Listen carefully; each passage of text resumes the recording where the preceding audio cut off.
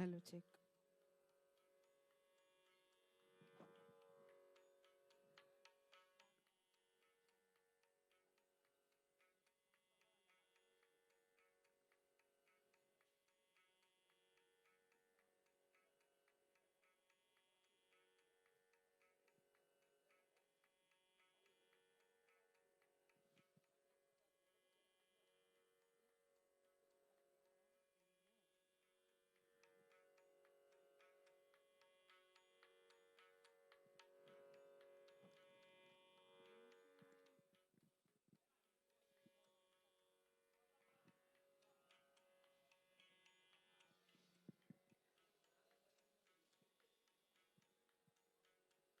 प्रभो गणपते परिपूर्ण வாழ்வருள்வாயே प्रभो गणपते परिपूर्ण வாழ்வருள்வாயே प्रभो गणपते गणपते गणपते சார்ந்து வணங்கி துதி பாடி ஆடி உந்தன் சந்நிதி சரணடைந்தோமே சார்ந்து வணங்கி துதி பாடி ஆடி உந்தன் சந்நிதி சரணடைந்தோமே சாந்த சிந்த சௌபாகியம் யாவையும் தந்தருள் சத்குரு நீயே சாந்த சிந்த சௌபாகியம் யாவையும் தந்தருள் சத்குரு நீயே பிரபோ கணபதே பரிபூரண வாழ்வருள்வாயே பிரபோ கணபதே கணபதே கணபதே ஆதிமூல கணநாத கஜானன அத்புத தவள ஸ்வரூப ஆதிமூல கணநாத கஜானன அத்புத தவள ஸ்வரூப தேவ தேவ ஜய விஜய விநாயக சின்மய பரசிவ தீபா தேவ தேவ ஜய விஜய விநாயக சின்மய பரசிவ தீபா பிரபோ கணபதே பரிபூரண வாழ்வருள்வாயே பிரபோ கணபதே கணபதே கணபதே தேடி தேடி எங்கோடுகின்றார் உன்னை தேடி கண்டு கொள்ளலாமே தேடி தேடி எங்கோடுகின்றார் உன்னை தேடி கண்டு கொள்ளலாமே கோடி கோடி மத யானைகள் பணி செய்ய குன்றென விளங்கும் பெம்மானே கோடி கோடி மத யானைகள் பணி செய்ய குன்றென விளங்கும் பெம்மானே பிரபோ கணபதே பரிபூரண வாழ்வருள்வாயே பிரபோ கணபதே கணபதே கணபதே ஞான வைராகிய விஷார சாரஸ்வர ராகலய நடன பாதா ஞான வைராகிய விஷார சாரஸ்வர ராகலய நடன பாதா நாம பஜன குண கீர்த்தன நவனித நாயக ஜய ஜகநாதா நாம பஜன குண கீர்த்தன நவனித நாயக ஜய ஜகநாதா பிரபோ கணபதே பரிபூரண வாழ்வருள்வாயே பிரபோ கணபதே கணபதே கணபதே பார்வதி பால அபார பாலவர பரம பவித்ர பவதரணா பார்வதி பால அபார பராம்பர பரம பவித்ர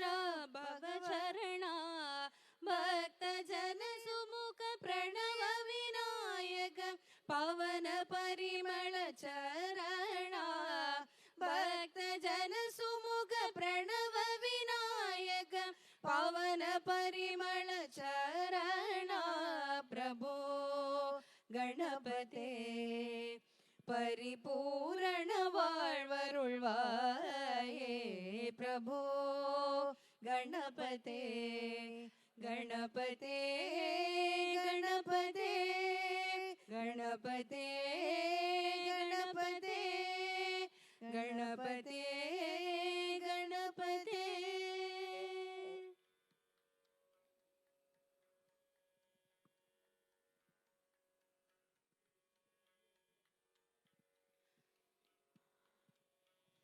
अम्ब मन्दहासवदने शारद देवी जगज्जननी अम्ब मन्दहासवदने शारद देवी जगज्जननी माता माता माता जगज्जननी माता माता माता जगज्जननी जगज्जननी शुभहरिणी जगज्जननी शुभहरिणी देवी जगन्माता अम्ब देवी जगन्माता देवी जगन्माता अम्ब देवी जगन्माता अम्ब स्वर्णमाल्य धरणी कृपा करि देवी जगज्जननी अम्ब स्वर्णमाल्य धरणी कृपा करि देवी जगज्जननी माता माता माता जगज्जननी माता माता माता जगज्जननी जगज्जननी शुभहरिणी जगज्जननी शुभहरिणी देवी जगन्माता अम्ब देवी जगन्माता देवी जगन्माता अम्ब देवी जगन्माता अम्ब दुःख ध्वंसहरिणी कृपा करि देवी जगज्जननी अम्ब दुःख ध्वंसहरिणी कृपा करि देवी जगज्जननी माता माता माता जगज्जननी माता माता माता जगज्जननी जगज्जननी शुभहरिणी जगज्जननी शुभहरिणी देवी जगन्माता अम्ब देवी जगन्माता देवी जगन्माता अम्ब देवी जगन्माता अम्ब देवी जगन्माता अम्ब देवी जगन्माता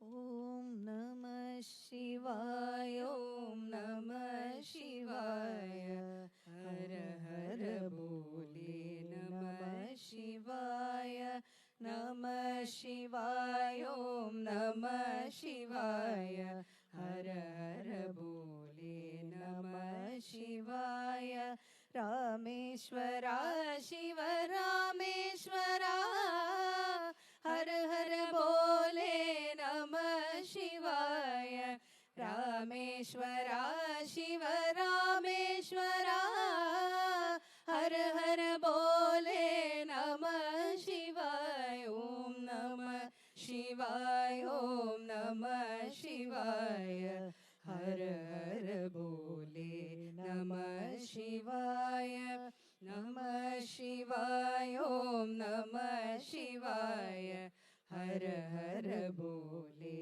नमः शिवाय गंगाधरा शिव गंगाधरा हर हर बोले नमः शिवाय गंगाधरा शिव गंगाधरा हर हर बोले नमः शिवाय ओम नमः शिवाय ओम नमः शिवाय हर हर बोले नमः शिवाय ओम नमः शिवाय ओम नमः शिवाय हर हर बोले नमः शिवाय जटाधरा शिव जटाधरा हर हर बोले नमः शिवाय ओम जटाधरा शिव जटाधरा हर हर बोले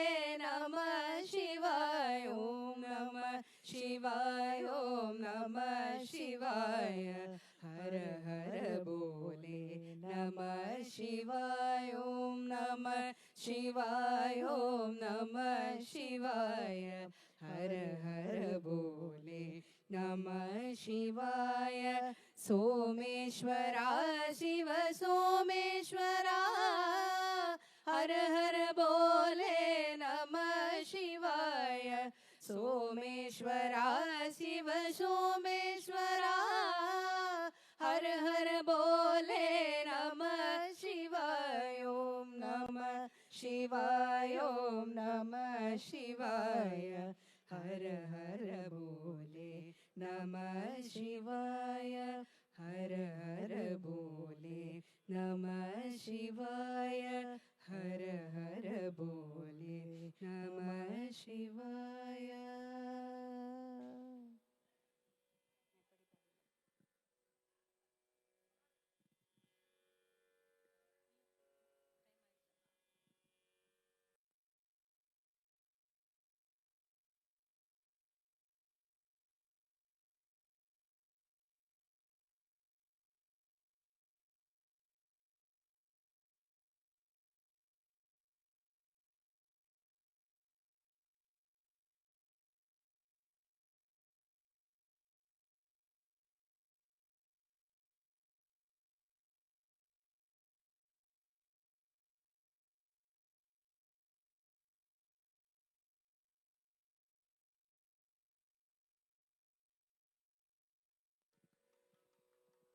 प्रभु रामचंद्र के दूता हनुमंता आंजनेया प्रभु रामचंद्र के दूता हनुमंता आंजनेया हे पवन पुत्र हनुमंता बलभीमा आंजनेया हे पवन पुत्र हनुमंता बलभीमा आंजनेया बलभीमा आंजनेया बलभीमा आंजनेया बलभीमा बलभीमा बलभीमा आंजनेया बलभीमा बलभीमा बलभीमा आंजनेया बलभीमा आंजनेया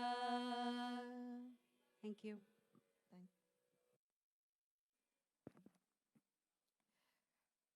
வணக்கம். எண்ணிய முடிதல் வேண்டும், நல்லவே எண்ணல் வேண்டும், திண்ணிய நெஞ்சம் வேண்டும், தெளிந்த நல் அறிவு வேண்டும், பண்ணிய பாவம் எல்லாம் பருதி முன் பனியைப் போல நன்னிய நின்முன் நின்று நசித்திடல் வேண்டும் அன்னாய்.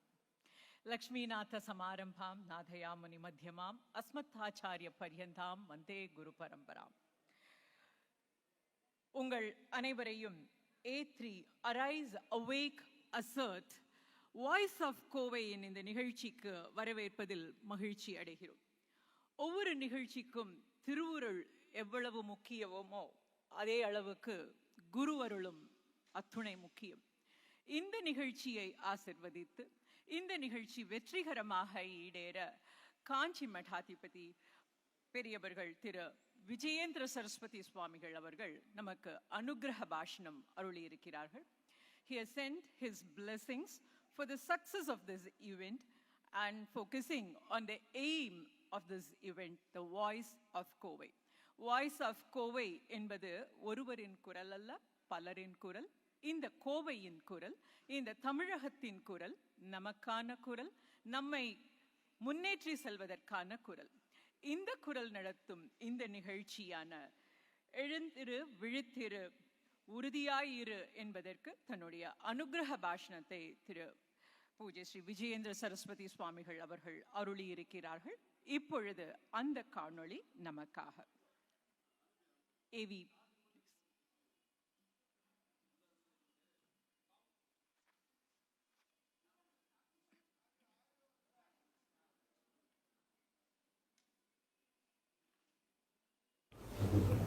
सर्वमंगल मांगल्ये शिवे सर्वार्थ साधिके शरण्ये त्र्यंबके गौरी नारायणि नमोस्तुते.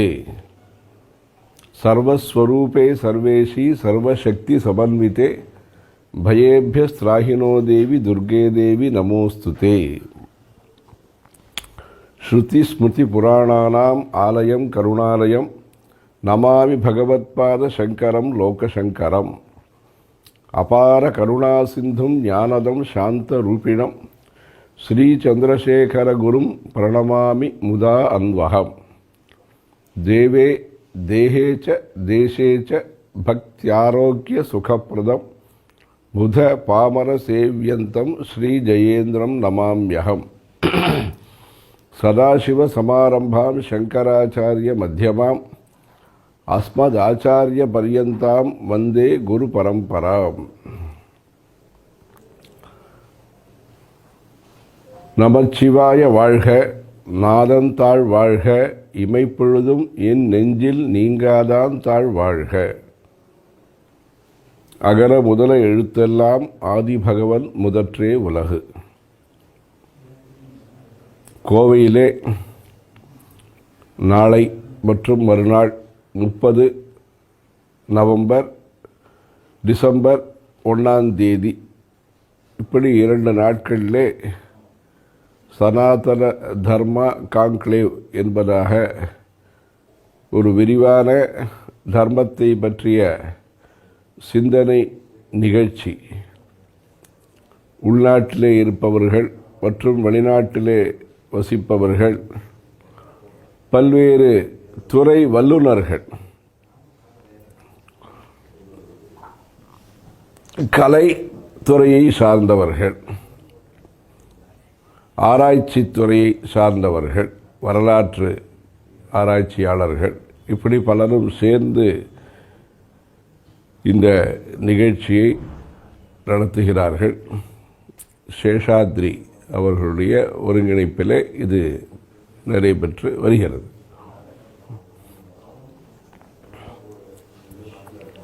தர்மம், இறைவனால் மக்கள் படைக்கப்பட்ட நிலையிலே அந்த படைக்கப்பட்ட மக்கள், சிருஷ்டிக்கப்பட்ட மக்கள் சுகமாக இருக்க வேண்டும், ஆரோக்கியமாக இருக்க வேண்டும், நியாய வழியிலே வாழ்க்கையை அமைத்து கொள்ள வேண்டும், பிறருக்கு தீங்கை விளைவிக்காமல் அவர்களுக்கும் தீங்கு நிகழாமல் இருப்பதற்கு ஒரு பாதுகாப்பான நீடித்த நன்மையை தருவதற்கு ஒரு உபதேசத்தை தர்மம் என்கிற ஏற்பாட்டின் மூலமாக இறைவன் நமக்கு அளித்து, சாஸ்திரங்களை அளித்து, அந்த இறைவனுடைய மூச்சுக்காத்தாக நாம் போற்றக்கூடிய எஸ்ய நிஸ்வசிதம் வேதாக யோ வேதேபியோ அகிலம் ஜகத் என்கிற அந்த வேதங்களின் மூலமாக வழி நடத்தப்பட்டு வரக்கூடிய தர்மமாக நம்முடைய தர்மம் விளங்கி வருகிறது. அந்த வேதம் என்பது ஞானத்தை குறிக்கக்கூடிய சொல். வித ஞானே என்கிற அந்த வர்ப இந்த தாத்து இருக்கிறதோ அதிலிருந்து அந்த வேதம் என்பது வருகிறது. ஞானம், அந்த ஞானம் என்பது விவேகத்தை அளிக்கிறது. இது செய்யக்கூடியது, இது செய்யப்பட வேண்டியது, இது செய்யத்தகாதது, இதை நாம் விலக்கிக் கொள்ள வேண்டும். அது கர்மேந்திரிய ஞானேந்திரியங்கள். அது பேசுவதாக இருக்கட்டும், கேட்பதாக இருக்கட்டும், சாப்பிடுவதாக இருக்கட்டும், பார்ப்பதாக இருக்கட்டும், சிந்திப்பதாக இருக்கட்டும், கைகளால் கால்களால் செய்யக்கூடிய பணிகளாக இருக்கட்டும், இப்படி கர்மேந்திரியங்கள் ஞானேந்திரியங்கள் இவைகளை சரியான முறையிலே நல்ல பணிகளுக்காக இந்த இறைவனால் படைக்கப்பட்ட இந்த சரீரமானது நல்ல செயல்களை செய்து பரோபகாரம் செய்து அமைதிக்காக ஆத்ம ஞானத்திற்காக பாடுபடுவது என்பதை இந்த தர்மம் நமக்கு விளக்கி சொல்கிறது. உலக வாழ்க்கையிலே நாம் இருந்து கொண்டு பரமார்த்த நிலை, அதாவது மௌன நிலை, எந்த ஒரு தவ நிலையிலே நம்முடைய தமிழ்நாட்டிலே பலரும் வாழ்ந்து காட்டியிருக்கிறார்களோ, பல்வேறு சித்தர்கள், ஞானிகள், யோகிகள், பல்வேறு ஆச்சாரியர்கள், ஆழ்வார்கள், நாயன்மார்கள், இப்படியெல்லாம் அந்த ஞான பரம்பரை என்ன இருக்கிறதோ,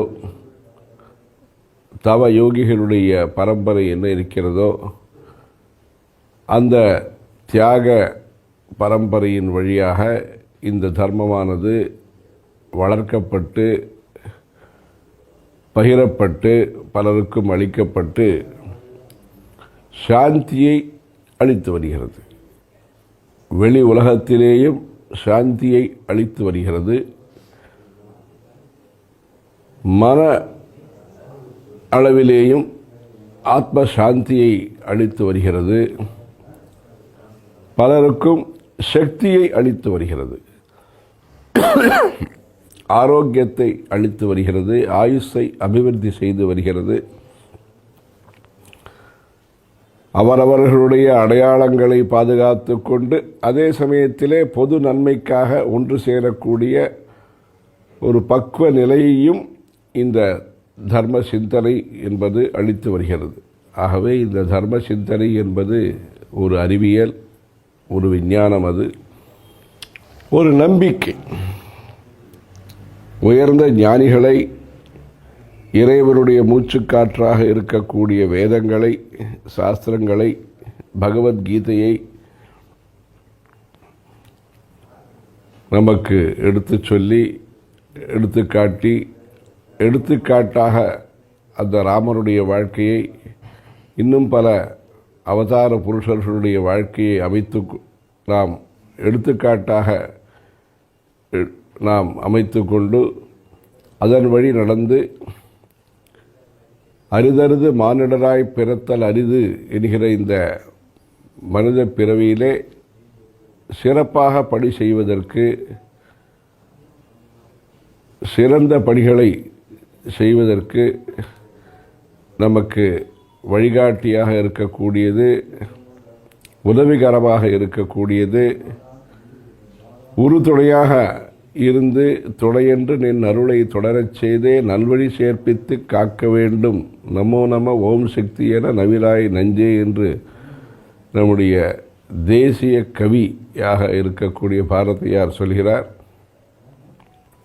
இப்படி இந்த தர்மத்தை கோவில்கள் மூலமாக, வேத பாராயணங்கள் மூலமாக, பிரபந்தங்கள், தேவாரங்கள் மூலமாக, திருமந்திரம் போன்ற நூல்களின் மூலமாக, திருவிழாக்கள் மூலமாக, சங்கீதங்கள் மூலமாக,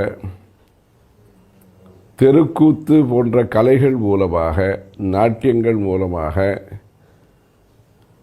பேசக்கூடிய தோற்றத்தை அளிக்கக்கூடிய அழகான சிற்பங்களின் மூலமாக, மௌனத்தின் மூலமாக பிரச்சாரம் செய்யப்பட்ட தர்மம் இது. யோக சாஸ்திரத்தின் மூலமாக பிரச்சாரம் செய்யப்பட்ட தர்மம்.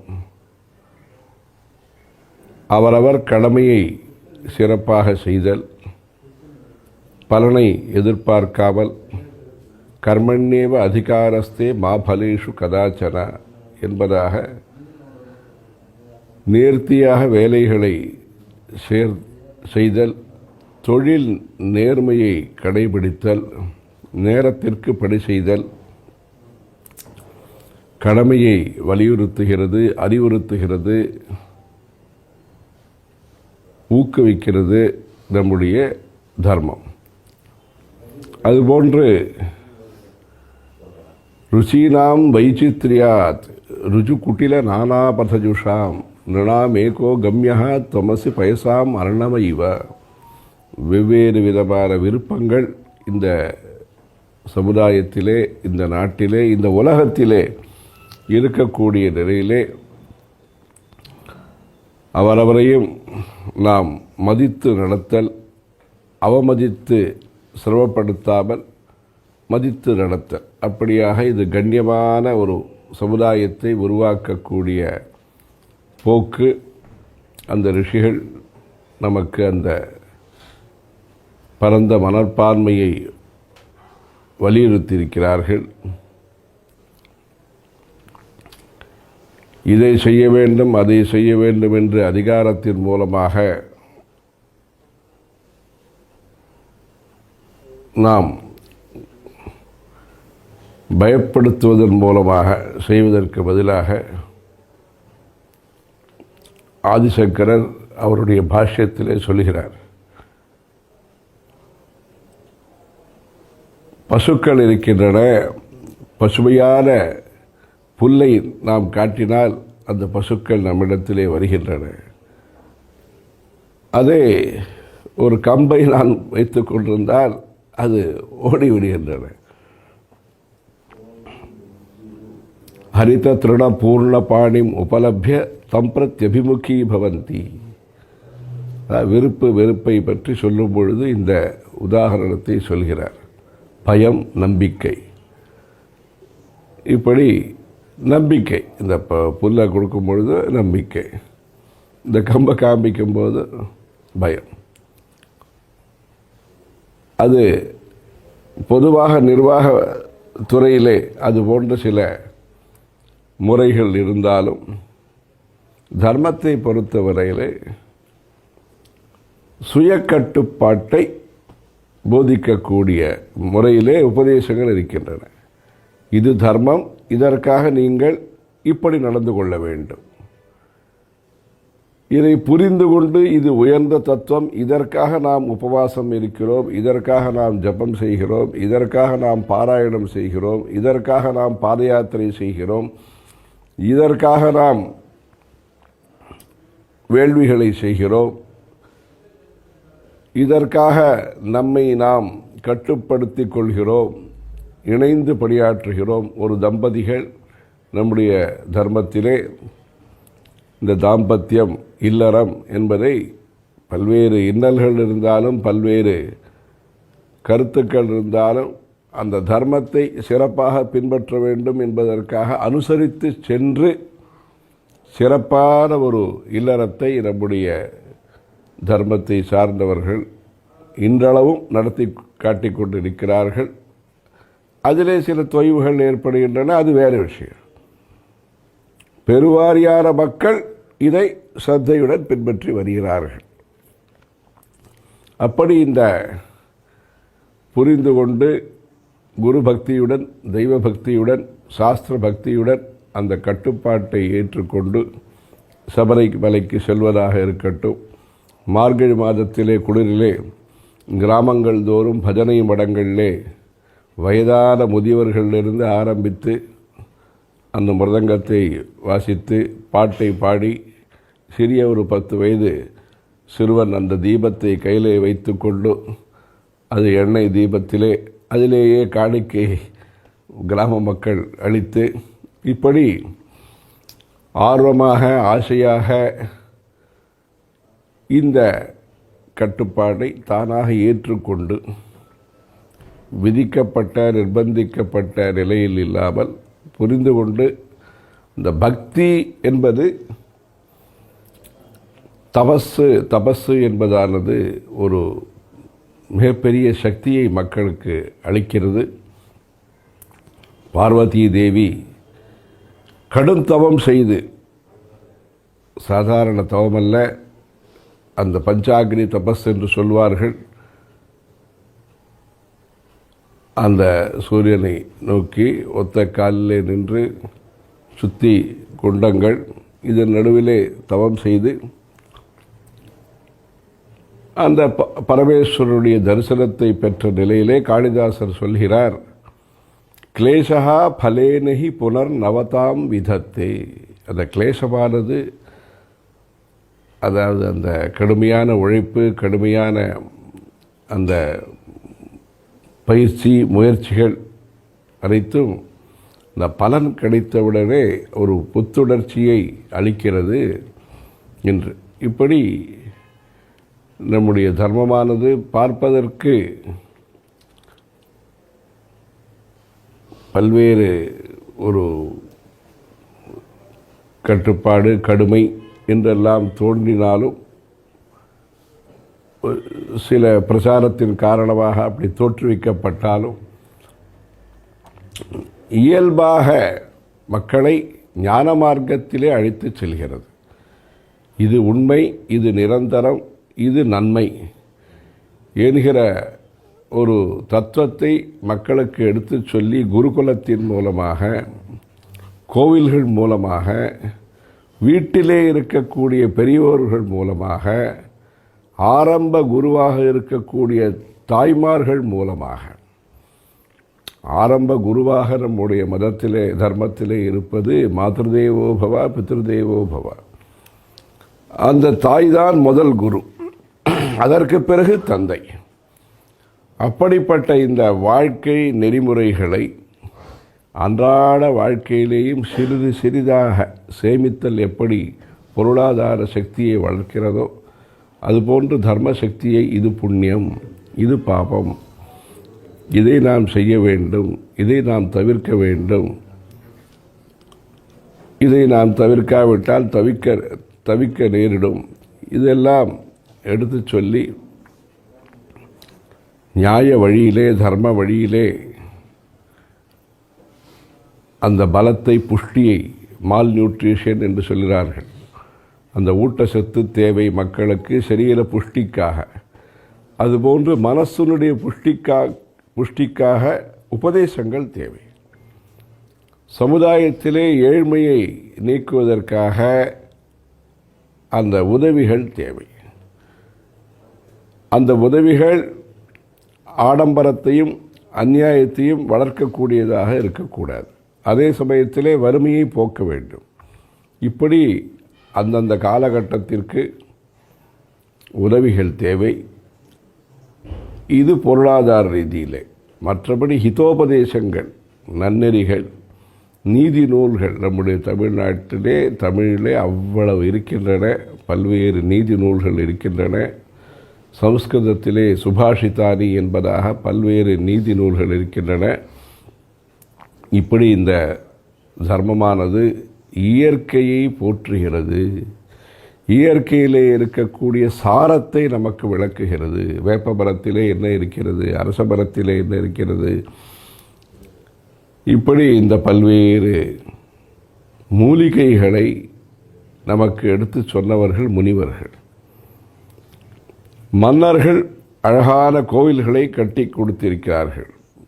கர்ப்பகிரகம், அர்த்த மண்டபம், மண்டபம், நிருத்திய மண்டபம், கொடிமரம், பலிபீடம், ராஜகோபுரம், பிராகாரம், புஷ்கரிணி, உற்சவம், வாகனங்கள், கச்சேரிகள், மகாபாரத பிரசங்கம், ஏடு படித்தல், இப்படி அந்த வரலாறை நாம் சரியான முறையிலே எடுத்து சொல்லி அந்த வரலாற்று சின்னங்களை சரியான முறையிலே, அது சினத்திற்காக ஏற்பட்டதல்ல, சின்னங்கள் எல்லோரையும் ஈர்ப்பதற்காக சேர்ப்பதற்காக ஏற்பட்டது. அப்படிப்பட்ட அந்த வரலாற்று சின்னங்களை நாம் எடுத்து சொல்லி கோபதாபங்களை குறைக்கக்கூடியது, நிவர்த்தி செய்யக்கூடியது தர்மம். கோபத்தை வரவழைத்து கொண்டார் என்று ராமாயணத்திலே ராமரை பற்றி குறிப்பிருக்கிறது. குரோதமாகாரைய தீவிரம், அந்த நேரத்திற்கு அது போன்ற ஒரு நிலைப்பாட்டை அவர் எடுக்க வேண்டிய நிலை யுத்தத்திலே அதற்காக. மற்றபடி அவர் சாந்தமாக இருக்கக்கூடிய வீரர், பிறரை இம்சிக்கக்கூடாது என்று நினைக்கக்கூடிய வீரர். அப்படிப்பட்ட இந்த நம்முடைய தர்மத்திலே கோபங்களையும் தாபங்களையும் தவிர்ப்பதற்காக, தாபங்கள் மனதிலே தாபம், இது கிடைக்கவில்லையே அல்லது மற்றவர்களுக்கு கிடைத்து விட்டதே, இது போன்று ஏதோ பலவிதமான தாபங்கள். அந்த தாபங்களை நம்முடைய தர்ம நூல்கள் உபதேசங்களை, பல்வேறு இதிகாசங்களை சொல்லி மனதிற்கு ஒரு ஆஸ்வாசத்தை அளிக்கின்றன. கோபங்களை தவிர்ப்பதற்கும் பல்வேறு செயல்முறைகள் நம்முடைய தர்மத்திலே சொல்லப்பட்டிருக்கின்றன. இப்படி அந்த கோபங்களையும் தாபங்களையும் நிவர்த்தி செய்து கொள்வதன் மூலமாக ஆரோக்கியம் மேம்படுகிறது. அதை புதிய மேலாண்மையிலே அந்த பயிற்சி இந்த பயிற்சி என்று புதியதாக சொல்கிறார்கள். மனிதர்களுக்கு லௌகீக வாழ்க்கையிலே தேவையான சுகம், சுமுகத்தன்மை, அதாவது பலருடனும் இன்முகமாக பழகுதல், சும்காய நமக, ஏகதந்தாய நமக என்று சொல்கிறோம் பிள்ளையாருடைய அர்ச்சனையிலே. முதல் அர்ச்சனை சுமுகாய நமக, அனைவரோடும் இன்முகமாக பழகுங்கள். அதைத்தான் ராமர் ஸ்மிதபாஷி, பூர்வபாஷி, மிருதுபாஷி என்று சொன்னார்கள். சிரித்து கொண்டு பழகினார். மிருதுபாஷி, மிருதுவாக யாருக்கும் சிரமமளிக்காமல் அனைவரையும் கௌரவப்படுத்தினார். பூர்வபாஷி, அவர் பேசணும்னு எதிர்பார்க்காம எதிராளி இவரே என்ன விஷயம் என்று அந்த விருந்தோம்பல், ஆதித்யம், இது நம்முடைய வாழ்க்கை நெறிமுறைகள். இதை தாண்டி பல்வேறு சாஸ்திரங்கள் இருக்கின்றன.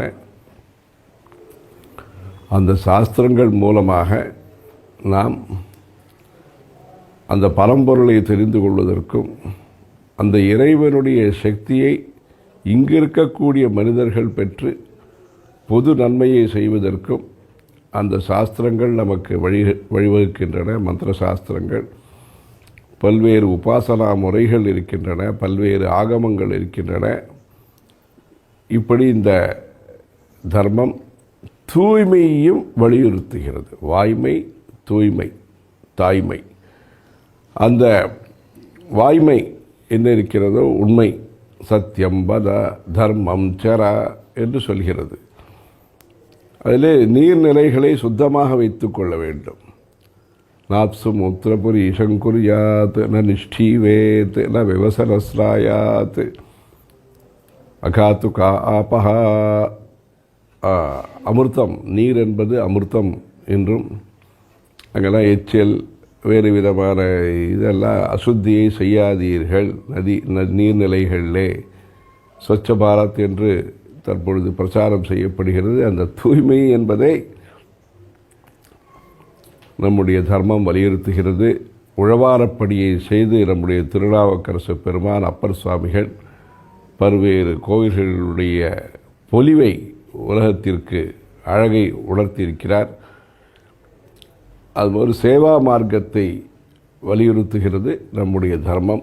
தர்மம் என்பது தாரணா தர்மக, அது பிடித்து வைத்து கொண்டிருக்கிறது. அனைவரையும் இணைத்து வைத்து அனைவருக்கும் ஹிதத்தை அளித்து அப்படி அந்த லோகத்திலே ஸ்திரத்தன்மையை அளிக்கக்கூடியது.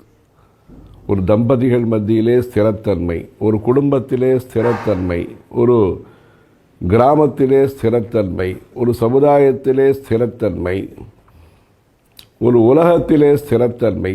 ஸ்திரத்தன்மை என்பது அவரவர் அடையாளங்கள், சில பிற்சேர்க்கைகள் வரலாற்றிலே நடந்து கொண்டே இருக்கின்றன. அனக்சர் நடந்து கொண்டே இருக்கிறது. அதனால் அனக்சரிலே நல்லதும் இருக்கிறது, நல்லது இல்லாததும் இருக்கிறது. இதிலே பெரும்போக்கான தன்மை நம்முடைய தர்மத்திலே காணப்படுவதனாலே அந்த பெரும்போக்கான தன்மையே அது தர்மத்திற்கு இடையூறாக இருந்து விடாமல் அதை சரியான முறையிலே நாம் நிவர்த்தி செய்து இந்த புராதனமான புண்ணியமான பவித்திரமான இந்த தர்ம சிந்தனைகளை இளைஞர்கள் மத்தியிலே வளர்த்து உயர்ந்த இந்த கலாச்சாரம், விஞ்ஞானபூர்வகமான கலாச்சாரம், தீர்க்க தரிசனத்துடன் கூடிய கலாச்சாரம். லேப் இருந்ததா அல்லது இந்த அளவுக்கு விமான போக்குவரத்து இருந்ததா அல்லது இந்த அளவுக்கு கம்யூனிகேஷன் ஃபெசிலிட்டிஸ் இருந்ததா? அந்த காலத்திலே ஆழ்ந்த சிந்தனை, அழகான சிந்தனை, ஆரோக்கியமான சிந்தனை, அனைவருக்குமான சிந்தனை, யதார்த்தத்தை புரிந்து கொண்ட தர்மம், பரமார்த்தத்தை விரும்பிய, பரமார்த்தத்தை பரமாத்ம ஞானத்தை லட்சியமாக கொண்ட தர்மம். இப்படி வடிவமைத்தல் என்று சொல்கிறார்கள், டிசைன் என்று இந்த காலத்திலே சொல்கிறார்கள், ஆர்கிடெக்சர் என்று சொல்கிறார்கள். இப்படி இந்த மக்களுக்காக வடிவமைக்கப்பட்ட இந்த மண்ணிற்காக, பாரத மண்ணிற்காக பிரதானமான வாழ்க்கை முறையாக அமைக்கப்பட்ட இந்த உலகமனைத்தும் ஒரு காலத்திலே பரவி இருந்த இந்த தர்மத்தை நாம் கோவில்களை பாதுகாப்பதன் மூலமாக தினசரி வாழ்க்கையிலே பின்பற்ற வேண்டிய, வீட்டிலே தீபம் ஏற்றுவது, கோலம் போடுவது, கோ சம்ரட்சணம் செய்வது, பசு பாதுகாப்பு, ஆங்காங்கு விருட்சாரோபணம், அது மரங்களை நடுதல், இதன் மூலமாக அந்த பொல்யூஷன் என்று மாசு அதை உலகத்திலே அதை குறைத்து சமசீதோஷ்ணம் என்ற பெருமை நம்முடைய தென்னாட்டிற்கு இருக்கிறது. இது போன்ற நல்ல பூமியை, நீரை, அக்னி என்பது பல்வேறு அக்னிகள் இருக்கின்றன. ஜாட்டராக்னி, வயத்திலே இருக்கக்கூடிய அக்னி, வேள்விக்கான அக்னி, சமைப்பதற்கான அக்னி, இது காற்று, ஆகாயம், இதையெல்லாம் சொல்லி பக்தியை மாத்திரம், இறைவனிடத்திலே பக்தியை மாத்திரம் சொன்ன தர்மம் அல்ல இது. உலக வாழ்க்கையிலேயும் வியாபாரம் உட்பட எல்லாவற்றிலேயும் ஒரு தர்மத்தை உணர்த்திய சிஸ்டம் என்று நாம் எதை சொல்கிறோமோ, ரெகுலேஷன் என்று நாம் எதை சொல்கிறோமோ, அதையெல்லாம் முன்கூட்டியே கவனித்து சொன்ன தர்மம் இந்த தர்மம். வியாபாரத்திலே தர்மம் இருக்க வேண்டும், தர்மத்திலே வியாபாரம் தவிர்க்கப்பட வேண்டும். இப்படி இந்த தர்மமானது நடைபெற்று வருகிறது. இதனுடைய பெருந்தன்மை, பெரும்போக்கு என்பது இதற்கு இடையூறை விளைவிக்காமல் சரியான முறையிலே உதவி செய்வதனாலே, இதற்கு உபத்திரவம் வராமல் பிறரையும் நல்ல முறையிலே கவனித்துக் கொள்வதனாலே இதை பற்றிய கௌரவமோ, இதை பற்றிய ஒரு பார்வையோ குறையாமல் நல்ல முறையிலே இந்த தர்மத்தை நாம் பாதுகாத்து பல்வேறு சதுர்வேதி மங்களங்கள் கிராமங்கள் இடம்பெற்ற பூமி நம்முடைய இந்த தென்னாடுடைய சிவனே போற்றி எந்நாட்டவர்க்கும் இறைவா போற்றி என்கிற இந்த நம்முடைய பிரதேசம் இப்படி இந்த புராணங்களையும் சாஸ்திரங்களையும் தர்மத்தையும் கலைகளையும் நன்றாக போற்றி வியாச பாரதத்தை உருவாக்கி அந்த வியாச முனிவர் 18 புராணங்களை அளித்து அக்னி புராணம், பத்ம புராணம், கூர்ம புராணம், பிரம்மாண்ட புராணம், இந்த தேசத்தினுடைய வரலாறை நாம் தெரிந்து கொள்வதற்கு நமக்கு உபயோகமாக இருக்கக்கூடிய புஸ்தகங்கள் ஸ்தல புராணங்களும் 18 புராணங்களும். எங்கு தீவு இருக்கிறது, எங்கு நதிகள் இருக்கின்றன, அந்த நதிகள்லாம் எப்படி எந்த முனிவருடைய அனுகிரகத்தினால், அகஸ்திய முனிவருடைய அனுகிரகத்தினாலே கிடைத்த நதி இந்த காவேரி நதி, பகீரதனுடைய முயற்சியினாலே கிடைத்த நதி இந்த கங்கா நதி, இப்படி வரலாற்றினை சொல்லக்கூடிய அந்த புராணங்களை எடுத்து சொல்லி வாழ்க்கையை சிறப்பான முறையிலே சகாராத்மக், அதாவது பாசிட்டிவ் உருவாக்குவது, அழிப்பதல்ல,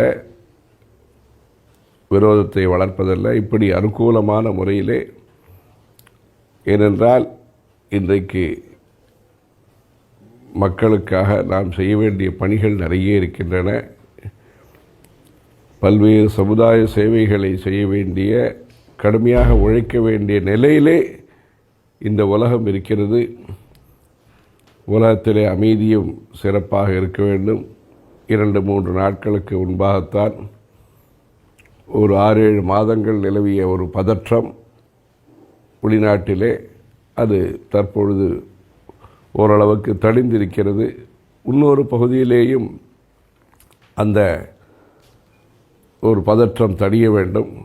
இப்படி அந்த பதற்றங்கள்லாம் குறைந்து தர்மத்தை சரியான முறையிலே, அது தற்காலிகமான கோரிக்கைகளுக்காக அதை நாம் நினைக்காமல் நீடித்த நிரந்தரமான நன்மையை அளிக்கக்கூடிய ஆசார கோவையிலிருந்து தொடங்கக்கூடிய அந்த தர்மத்தினுடைய சொரூபத்தை நாம் இன்றைய லௌகீகமான பார்வையில் பார்க்காமல், இது ஒரு மருந்து, இது ஒரு உண்மை, இது ஒரு உபதேசம், இது வளர்ச்சிக்கான, டெவலப்மெண்ட்டுக்கான ஒரு வழிமுறை என்பதை புரிந்து கொண்டு வீடுதோறும் இந்த தர்மத்தினுடைய புரிதலை நாம் ஏற்படுத்தி ஒவ்வொரு கோவில்லேயும் சிறப்பான அந்த விதிமுறைகள், வழிமுறைகளை பின்பற்றி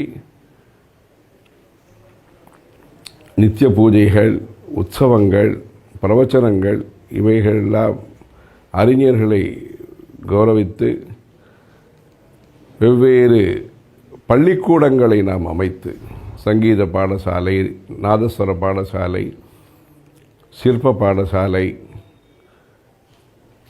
இலக்கியங்களை நாம் கம்பராமாயணம், இது போன்று பல்வேறு இலக்கியங்கள் நிறைய இருக்கின்றன. இவைகளெல்லாம் தாய்மொழியையும் பாதுகாத்து வியாபாரத்திற்கும் உலக நிர்வாகத்திற்கும் தேவையான மொழிகளையும் நாம் பயின்று, கும்பமேளா வர இருக்கிறது தை மாதத்திலே, பிரயாகை, அலகாபாத் பிரயாகையிலே வர இருக்கிறது. அது விரிவான ஏற்பாடுகள் செய்து கொண்டு வருகிறார்கள். அதிலே நம்மவர்களும் பங்கு பெற்று சிறப்பான ஒரு தேசத்தை, சிறப்பான சமுதாயத்தை, சிறப்பான ஒரு தர்மத்திலே நாம் பிறந்திருக்கிறோம். இதற்குரிய அந்த பக்தியுடன் இந்த கோவையானது பல்வேறு நல்ல பணிகளை செய்து வருகிறது.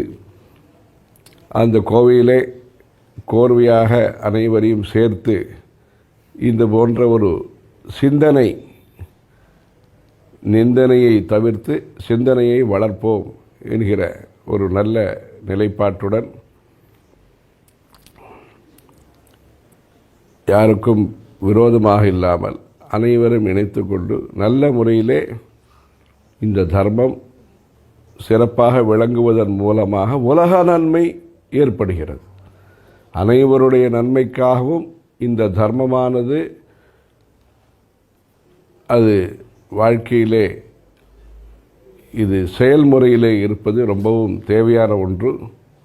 ஆலயம் தொழுவது சாலவும் நன்று, அன்னையும் பிதாவும் முன்னறி தெய்வம், இப்படி பல்வேறு சமூகத்தில் இருக்கக்கூடிய அவலங்கள், பிரச்சனைகள், கஷ்டங்களை எல்லாம் நிவர்த்தி செய்யக்கூடிய இந்த தர்மத்தை குறுகிய பார்வையுடன் பார்க்காமல், துவேஷ பார்வையுடன் பார்க்காமல் நல்ல முறையிலே இதை பிரச்சாரம் செய்து அந்த திருமூல திருமந்திரம், பலரும் சொன்ன தெளிவு குருவின் திருநாமம் செப்பல் என்கிற ஒரு குரு பக்தியுடன் செயல்பட்டு தர்மோ ரட்சதி ரட்சிதா என்பதாக அறம் வளர்த்த நாயகியான காமாட்சி அம்மனுடைய அருளாலே அழகான காஞ்சியில் புகழாக வாழ்ந்திடும் அன்னை காமாட்சி உபய என்கிற காமாட்சி அம்மனுடைய அருளாலே இந்த தர்மத்தை இது போன்ற கருத்தரங்குகளை நடத்துவதன் மூலமாக சௌஜன்யமாக அனைவரும் இருந்து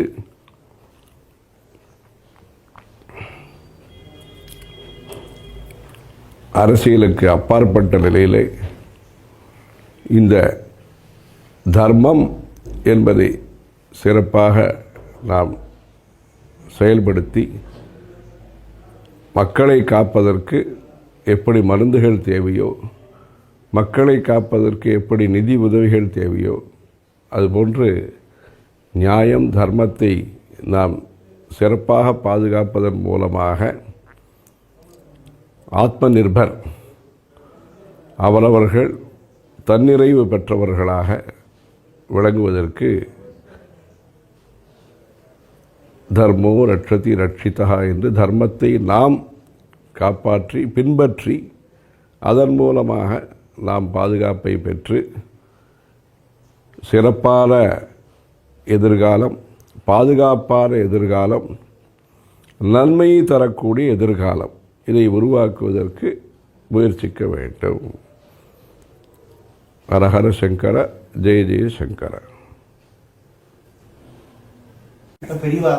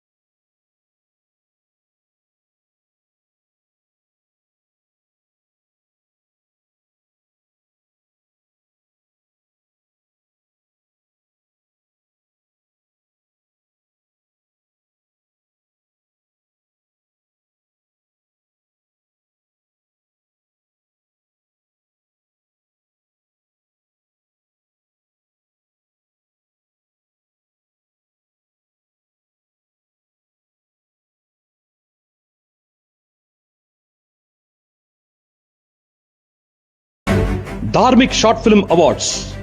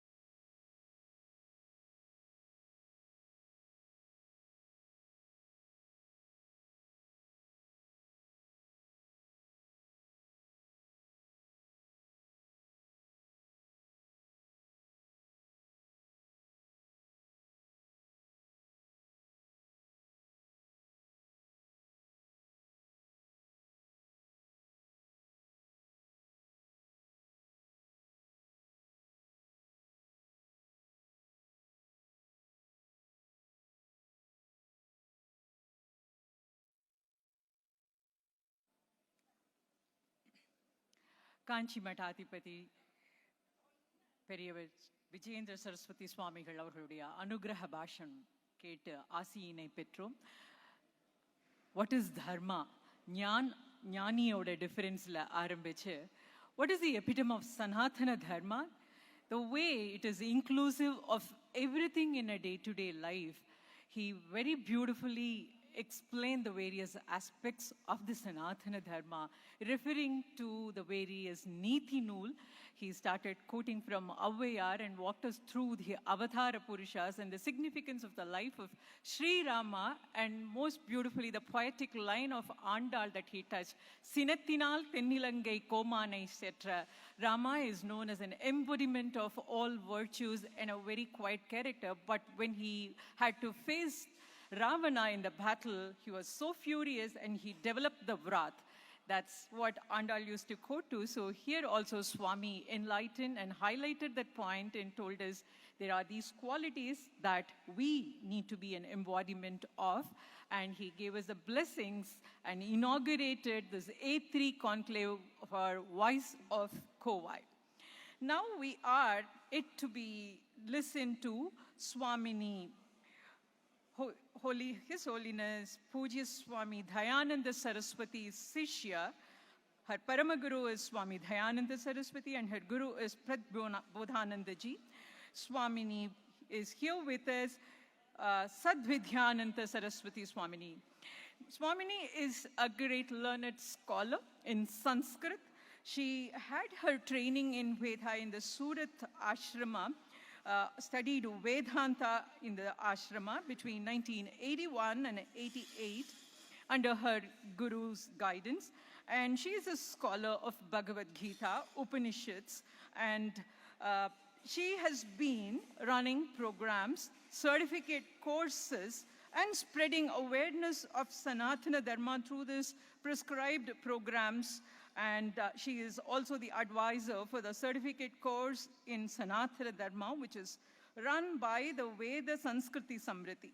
She's a polyglot, she's fluent in multiple languages, and she is always there to work for the downtrodden and to help them to lead a dharmic life.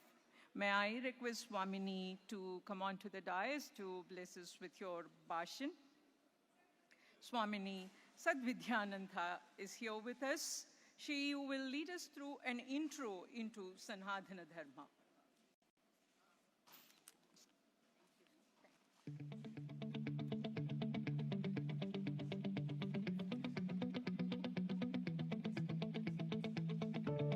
The A3 Conclave program is organized by Voice of Covai on 30th November and 1st of December 2024.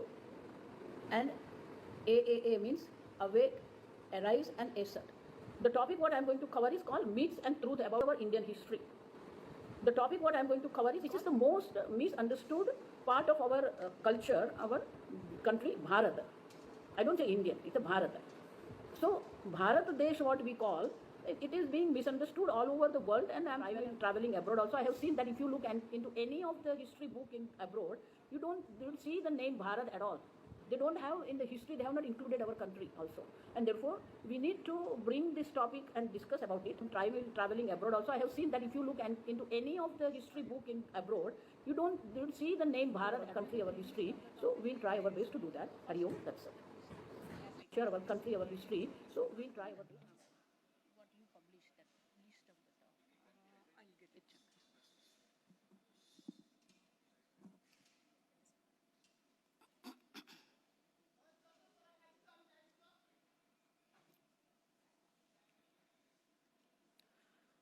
Om Harihi Om Shri Gurubhyo Namaha Harihi Om Om Shanno Mitra Shamvarunaha Shanno Bhavatvaryama Shanna Indro Bruhaspatihi Shanno Vishnururukramaha Namo Brahmane Namaste Vayo त्वमेव प्रत्यक्षं ब्रह्मासि त्वमेव प्रत्यक्षं ब्रह्म वदिष्यामि ऋतं वदिष्यामि सत्यं वदिष्यामि तन्मामवतु तद्वक्तारमवतु अवतु माम् अवतु वक्तारम् ॐ शान्ति शान्ति शान्तिः ॐ भद्रं कर्णेभिः शृणुयाम देवाः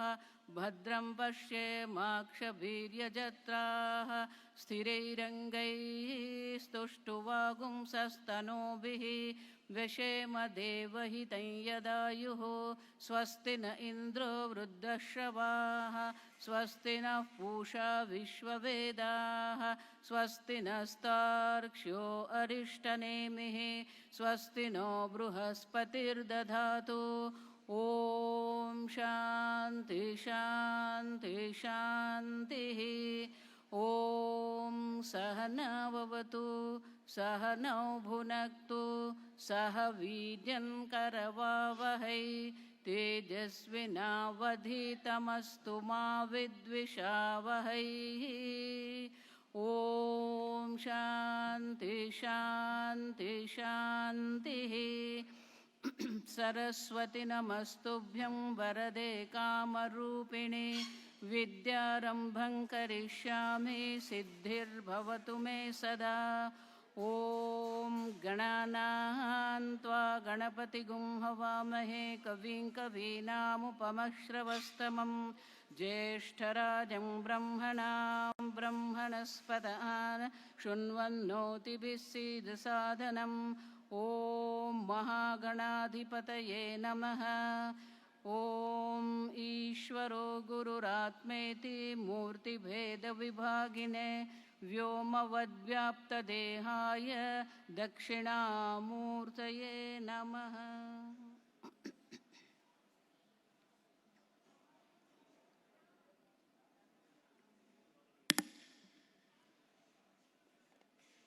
नमस्कारम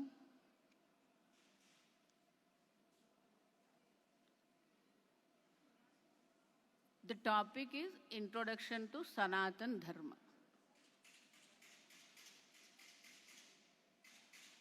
We use the word Sanatan,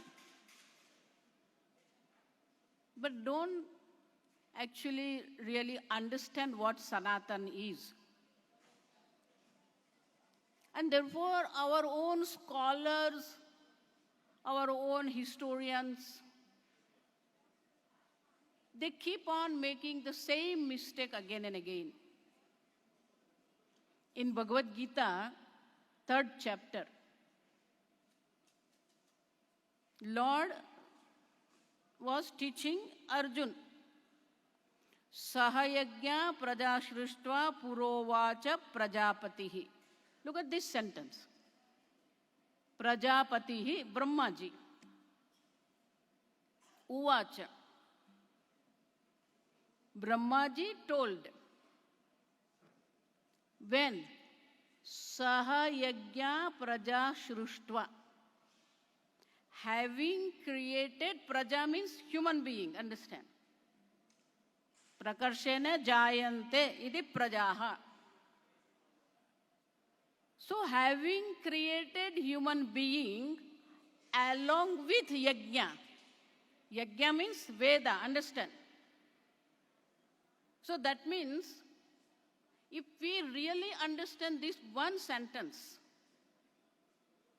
we don't need to date Rigveda, we don't need to date Mahabharata, because along with the creation, that means in the beginning of creation only we have human being. There is no Darwin theory, understand this properly. Sahayagya means what? When there was a creation, along with the creation already Veda were created. Veda were already there. Where is the dating of Veda? What is Sanatan? Sanatan means eternal. But still we are doing the same mistake again and again. Why we are making these mistakes? All our historians, all our education people, you know. And we follow the Western culture. We go for the carbon dating. We don't need carbon dating.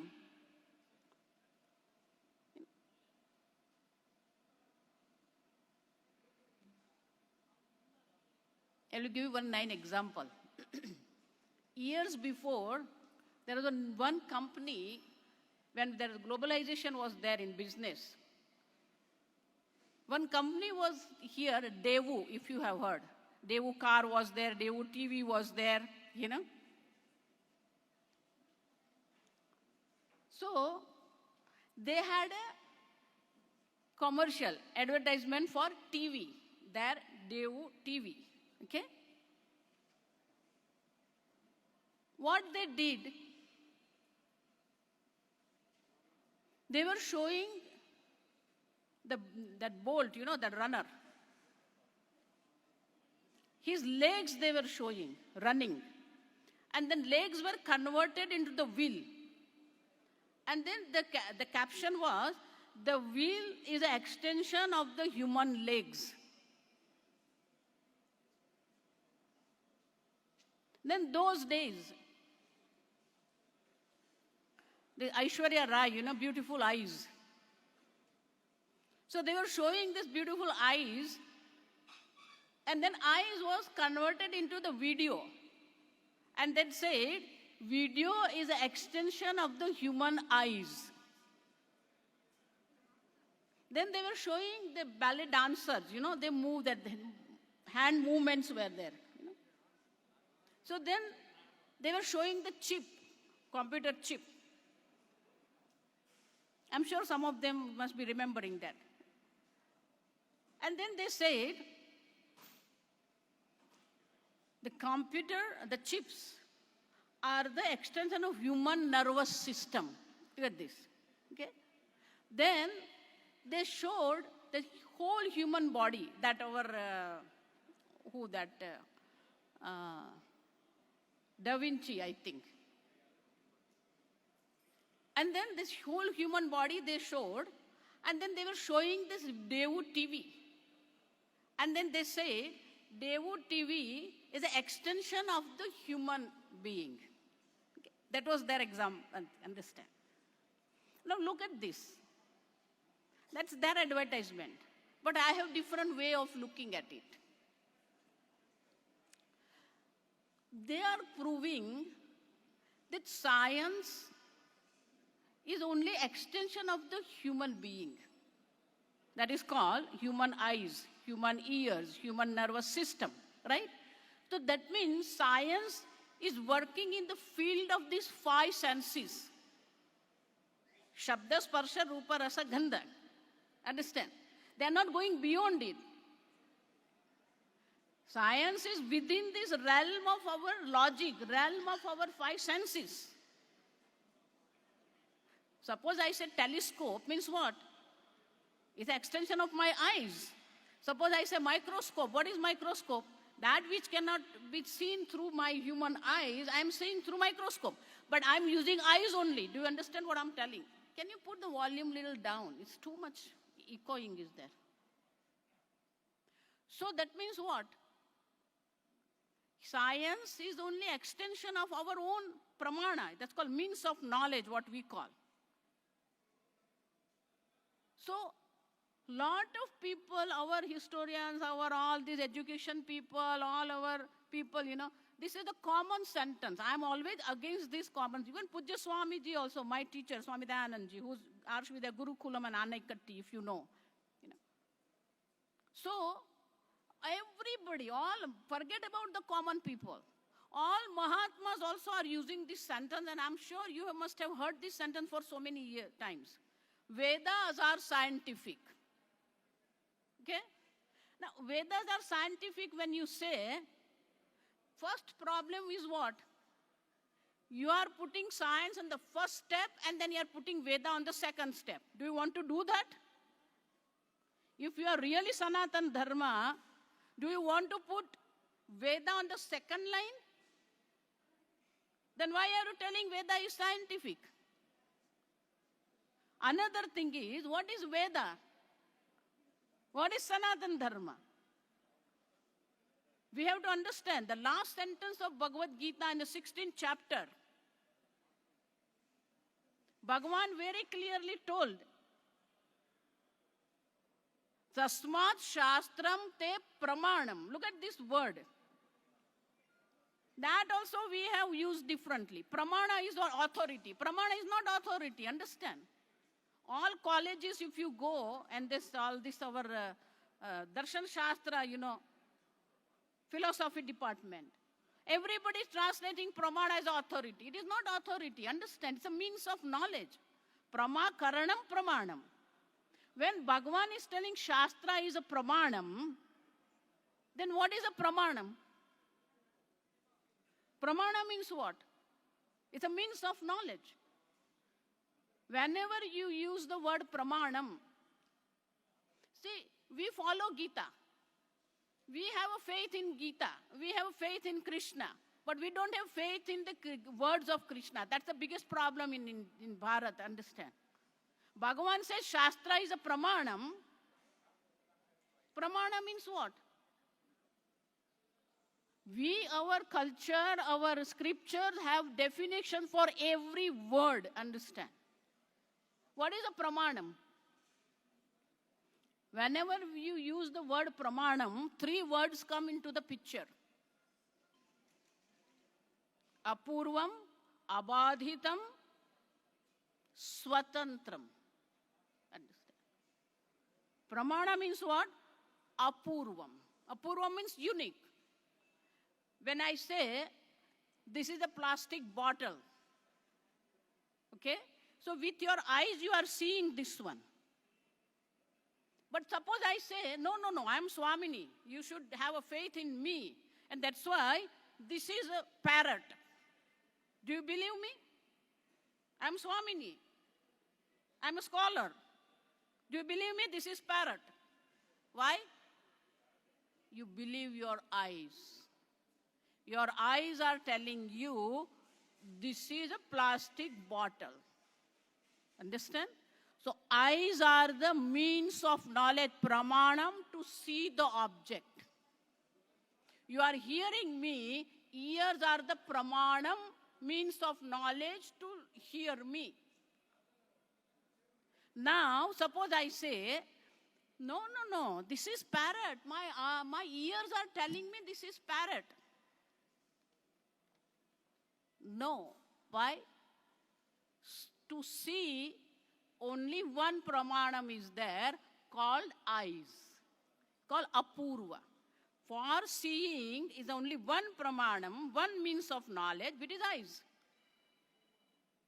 To hear, that's only one means of knowledge called ear, shrotrendriya. That's called apurva, unique. I cannot see through any other means, only eyes. That's why I give you the example. Telescope also is there, but you have to use your eyes, understand? Microscope is there, but you have to use your eyes. That's why eyes is the means of knowledge. Apurvam. Then abadhitam. Abadhitam cannot be negated. Abadhitam means you cannot negate what is being known by the eyes. Ears cannot negate this. Eyes cannot negate what ears are hearing. It's called abadhitam. Third is a swatantra. Every means of knowledge is swatantra.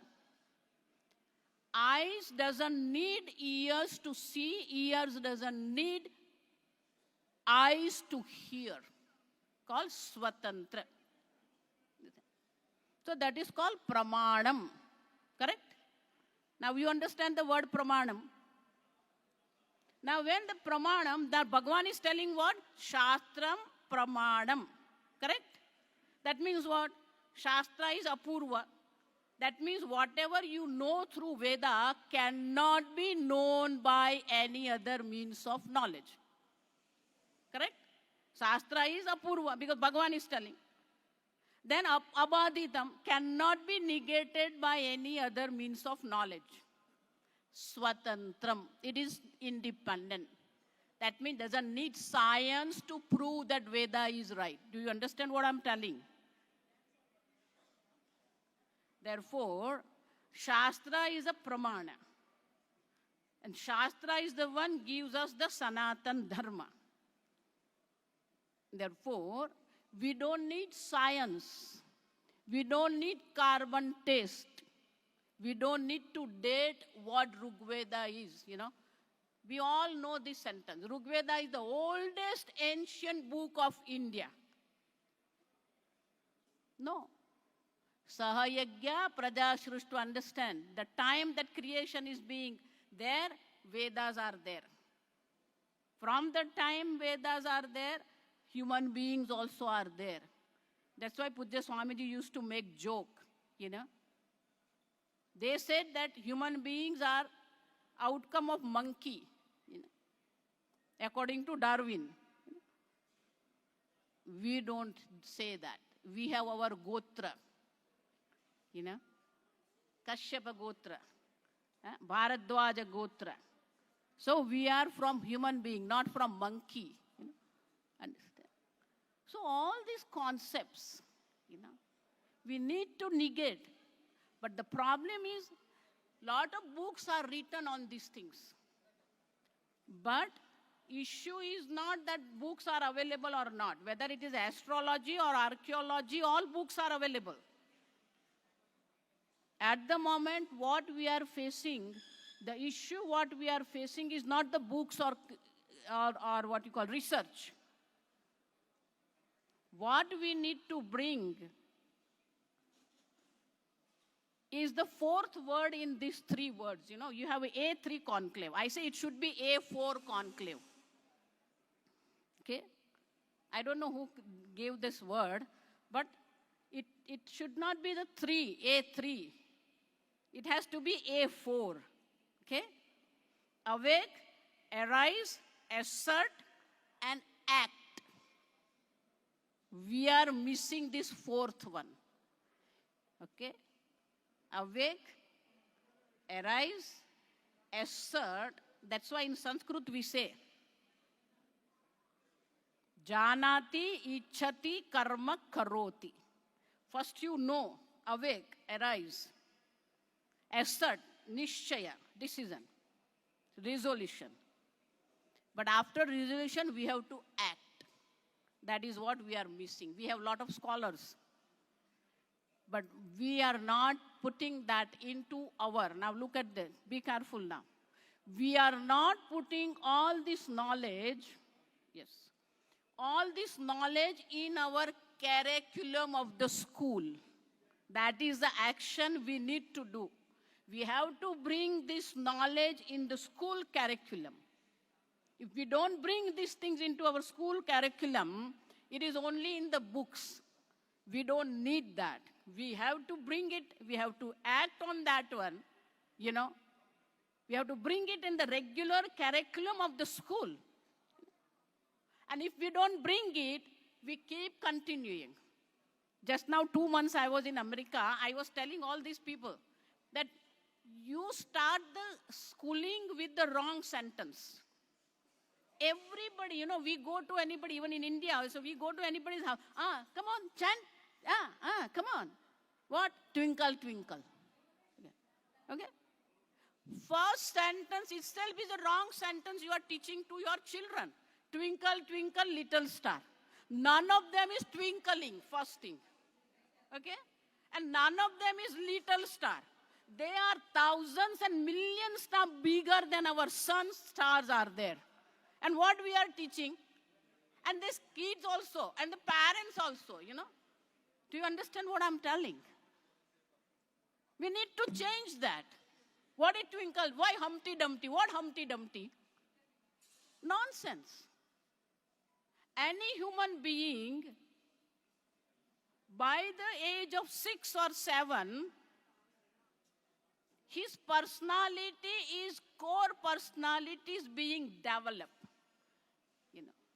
But that time only we are giving them wrong knowledge. Then what kind of human being you are expecting? Sanatan Dharma is giving us everything. We are giving Shodasha Sanskaras are there. You know. And last thing I want to say. What is secularism? Word secular in the Western philosophy is different than what we are understanding here in Bharat. You stop using word India, say Bharat. Okay? You make that note in your mind. No more India. Bharat. Bharat, that is India, understand? Not India, that is Bharat. You know Constitution.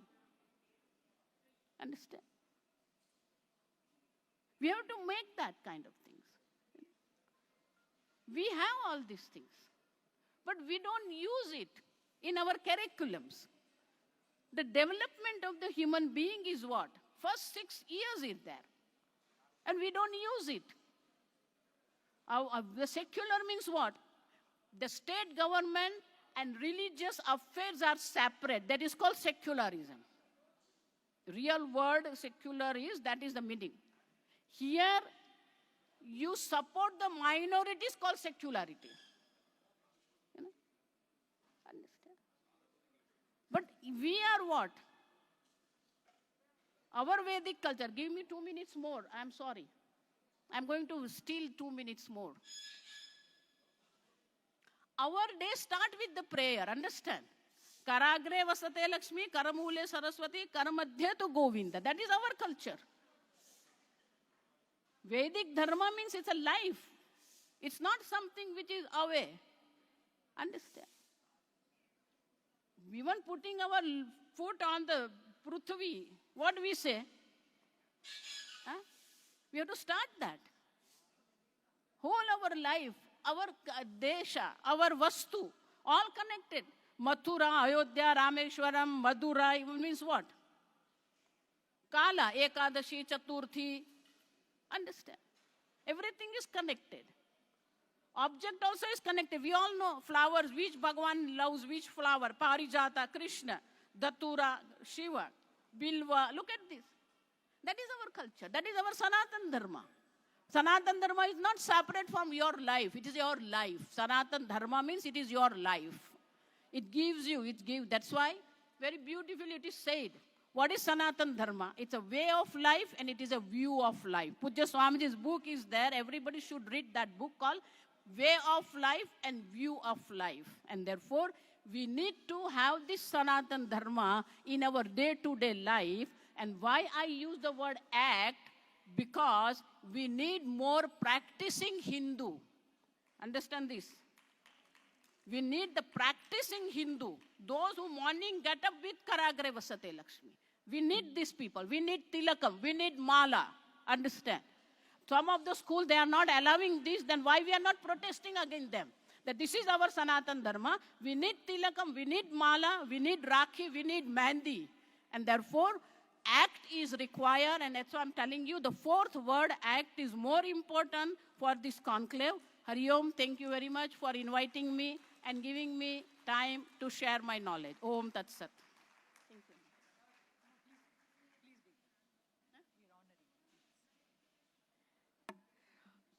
Voice of Covai is expressing its gratitude and thanking Swamini. May I now request Mrs. Laila Venugopal to come out to the dais to honor Swamini. And I also request Dr. Sudarshan Seshadri, founder of Voice of Covai, to hand over the memento to Swamini.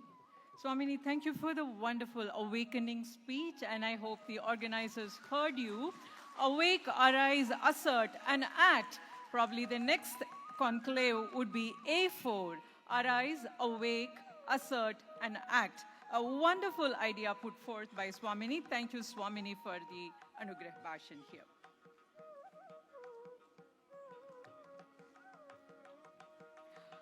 Our next speaker for the conclave is a learned scholar, a person who has degrees in multiple disciplines, someone who started astrology as her main course of study and then moved on into to study other subjects also, leading her deep interest into Indology, Hindu epics, Tamil Sangam literature, prehistory period, astrometeorology, and someone who is very, very research oriented. Today, a research mostly looks like gathering words from Wikipedia and Googling few content, whereas Dr. Jayasree Saranathan, our next speaker, is a renowned research scholar who has her own methodology to go back to finding the dates and documenting it. And she is a very well-known author in the mainstream media, as well as a very well-known published author who has published multiple books. I now request Dr. Jayasree Saranathan, our learned professional, to address the gathering. Dr. Jayasree Saranathan has a very interesting topic to present to us. Idikasa Parvayil Arya Padayeduppum Harappan Nagarigamum. So she is going to talk to us about the Aryan invasion or the Aryan so-called theory and the Harappan civilization. Over to you, ma'am.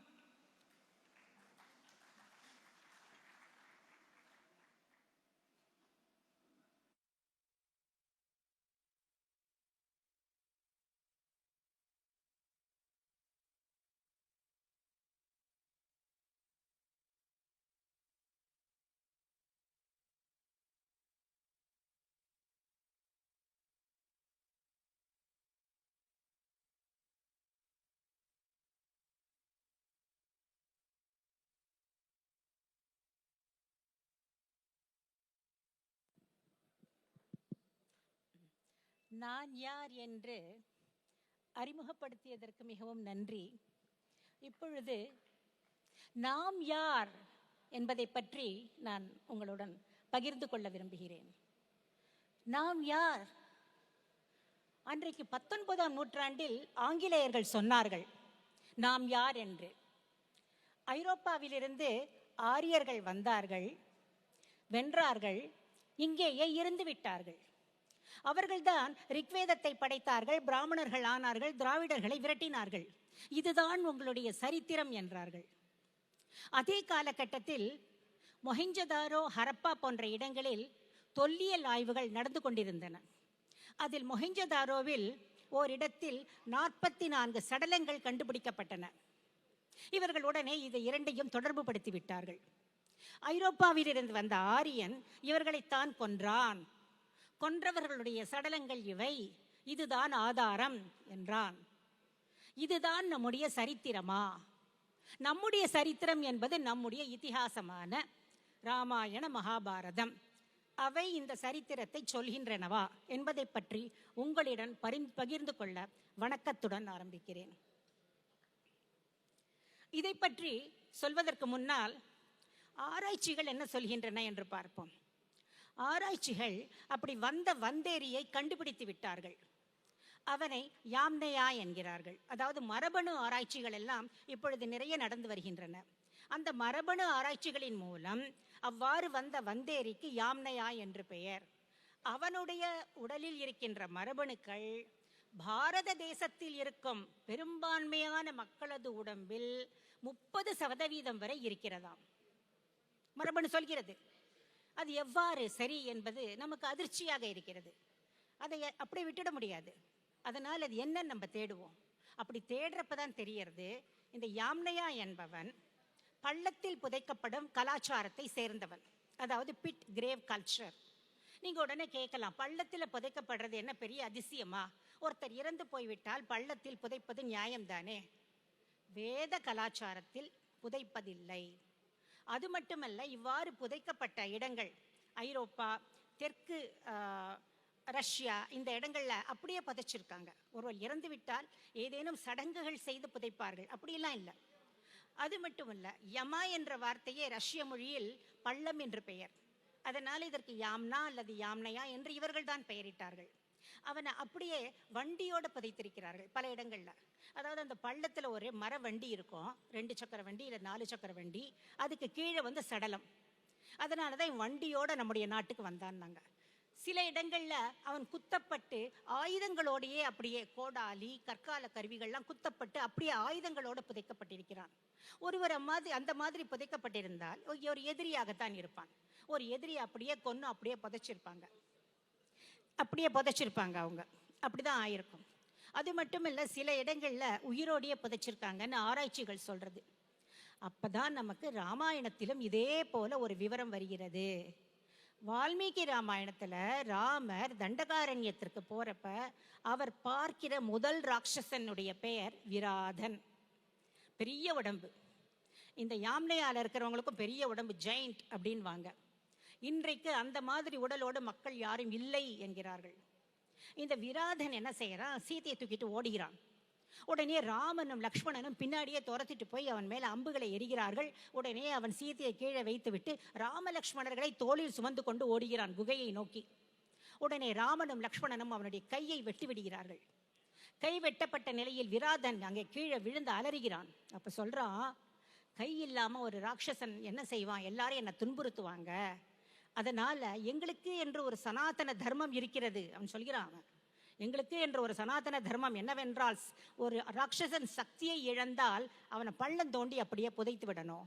Rama, என்னையும் அவ்வாறு புதைத்து விடு என்கிறான். உடனே ராமனும் லக்ஷ்மணனும் ஒரு பள்ளத்தை தோண்டி அப்படியே உயிரோடையே அவனை போட்டு புதைச்சி மூடி வச்சிடுறாங்க, மண்ணாலியும் கல்லாலியும். அங்க யாம்னையாவுக்கு எப்படி செய்தார்களோ அதே முறையில் இங்கே ஒரு ராட்சசன் புதைக்கப்பட்டிருக்கிறான். உடனே நம்மளுக்கு கேள்வி வருது, பல ராட்சசர்கள் இருந்தார்களே அந்த நாள்ல.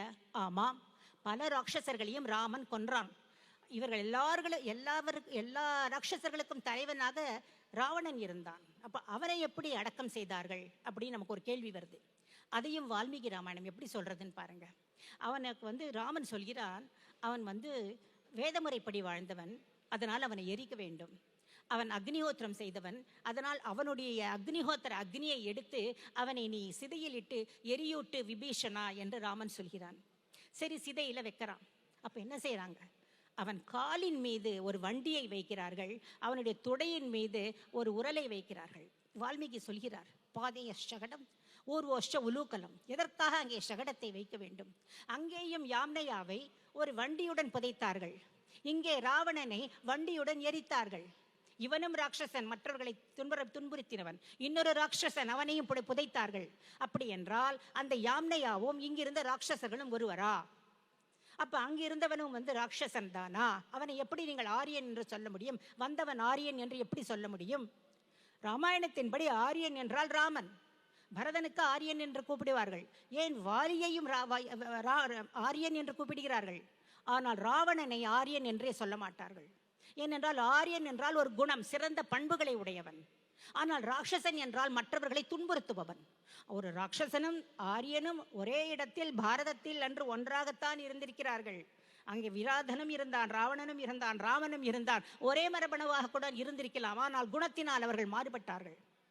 அப்படி என்றால் நமக்கு ஒரு கேள்வி வருது, அங்கேயும் அதே மாதிரி இங்கேயும் இதே மாதிரி, நீங்க எப்படி அங்கேருந்து இங்க வந்தான்னு சொல்லுவீங்க, இங்கேருந்து அங்க போனான்னு சொல்லலாம் இல்லையா? அப்ப நமக்கு என்ன தேவைப்படுறது? ராமாயணம் எப்பொழுது நடந்தது, ராமாயணம் எப்பொழுது நடந்தது என்ற கால நிர்ணயம் செய்தால்தான் அங்கிருந்து முதலில் இங்கு வந்தானா, இங்கிருந்தவன் அங்கிருந்து போனானா. அப்படி கால நிர்ணயம் பண்றது பெரிய கஷ்டம் இல்லை. ஏன்னா மகாபாரத காலத்திலிருந்து கண்டுபிடிக்கலாம், மகாபாரத காலத்தை கலியுகத்திலிருந்து கண்டுபிடிக்கலாம். கலியுகம் என்பது இன்றைக்கு 5125 வருடங்களுக்கு முன்னால் ஆரம்பித்தது. அது கிருஷ்ணன் இந்த உலகத்தை விட்டு போன பொழுது ஆரம்பித்தது. அதாவது 3101 பிசிஇனா பிஃபோர் காமன் இரா, அதாவது பொதுயுகத்துக்கு முன்னால். அதற்கு 36 வருடங்களுக்கு முன்னால் மகாபாரத யுத்தம். ஏனென்றால் மகாபாரதத்திலேயே 4 இடங்கள்ல வருது. அது காந்தாரி சொல்றா கிருஷ்ணனை பார்த்து, அந்த போர் நடந்த உடனே, கிருஷ்ணா நீ மட்டும் மனசு வச்சிருந்தா இந்த போரை நிறுத்திருக்கலாமே, நீ இந்த மாதிரி செய்து விட்டேயே, நீயும் உன்னுடைய குலமும் 36வது வருடம் நசிக்க வேண்டும் என்றாள். அப்படித்தான் கிருஷ்ணர் கிளம்புறார். அதனால 36 வருஷ கேப்ல பார்த்தீங்கன்னா 3136 பிசிஇ என்பது மகாபாரதத்தின் காலம். என்னுடைய புத்தகமும் புக் ஸ்டால்ல இருக்கும், நீங்க பார்க்கலாம். அதுக்கும் ராமாயணத்திற்கும் என்ன சம்பந்தம் என்றால், ராமருடைய தலைமுறையில் 30வதாக வந்த மன்னன் பிரஹத்பலன் என்பவன் மகாபாரத யுத்தத்தில் கௌரவர்களுக்காக போரிடுகிறான். அவன் அபிமன்யுவால் கொல்லப்படுகிறான். ஸோ மொத்தம் 30 தலைமுறை. 30 தலைமுறைன்னா ஏதோ பேர் இல்லை. இன்னார் மகன் இன்னார், இன்னார் மகன் இன்னார், ராமன் மகன் குஷன், குஷன் மகன் அதிதி, அதிதி மகன் நிஷதன், போயிட்டே இருக்கு. கரெக்டாக கொடுக்குறாங்க. மேக்சிமம் 30 பேர். அப்படின்னா ராமாயணத்துக்கும் மகாபாரதத்துக்கும் லட்சக்கணக்கில் கேப் இல்லை. அது எவ்வளவுங்கிறதே ஆராய்ச்சியில் பார்த்தீங்கன்னா 5114 பிசிஇ. அதாவது இன்றைக்கு 7000 வருடங்களுக்கு முன்னால் ராமாயணம், 7000 வருடங்களுக்கு முன்னால் விராதன் புதைக்கப்பட்டான். அப்படி என்றால் யாம்னையா எப்பொழுது இருந்தான்? மரபணு ஆராய்ச்சிகள் சொல்கின்றன அவன் 5000 6000 வருஷத்தில் தான் அங்கே தென்பட்டான். முதலில் வந்தது ராமாயணத்தில் வந்த இந்த ராட்சசர், அதற்கப்புறம் தான் அங்கே வந்திருக்காங்கன்னா இங்கிருந்து தான் அங்கே போயிருக்க வேண்டும். எப்படின்னா ராமன் தண்டகாரண்யத்தில் ராட்சசர்களை எல்லாம் கொன்றப்ப நிறைய பேர் தப்பிச்சுன்னு போயிருப்பாங்க. தப்பித்து கொண்டு போனால் சிந்து நதியை தாண்டி அங்கே ஈராக் இருக்கிறது, அங்கே போயிருக்காங்க. அவர்களுக்கு முன்னாடியே 8000 வருடங்களுக்கு முன்னாடியே, ராமருடைய காலத்துக்கு முன்னாடியே ஒரு குரூப் முன்னாடி போயிடுத்து. அது யார் என்றால், ராமன் 40வது அரசன், அதில் 20வது அரசனாக வந்தவன் சகரன். சகரன் கங்கை வருவதற்கு முன்னால் இருந்தவன். அவன் காலத்தில் ஹைஹயா, தாலஜங்கா, சஷபிந்து, வால்மீகி சொல்கிறார், இவர்கள் எல்லாம் சகரனால விரட்டப்பட்டவர்கள். அப்படி சும்மா விரட்டிடல, எல்லாருக்கும் இந்த கரும்புள்ளி செம்புள்ளி குத்துவது போல ஒரு அடையாளம். தலையை முழுக்க மொட்டை அடிச்சுட்டு இருந்தா யவனன், ஒரு பக்கம் மட்டும் மொட்டை அடிச்சு ஒரு பக்கம் அவங்க முடி வளர்க்கணும், இது ஒரு கம்பல்ஷனா சொல்லியிருக்கான். அதாவது கரும்புள்ளி செம்புள்ளி குத்துவது போல. இந்த மாதிரி பாதி மட்டும் முட்டை அடிச்சிருந்தான்னா அவன் ஷக்கன் ஒரு சித்தியன்னு சொல்றது. தாடி மட்டும் வளர்த்து மீசை இல்லாம இருந்தா பஹல்லவன், முடி வளர்த்தான்னா முடியை கட் பண்ணவே கூடாது, அப்படி இருந்தா பாரதன். இந்த பெயரெல்லாம் சகரன் காலத்திலேயே சொல்லப்பட்டு அனுப்பப்பட்டு விட்டார்கள். அவர்கள் அதாவது 8000 வருடங்களுக்கு முன்னால் மரபணு ஆராய்ச்சியின்படி ஐரோப்பாவிற்கு ஈரான்லேருந்து சென்றிருக்கிறார்கள். இவர்கள் தான் சென்றிருக்க வேண்டும். ஏனென்றால் அதற்கும் நமக்கு மரபணு ஆராய்ச்சி ராக்கி கர்ஹியில கிடைக்கிறது. ஒரு பெண்ணுடைய சடலத்தில் எம்டி டிஎன்ஏ பெண் வழியாக வருதுல, இங்குதான் இந்த பாரதத்தில் தான் இருந்தார்கள். அவர்களுடைய பின்தோன்றல்கள் தான் அந்த ஈராக். அதனால 8000 வருஷத்துக்கு முன்னாடி இங்கேருந்து ஒரு குரூப் அப்பயே போயிடுத்து. சகரன் காலத்திலேயே ஐரோப்பா முழுக்க 5000 6000 வருஷத்துக்கு முன்னாடி யாம்னையா போறாங்க. இவங்க எல்லாம் ஐரோப்பாவில் கலந்து 4500 வருடங்களுக்கு முன்னால் பாரதத்திற்குள் வந்தார்கள் என்று மரபணு சொல்கிறது. அதைத்தான் இன்றைக்கு ஆரிய படையெடுப்புன்னு சொல்றதுல ஆரிய இடப்பெயர்வு. 4500 வருடங்களில் ஆரம்பித்து 2000 வருடம் மட்டும் வந்தார்கள். இதுவும் நமக்கு ஆச்சரியமா இல்லை. ஏன்னாக்க 4500 வருடங்கள், 5000 வருடங்களுக்கு முன்னால் மகாபாரத போர் நடக்கிறது. அந்த போர்ல இங்க வெளியில போன ஷக்க, யவன, பஹல்லவ இவங்க எல்லாரும் போர் புரியுறாங்க. மகாபாரதத்தை பாருங்க, இவங்க எல்லாம் கௌரவர்கள் பக்கம் நின்று போர் புரியுறாங்க. ராட்சசர்களுக்குன்னே ஒரு தனி படை இருக்கு. ஏன் பீமன் ஒரு ஹிடும்பி என்ற ராட்சசியை மனம் புரிந்தான், அவன் மகன் ஒரு ராட்சசன் கடோத்கஜன். அவ்வளவு ஏன் வேத வியாசர் நமக்கு 1,00,000 ஸ்லோகங்கள் தான் கொடுத்தார், ஆனால் ராட்சசர்களுக்கு 14 லட்சம் ஸ்லோகங்கள் கொடுத்தார் என்று மகாபாரதமே சொல்கிறது. ஆகவே இந்த ராட்சசர்கள் அப்பொழுதிருந்தே வந்தார்கள். இது ஒன்றும் படையெடுப்பு இல்லை, அவங்க போனாங்க, அவங்க வந்தவங்க 2000 வருடங்களுக்கு முன்னால் வரையில் க்ஷத்ரபாஸ்னு கேள்விப்பட்டிருப்பீங்க. குஜராத், மகாராஷ்டிரா, மத்திய பிரதேஷ், ராஜஸ்தான், ஹரியானா, டெல்லி எல்லா இடத்துலையும் அவங்க இருந்தாங்க. சேரன் செங்குட்டுவன் காலத்தில் சதகர்ணி இருந்தா, கௌதமி புத்திர சதகர்ணி. அவர்களை எல்லாம் வெற்றி பெறுகிறான். ஏன்னா அவனுடைய கல்வெட்டில் வருது, யவன சக பகல்லவ நிஷூதன. அப்படின்னா அவளெல்லாம் வெற்றி பெற்றானே. வெற்றி பெற்றவங்களாம் எங்கே போனாங்க? நாட்டை விட்டு போகலை, இங்கேயே தங்கிட்டாங்க. நம்முடைய வட இந்தியர்களோட கலந்தவர்கள் இவ்வளோ வருஷமா. அதனால தான் மரபணுவில் நமக்கு தெரியறது ஏன்ஷியன் நார்த் இண்டியன் AN9 சொல்கிறது. அதில் ஐரோப்பிய மரபணுவும் இருக்குது, நம்முடைய நார்த் இந்தியன் மரபணுவும் இருக்குது. இதை அவங்க ஃபர்தராக பிரிக்கிறாங்க. அதில் 60% யாம்னையா, 40% ஐரோப்பா, அப்புறம் வந்து ஈரான். இது ஒரு பக்கம் இருக்க, ராமாயண காலத்திலேயே இவர்கள் சைபீரியா மட்டும் போயிருக்கிறார்கள் என்று வால்மீகி காட்டுகிறார். ஒன்று கேகயம் கைகையோட ஊர். அதுக்கு வந்து போகிறதுக்கு ஒரு வழி, வரத்துக்கு ஒரு வழி ராமாயணம் சொல்கிறது. அந்த வழிபடி பார்த்தால் அந்த இடம் கிரிவ்ரஜம் என்பது மலைகளால் சூழப்பட்டதுன்னு அர்த்தம். அது வந்து இன்றைக்கு பாக்டீரியான்னு சொல்கிற இடம், அது தஜிக்ஸ்தானில் இருக்குது. அதுலேருந்து திரும்பி வந்து பரதன் வர ரூட்டு சமவெளி ரூட் வழியாக வந்து கைபர் கணவாய், அங்கே தான் கைபர் கணவாய் வழியாக வந்தேரி வந்தாங்கிறாங்களே. என்றைக்குமே அது போயிட்டு வரத்துக்கான வழி. அது வழியாக வந்த பரதன் பிற்காலத்தில் அந்த பக்கம் வரப்ப ரொம்ப வழிபறி நடக்கும். அதனால் பிற்காலத்தில் அங்கே பெஷாவர், இன்றைக்கு இருக்கிற பெஷாவரை தன் மகனுக்காக புஷ்கலாவதி என்று அங்கே வந்து உண்டாக்குறான். ஏன்னா அது காப்பாற்றுறதுக்காக அந்த இடத்த. அது மட்டும் இல்லை, நீங்கள் இந்த பாக்டீரியா, இந்த கேகையா அப்படிங்கிறது சிபியுடைய மகன். அந்த சிபி யாருன்னா ராமனுக்கு முன்னோர் என்று ராமாயணத்தின் மூலம் தெரிகிறது. ஸோ ராமனுடைய மரபணு, அதாவது ஆண்களுக்கு Y குரோமோசோம், அந்த அப்பாவுக்கு என்ன இருக்கோ அதான் பிள்ளைக்கும் வரும். அதே இதுதான் சிபி, ராமன், இவங்கெல்லாம் லைக் பங்காளிகள்னு சொல்கிறான். பெரியப்பா பிள்ளை, சித்தப்பா பிள்ளை, இந்த மாதிரியான உறவில். ஸோ அந்த சிபியுடைய மகன் தான் கேகையன். அவன் தான் அந்த கேகைய நாட்டை நிறுவுகிறான். அவனுடைய இன்னொரு மகன் மாத்ரன், அவனும் வந்து மாத்ராங்கிறதா இந்த நகுல சகாதேவர்களுடைய அம்மா பிறந்த ஊர். அது வந்து பாலிகா, வாஹிகா, இதெல்லாம் நம்ம வந்து ராமாயணத்துலேருந்து எடுக்க முடியறது.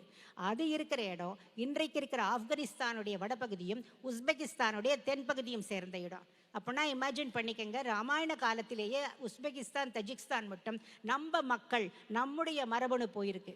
இது சைபீரியா மட்டும் போயிருக்கு. ஏன்னா சைபீரியா என்றாலே சிபி என்ற பெயரில் இருந்து தான் வந்தது. இப்போ நீங்கள் அந்த மேப்பை நீங்கள் கண்ணுக்கு முன்னாடி கொண்டு வாங்க. அதில் சிபி, அங்கே தான் உத்தரக்குருவும் இருக்கிறது சைபீரியாவில், சவுத் சைபீரியாவில். உத்தரக்குருக்கு ரூட்டையும் ராமாயணம் பிடிக்கிறது. உத்தரக்குருவிலிருந்து அப்படியே கசக்ஸ்தான், உஸ்பெகிஸ்தான், தஜிக்ஸ்தான், ஆப்கானிஸ்தான், பாகிஸ்தான், பாரதம், இது எல்லாம் ஒரே மரபணு. அதுதான் R1A, அது யாம்னையாவுடையது. அதனால் இதெல்லாம் யாம்னையா வந்த ரூட், இதான் மரபணு சொல்கிறது. ஆனால் நம்முடைய சரித்திரத்தின் வாயிலாக பாருங்கள், ராமாயணம் சொல்கிறது நாமெல்லாம் போனோன்னு வருது. நம்ம முன்னாடியே போயிட்டோமே, 7000 வருஷத்துக்கு முன்னாடி. அவன் 5000 6000 வருஷத்துக்கு தானே திரும்பி வருகிறான். அதனால் இந்த ஆரிய படையெடுப்பு எப்படிங்கிறத உங்களுடைய இதுக்கே விட்டுறேன், உங்களுடைய டிசிஷனுக்கே. இப்போ அங்கே இன்னொன்று நம்ம பார்த்தோம், அந்த இடத்துல சடலங்கள்லாம் இருந்ததுன்னு. அந்த சடலங்கள் எங்கிருந்து வந்தன அந்த கேள்வி வருது. அதுக்கு தான் வந்து பாரதம் நமக்கு ஹெல்ப் பண்ணுறது. பாரதம் நமக்கு அதில் வந்து பதில் சொல்கிறது. அந்த பாரதம் சொல்வது என்னவென்றால், அதற்கு முன்னாடி அங்கே ஒரு ஆராய்ச்சிகள் நடந்திருக்கின்றன. அந்த சடலங்களை வந்து வெளிநாட்டவர்கள் ஆராய்ச்சி செஞ்சால் அங்கே கதிர்வீச்சு இருக்கிறது. நாகசாமி, ஹிரோஷிமா போன்ற இடங்களில் அணுகுண்டு போட்ட மாதிரி இங்கே ஏதோ அணுகுண்டு விழுந்திருக்கிறது. 1500 டிகிரி செல்சியஸுக்கு அப்பொழுது வெப்பம் உண்டாகி அது குளிர்ந்து அதில் உடனே உடம்பு சொலிடிஃபை ஆகி அப்படித்தான் அங்கே இருந்தவர்கள் உடல் சிதைந்து இருக்கிறார்கள் அப்படின்னு 10 வருஷம் முன்னாடி இந்த ஆராய்ச்சி வந்தது. உடனே எல்லாரும் வந்து சொன்னாங்க, மகாபாரத போரில் அணு ஆயுதம் உபயோகப்படுத்தினாங்க, அந்த அணு ஆயுதம் இங்கே விழுந்திருக்கும். அப்படி இல்லை, மகாபாரத போரில் அணு ஆயுதம் உபயோகப்படுத்தலை. இங்கே விழுந்தது விண்கல் வந்து விழுந்ததுனால இந்த மாதிரி ஒரு இம்பேக்ட் இருக்கும். இது வந்து மகாபாரதத்திலேயே வந்து வருது. அதற்கு ஏற்றாற் போல் உங்களுக்கு ஒரு சின்ன ஒரு கதை கர்ணன் கதையில் வரும். கர்ணன் சினிமாவில், அந்த நாள் கர்ணன் சினிமாவில் ஒரு கதை வரும் பாருங்கள். என்ன ஆகுது, அந்த சகாதேவன் ஜோசியம் பார்ப்பான். அவங்கிட்டக்க கௌரவர்கள் வந்து டைம் கேட்பாங்க, எங்களுக்கு நாங்கள் என்றைக்கு போற ஆரம்பிக்குதுன்னு. அவன் அமாவாசைக்கு ஆரம்பி அப்படின்வான். உடனே வந்து பாண்டவர்களுக்கு ஒரே டென்ஷன் ஆகிடும். ஐயோ அவனுக்கு சொல்லிட்டானேன்னு கிருஷ்ணன் கிட்ட வந்து, கிருஷ்ணா நீ தான் எங்களுக்கு ஏதாவது உதவி செய்யணும்பா. உடனே கிருஷ்ணன் வந்து தர்ப்பணம் பண்ண ஆரம்பிச்சிடுவார். அன்னைக்கு அமாவாசை இல்லை, அமாவாசை இன்னும் வரலை. உடனே சூரிய சந்திரர்கள் ஓடி வருவாங்க. என்ன கிருஷ்ணா அதற்குள்ளே நீ தர்ப்பணம் செய்கிறன்றாங்க. அமாவாசைன்வார். இல்லையே அப்படின்வாங்க. அப்போ அமாவாசைனா என்னன்னு கேட்பார். சூரியனும் சந்திரனும் ஒன்றா இருக்கிறது. அதை நீங்கள் 2 பேரும் ஒன்றா வந்துட்டீங்களே. இந்த கதை நீங்கள் படிச்சிருப்பீங்க, பார்த்துருப்பீங்க கர்ணன் சினிமாவில். இது மிக அழகாக உண்மையில் நடந்த ஒரு விவரத்தை கதையாக கொடுத்திருக்கிறார்கள். ஏனென்றால் மகாபாரதத்தில் இது வருகிறது. அமாவாசை சீக்கிரமே வந்துடுது. அன்றைக்கு கௌரவர்களுக்கு சொன்ன அமாவாசை திரையோதசி திதியில் வந்துருத்தது. அதை வியாசர் சொல்வார். அதாவது சதுர்தசியில் வரும், பஞ்சாதசியில் வரும், ஷோடசியில் கூட வரும். ஆனால் திரையோதசியில் வரவே வராதுன்னா அபிஜானாபி அமாவாஸ்யாம் திரையோதசி. ஏன் இப்படி வந்து விட்டது என்று அன்னைக்கு ராத்திரி வந்து சந்திரன் பார்க்குறாங்க. ஏன்னா திரையோதசி வருதுனாக்கா அது சந்திரனோட மூமெண்ட்டில் பார்த்தான்னா சந்திரன் வந்து தேய்பிரை சஷ்டியாக இருக்க வேண்டியது சப்தமியாக சுருங்கி விட்டது. ஒரு திதி போயிடுது. அன்னிலிருந்து இன்னி மட்டும் நம்ம ஒரு திதி குறைவாகத்தான் இருக்கிறோம். இது நமக்கு எதில் தெரியறதுன்னா அதற்கு முன்னால் வந்த ராமாயணத்திலிருந்து தெரிகிறது. ராமர் பிறந்ததே நவமியும் புனர்வசுவும் சேர்ந்தது. இன்றைக்கு அது ரெண்டும் சேரவே சேராது. சித்திரை மாதம் முடிஞ்சு போனால் அஷ்டமியில் வேணா வரும், நவமியில் வராது. ஏன்னா ஒரு திதி லாஸ். இதுதான் நமக்கு ஆதாரம். சரி, இப்போ இதெல்லாம் எதுக்குன்னு சொன்னீங்கன்னாக்கா அப்பொழுது ஒரு வால் நட்சத்திரம் வந்தது. இதை சயின்ஸ் நாசாவும் 4 வருடங்களுக்கு முன்னால் நிரூபித்தது. அதாவது மகாபாரத வியூவில் நிரூபிக்கலை, அது சொல்லிட்டு 5000 வருடங்களுக்கு முன்னால் ஒரு வால் நட்சத்திரம் நம்முடைய சூரிய மண்டலத்திற்கு வந்து சூரியனை சுற்றி திரும்பும் பொழுது உடைந்து விட்டது. உடைந்த துகள்கள் பறந்து போயின. இது மட்டும்தான் சயின்ஸ் சொல்கிறது. அதற்கப்புறம் மகாபாரதம் சொல்கிறது. மகாபாரதத்தில் அந்த துகள்கள் பூமியையும் சந்திரனையும் நோக்கி வந்தன. பூமியும் சந்திரனும் ஒரு ஈக்குவலிபிரியத்தில் Z டைமென்ஷனில் இருக்கு, சுற்றின்னு இருக்கு. அதில் வந்து விழுந்த வேகத்தில் இது ரெண்டும் வந்து அந்த ஈக்குவலிபிரியம் மாறிடவே சந்திரன் வந்து சீக்கிரமே திரையோதசிலேயே வந்து அமாவாசை வந்துடுது. இந்த பூமியானது கொஞ்சம் வேகமாக நகர்ந்துடவே உத்தராயணம் லேட்டாக வருது. அதனால் பீஷ்மர் அம்பு படுக்கையில் படுக்க வேண்டிய அவசியம் ஏற்பட்டது அந்த உத்தராயணத்திற்காக. இந்த விஷயத்தில் என்ன சொல்ல வரேன்னா, அந்த விண்கற்கள் இந்த இடத்துல மொஹெஞ்சதாரோவில் விழுந்தன. இன்றைக்கு ஆராய்ச்சியில் பார்த்தீங்கன்னா 4 இடத்துல வரிசையாக லைனாக மேலேந்து அப்படியே வந்து விழுந்திருக்கு. அப்போ அங்கே இறந்தது மொஹெஞ்சதாரோவில். இது வந்து 3136 BCE. ஏனென்றால் மகாபாரதம் நடப்பதற்கு 2-3 மாதங்களுக்கு முன்னால் இது வந்துடுது. இப்போ இதுவாகிடுது. இந்த இடம் தான் பிற்காலத்தில் மண்ணு மூடி ஒரு மேடாகிவிட்டது. அதனால் தான் இதை மொஹெஞ்சதாரோ என்றார்கள். மொஹெஞ்சதாரோ என்றால் அங்கே வழங்கும் மொழியில் இறந்தவர்களின் மேடு என்ற அர்த்தம். இதுதான் இறந்தவர்களின் மேடு. அங்கே பக்கத்தில் அப்போ கிரேட் பாத் இதெல்லாம் வரலை, இது லோவர் டவுனில் இருக்கு. அப்போ இங்கே இருந்தவர்கள் யார் என்றால் அதையும் மகாபாரதம் சொல்கிறது. இங்கே இருந்தவர்கள் மகாபாரத காலத்தினர், துவாரகையை சேர்ந்தவர்கள். அதாவது துவாரகை நீரில் அமிழ்ந்து விடுகிறது. கிருஷ்ணர் இந்த உலகத்தை விட்டு போகும் பொழுது எல்லாரும் வந்து பெய்ட் துவாரகைன்னு நினைக்கிறீங்க. அது 3500 வருடங்களுக்கு முன்னால் தான் வந்தது. கிருஷ்ணர் இருந்ததோ 5000 வருடங்களுக்கு முன்னால். இது இருந்த இடம் இன்றைக்கு சோமநாதபுரம் கோயில் இருக்கு இல்லையா, அதற்கு மேற்கே அரபிக்கடலில் இருக்கிற ஒரு தீவு. அந்த தீவு அமிழ்கிறது. அப்பொழுது அங்கே இருக்கிற மக்களை அர்ஜுனன் அழைத்து கொண்டு வருகிறான். அவன் வர ரூட்டை வந்து மகாபாரதம் கொடுக்கிறது. அவன் அப்படியே சிந்து நதிக்கா ஏறி அங்கே பஞ்ச நதிகள் ஜீலம் சீனா இதெல்லாம் இருக்கு இல்லையா, அங்கே போகிறான். அங்கே போகிறப்ப மேற்கு பக்கத்திலிருந்து மிலேச்சர்கள் வந்து சில பேரை கடத்தின்னு போயிடுறாங்க. அது கைபர் கணவாய் இடமாக இருக்கும். உடனே இவன் அந்த மக்களை அங்கே திருப்பிண்டு கிழக்கு பக்கம் வரான். அங்கே குருக்ஷேத்திரத்தில் கொஞ்சம் பேரை செட்டில் பண்ணுறான். மீதி தெற்கு பக்கம் அப்போ சரஸ்வதி நதி ஓடி இருந்தது. சரஸ்வதி நதி முழுக்க எல்லாரையும் வந்து செட்டில் பண்ணுறான். அதை தான் இன்றைக்கி ஹரப்பன் நாகரிகமாக தொல்லியல்ல நீங்கள் பார்க்குறீங்க. அங்கே செட்டில் பண்ணது சாத்தியகி வம்சத்தினரை. சாத்தியகி என்பது கிருஷ்ணனுடைய உறவினன். அவன் வந்து அர்ஜுனனுக்கும் பிரதம சீடன். அவன் வந்து போரில் வந்து பாண்டவர் பக்கம் போரிடுகிறான். அவனுக்கும் கிருதவர்மனுக்கும் தான் சண்டை வருது. கிருதவர்மனும் இன்னொரு உறவுக்காரன். ஆனால் அவன் வந்து கௌரவர்கள் பக்கம் போரிடுகிறான். கடைசி காலத்தில் இங்கே விஷ்ணிகள் சண்டை போடும் பொழுது இந்த சாத்தியகியும் அந்த கிருதவர்மனும் தான் சண்டை போட்டுக்கிறாங்க. அதில் தான் சண்டை ஜாஸ்தியாகி செத்து போயிடுறாங்க. அதனால் அர்ஜுனன் வந்து இந்த 2 குடும்பத்துக்கும் ஒத்துக்கலைன்னு சாத்தியகி குடும்பத்தினரை மட்டும்தான் இந்த சரஸ்வதி நதி தீரத்தில் வந்து செட்டில் பண்ணுறான். இந்த கிருதவர்மன் குடும்பத்தை சிந்து நதிக்கு அப்பால் மாத்ரிகாவத்தம்னு இருக்குது, அதான் மெஹர்கர் பலுச்சிஸ்தானில் செட்டில் பண்ணுறான். அப்போ சிந்து நதி இருக்கிற இடத்துல, இந்த சடலங்கள் இருக்கிற இடத்துல யார் இருந்தாங்க? இதற்கும் மகாபாரதம் தான் பதில் சொல்கிறது. அந்த இடத்தில் ஜெயத்ரதன் குடும்பத்தினர் இருந்தனர். ஜெயத்ரதன் கௌரவர்களுடைய மாப்பிள்ளை. துஷ்சலை ஒரே ஒரு சகோதரி, அவருடைய புருஷன். இவன் இந்த இடத்துல சிந்து நதியோட முகத்வாரத்தில் இருந்து உஸ்பெகிஸ்தான் பால்க் தேசம் வரை அவனுக்கு 10 நாடுகளுக்கு அவன் தலைவனாக இருந்தான்.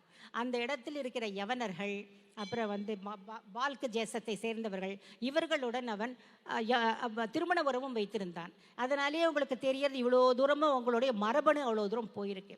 அப்புறம் என்ன ஆகுதுன்னாக்கா, இந்த மகாபாரதம் எல்லாம் போர் முடிந்த உடனே ஹஸ்தினாபுரத்தில் தான் இந்த பாண்டவர்கள் அரசர்களாக இருக்காங்க. அப்போ அஸ்வமேத யாகம் பண்ணுறாங்க. அப்போ அர்ஜுனன் இங்கே ஜெயத்ரதனோட நாட்டை கப்பம் கட்ட வைக்கிறதுக்காக வரான். உடனே ஜெயத்ரதனோட படை அர்ஜுனனோட மோதுகிறது. பயங்கர சண்டை. அவன் வரான்னு கேட்ட உடனேயே அந்த ஜெயத்ரதனோட பிள்ளை செத்து போய்ட்றான் அதிர்ச்சியில். அப்போ அவனுக்கு ஒரு குழந்தை பிறந்திருக்கு. துஷ்டலை என்ன செய்யறான், அந்த குழந்தைய கையில் தூக்கிட்டு போர்க்களத்துக்கு வரான். அர்ஜுனன் கிட்டக்க காமிக்கிற சகோதரன், அர்ஜுனா இதை பார், உன்னுடைய குடும்பத்தில் எல்லாரும் அழிந்து விட்டார்கள். ஒரே ஒரு குழந்தை பரீட்சித்து போர் முடிந்து பிறந்திருக்கிறது. ஒரே ஒரு குழந்தை. அதே போல என்னுடைய வம்சத்தில் இந்த ஒரு குழந்தை தான் இருக்கிறது. இதை நீ வாழ விடு என்று கேட்பாள். இது மகாபாரதத்தில் வருது. அவன் உடனே அர்ஜுனன், ஐயோ நான் என்கிட்டயே வரல, நான் கிளம்பிடுறேன்னு போயிடுவான். இது மட்டும்தான் மகாபாரதம் சொல்றது. அதற்கப்புறம் என்ன வருதுங்கிறத நீங்க ஹரப்பன்ல பாக்குறீங்க. ஹரப்பன்ல என்ன ஆயிடுது, முழுக்க அவங்க வாணிகத்துக்கு போயிடுறாங்க. இதை எப்படி வச்சு நம்ம சொல்றோம் அப்படின்னா, அங்க நிறைய சீல் கிடைச்சிருக்கு. இந்த சீல்ல இருக்கிற அனிமல், அதாவது விலங்குகள் எல்லாம் பார்த்தீங்கன்னா தோற்றவர்களுடைய சின்னம். மகாபாரத போரில் தோற்றவர்கள் எவர்களோ அவர்களெல்லாம் சத்திரியத்தை விட்டு வைஷ்யத்தை வாணிபர்களாக ஆகியிருக்கிறார்கள். அதிகபட்சம் அங்கே கிடைத்தது சீல் வராகம் எனப்படுகின்ற யூனிகார்ன். அது ஜெயத்ரதனுடைய இலச்சினை. இரண்டாவதாக அதிகபட்சமாக கிடைத்தது புல் எனப்படும் எருது. அது தோற்றுப்போன கிருபாச்சாரியருடையது. மூன்றாவது அதிகமாக கிடைத்தது யானை. அது துரியோதனன், சல்வன் ஆகியோரது. இவங்கெல்லாம் தோத்து போனவங்களது தான் அங்கே இருக்கு. அப்போ ஒன்று கேட்கலாம், அங்கே குதிரையே இல்லையே. அதை தான் ஆரிய படையெடுப்பில் அவங்க சொல்கிறாங்க, இங்கே குதிரையே இல்லை, உங்ககிட்ட குதிரை கிடையாது, அங்கேருந்து வந்தவங்க தான் குதிரையை எடுத்துட்டு வந்தாங்க. குதிரை இல்லை. ஏனென்றால் நம்முடைய பாரத தேசத்தில் எந்த அரசனுக்கும் குதிரை இலச்சினை கிடையாது. எல்லாருக்கும் குதிரைப்படை காலாட்படை காமனா இருக்கும். யாரும் குதிரையை தன்னுடையது என்று அவர்கள் சொந்தம் கொண்டாடவில்லை. யாரிடமும் குதிரை இலச்சினை கிடையாது. அதனால் அங்கே இல்லை. அதுதான் அங்கே காரணம். சரி, அதனால் இந்த இடத்தை நான் இத்தனை நேரம் ஹரப்பன்னு சொல்லிட்டு வந்தேன். உங்களுக்கு கூட கோபம் வரலாம், ஏன் இவங்க சிந்து சரஸ்வதின்னு சொல்லலை, இப்போ பேர் மாற்றிருக்காங்களே. தவறு. அது மகாபாரத கலாச்சாரம். நீங்களே பாருங்க, இங்க இருக்கிறது இந்த இறந்து போனவர்கள் எல்லாரும் ஜெயத்ரதனுடைய நாட்டின் மக்கள். இறந்து போன ஒரு சடலத்தின் உடலில் அவனுடைய சின்னமான அந்த யூனிகார்ன் சின்னம் இருக்கிறது. அவனுடைய மக்கள் அது. அங்கே துவாரகையின் மக்கள் எல்லாரும் மகாபாரத காலத்தினர். அதனால இந்த ஹரப்பன் கல்ச்சரை மகாபாரத கலாச்சாரம் என்று சொல்வதுதான் சரியான ஒரு விஷயம். இதற்கு அடுத்தது முடிவாக ஒரு விஷயத்தை சொல்றேன். இன்னொரு மரபணு ஆராய்ச்சி இருக்கு. அதாவது ancient north Indian ancient south இந்தியனோட கலந்து விட்டது. அதாவது வடக்கில் இருந்தவர்கள் தெற்கில் இருந்த பாரதத்துடன் கலந்தார்கள் என்பது மகாபாரதம் சொல்வது. நம் தெற்கத்தியர்கள் எல்லாம் ஆஹா நாங்கள் திராவிடர்கள், நாங்கள் ஒத்துக்கொள்ள மாட்டோம் என்பார்கள். ஆனால் உண்மையில் என்ன நடந்தது? இந்த இது மரபணு சொல்வது என்னன்னாக்கா, இன்றைக்கு 3500 வருடங்களுக்கு முன்னால் அங்கிருந்து இங்கு வர ஆரம்பித்தார்கள். அந்த டேட் இம்பார்ட்டன்ட் டேட். ஏன்னா அப்பொழுது தான் அந்த மகாபாரத கலாச்சாரம் முடிகிறது. ஏனென்றால் அந்த இடத்தில் பல இடங்களிலும் இயற்கை பேரழிவுகள் நடக்கின்றன. சரஸ்வதி நதி பூமிக்குள் போய்விட்டது. அதனால் அங்குள்ள மக்கள் எல்லாரும் ஆங்காங்கே சிதற ஆரம்பிக்கிறார்கள். அப்படி சிதறினவர்கள் அவர்கள் கிழக்கு நோக்கி கங்கைக்கும் போனார்கள். பலர் தென்னிந்தியாவை நோக்கி வந்தார்கள். அப்படி வந்தவங்கள தான் நம்முடைய தமிழ் நூல்களை நம்ம பார்க்குறோம். அந்த கபிலர் இருங்கோவேளை பற்றி சொல்வார். 49 வழிமுறை வந்த வேளிருள் வேளே வேளிர். நச்சினார்க்கினியர் சொல்வார், கிருஷ்ணனுடைய வழி வந்த 18 அரசர்கள், அப்புறம் 18 வேளிர் குடியினர், இவர்களெல்லாம் வந்தார்களே, அவர்கள் அத்தனை பேரும் அங்கே எல்லோரா என்ற வேலூரகம் என்ற பெயர், ஷோலாப்பூர் என்றால் வேளாப்பூர், அகமட் நகர், பூனா போன்ற இடங்களில் வேலூரகம் என்ற பெயர்கள் சாசனத்தில் இருக்கின்றன. பெல்காம் என்றால் வேல் கிராமம் என்ற பெயர், பேல்ஹட்டி என்றால் வேல்பட்டி என்ற பெயர். பேலூர் ஹலிவீடில் அந்த பேலூர் என்பது வேலூர் என்றுதான் சாசனத்தில் இருக்கிறது. இப்பொழுது நாம் நிற்கும் இந்த கோயம்புத்தூர் கூட கோவன்புத்தூர் என்று இங்கேயும் மக்கள் தங்கினார்கள். ஏன் கீழடி, பொருந்தல், கொடுமணம் எல்லா இடத்துலையும் நீங்கள் மண்பானைகளை பார்க்கிறீர்களே, அவர்கள் தான் வந்தவர்கள். குயக்கோடன் இந்த பெயரெல்லாம் உங்களுக்கு வருது. அவர்களெல்லாம் ஆரியம் நன்று தமிழ் தீதுரு சொன்னவர்கள் தமிழர்கள் அங்கிருந்து வந்தவர்கள் தான் இங்கே இருந்தவர்கள். இந்த மிக்சிங் அன்றையிலிருந்தே இன்றைக்கு இருக்கிறது. அதை தவிர இன்னொரு விஷயம் நீங்கள் கேட்கலாம், இவ்வளோலாம் சொல்கிறீங்களே, மகாபாரதம் அது போய் அது மித் இல்லையா, அதோட எப்படி நீங்கள் கனெக்ட் பண்ணுறீங்க ஹரப்பனையும் அங்கே வந்தவங்களையும் நீங்கள் கேட்கலாம். இப்போ அங்கே ஹரப்பனில் இருக்கிறது அந்த கிரேட் பாத் அப்படிங்கிற ஒரு இடம், ஒரு குளம் இருக்கிறது. அந்த குளத்தோட ஒரு அருமை என்ன தெரியுமா, அந்த குளத்தில் தண்ணி விடுறதே தெரியாது. ஏன்னா இன்லெட்டே கிடையாது, அவுட்லெட். அதனுடைய பாட்டமில் ஒரு துளை இருக்குது, அது வழியாக தான் தண்ணி வெளியில் போகும். அதனால் மக்களுக்கு இன்றைக்கும் ஆராய்ச்சியாளர்களுக்கு அது எப்படி தண்ணீர் ஒப்பினாங்கன்னு தெரியல.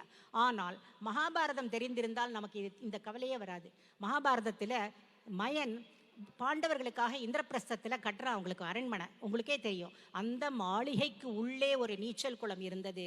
அது நீச்சல் குளம் என்றே தெரியாமல் துரியோதனன் நடந்து போய் தொப்புன்னு விழுந்துருவான். அந்த கதை எல்லாருக்கும் தெரியும் இல்லையா? அப்படின்னா என்ன அர்த்தம்? அந்த இடத்துல மாளிகைக்குள்ளே கட்டப்படுகின்ற ஒரு நீச்சல் குளம் மகாபாரத காலம் முன்னாடியே வந்தது. பின்னாடி வந்தது கிரேட் பாத் 2600 2800 BCE தான்.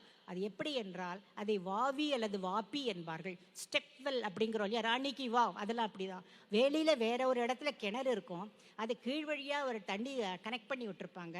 அது இங்கே ரொம்பிடும். அதனால தான் கீழே அந்த துளை இருக்கிறது. அது அவுட்லெட் இல்லை, அது இன்லெட்.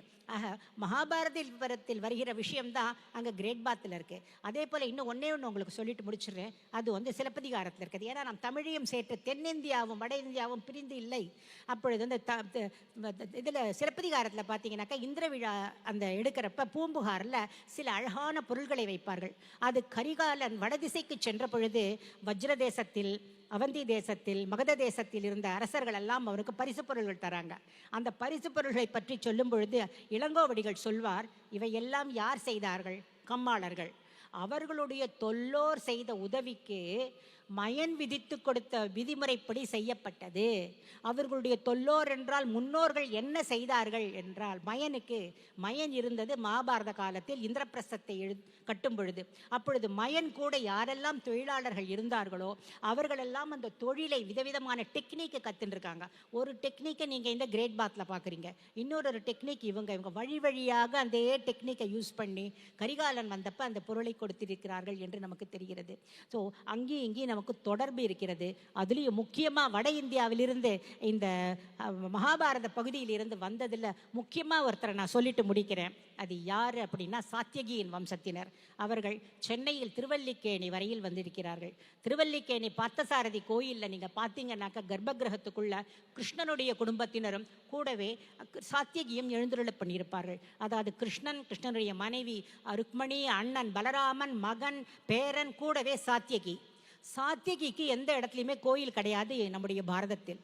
திருவல்லிக்கேணியில் மட்டும்தான். எப்படி அங்கே இருக்கிற சாத்தியகிக்கு இங்கு கோயில் கட்டியிருக்க முடியும்? சாத்தியகியின் வம்சத்தினர்கள் இங்கு வந்திருந்தால் தான் அவ்வாறு கட்டியிருக்க முடியும். அது மட்டுமல்ல, அந்த பார்த்தசாரதி பெருமாள் உற்சவமூர்த்தி, அந்த ஸ்தல புராணத்தை பார்த்தீர்கள் என்றால் அது வேதவியாசரால் கொடுக்கப்பட்டது. அப்படி என்றால் இந்த பெருமாள் வேதவியாசரால் அந்த நாள் பூஜிக்கப்பட்டு வந்த பெருமாளாக இருந்து பிற்காலத்தில் சாத்தியகியின் குடும்பத்திற்கு போயிட்டு அவங்க தென்னிந்தியாவிற்கு வந்தப்ப இங்கே திருவல்லிக்கேணியில் அவங்க வைத்திருக்கிறார்கள் என்று சொல்கிறது. இந்த அளவுக்கு பாரதம், வடபாரதம், தென் பாரதம் இருந்தும் ஒரே பாரதம், உன்னத பாரதம் என்று இருந்திருக்கிறது. அது மட்டுமல்ல, இன்றைக்கு அரைஸ் அவேக் அசர்ட் என்றீர்களே, நாம் அசர்ட் பண்ண வேண்டியது எதை? நம்முடைய வித்தியாசங்களின் வாயிலாக நீங்கள் மற்றவற்றை பாருங்கள். உங்களுக்கு பல மரபணு ஆராய்ச்சிகள் வந்துவிடலாம், சயின்ஸில் நிறைய சொல்லலாம், எல்லாம் நம்பகத்தன்மையோடு தான் இருக்கும்.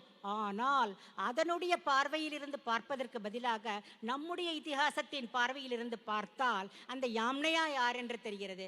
அவன் வெளியிலிருந்து உள்ளே வந்தவன் இல்லை, இங்கிருந்து வெளியே போனவன், அங்கே சுற்றினான், வந்தான், திரும்பினான், நம்முடன் சேர்ந்து விட்டான். அதுதான் நம்முடைய கதை என்பதை நம்முடைய சரித்திரம் தெரியும். இதை நாம் அசர்டிவா சொல்ல வேண்டும் என்றால் நம்முடைய ராமாயணமும் மகாபாரதமும் என்றும் உண்மையாக எழுதப்பட்ட சரித்திரம் என்பதை நாம் ப்ரூவ் பண்ணணும், ப்ரூவ் பண்ணிட்டு தான் வரணும். அதன் வாயிலாகத்தான் நாம் எல்லாவற்றையும் நாம் பார்க்க வேண்டும் என்று கேட்டுக்கொண்டு இந்த வாய்ப்பை கொடுத்த A3 கான்க்ளேவ் அனைவருக்கும் என்னுடைய நன்றியை தெரிவித்துக் கொண்டு, உங்களுக்கும் இதை பொறுமையாக கேட்டுக்கொண்டிருந்த உங்களுக்கும் என்னுடைய நன்றியை தெரிவித்துக் கொண்டு விடைபெறுகிறேன்.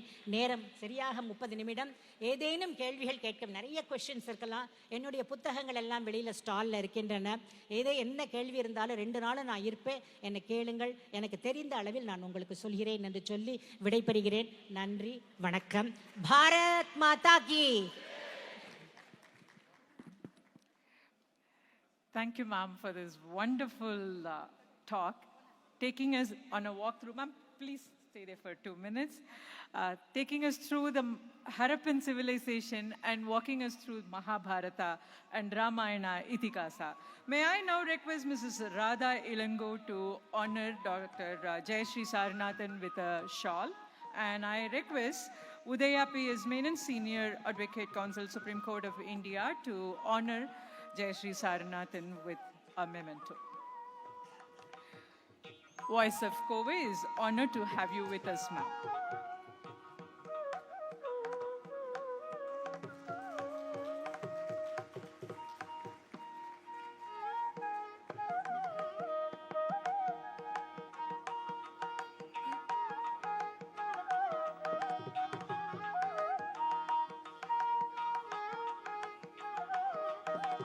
It is indeed a pleasure that Dr. Jayasree Saranathan is going to be with us for today and tomorrow. Learned members of the audience can make use of it to talk to her during the tea breaks and lunch break and while she walks through the aisle. I now deem it an honor and privilege to introduce to you our next guest of honor and the speaker of our A3 Conclave, Dr. Alexander Jacob, IPS, an Indian retired police officer who retired as a Director General of Police in the Kerala Police Force, and he was person heading the Prisons Department and later assumed the charge of as a Managing Director of Kerala Police Housing Construction Corporation.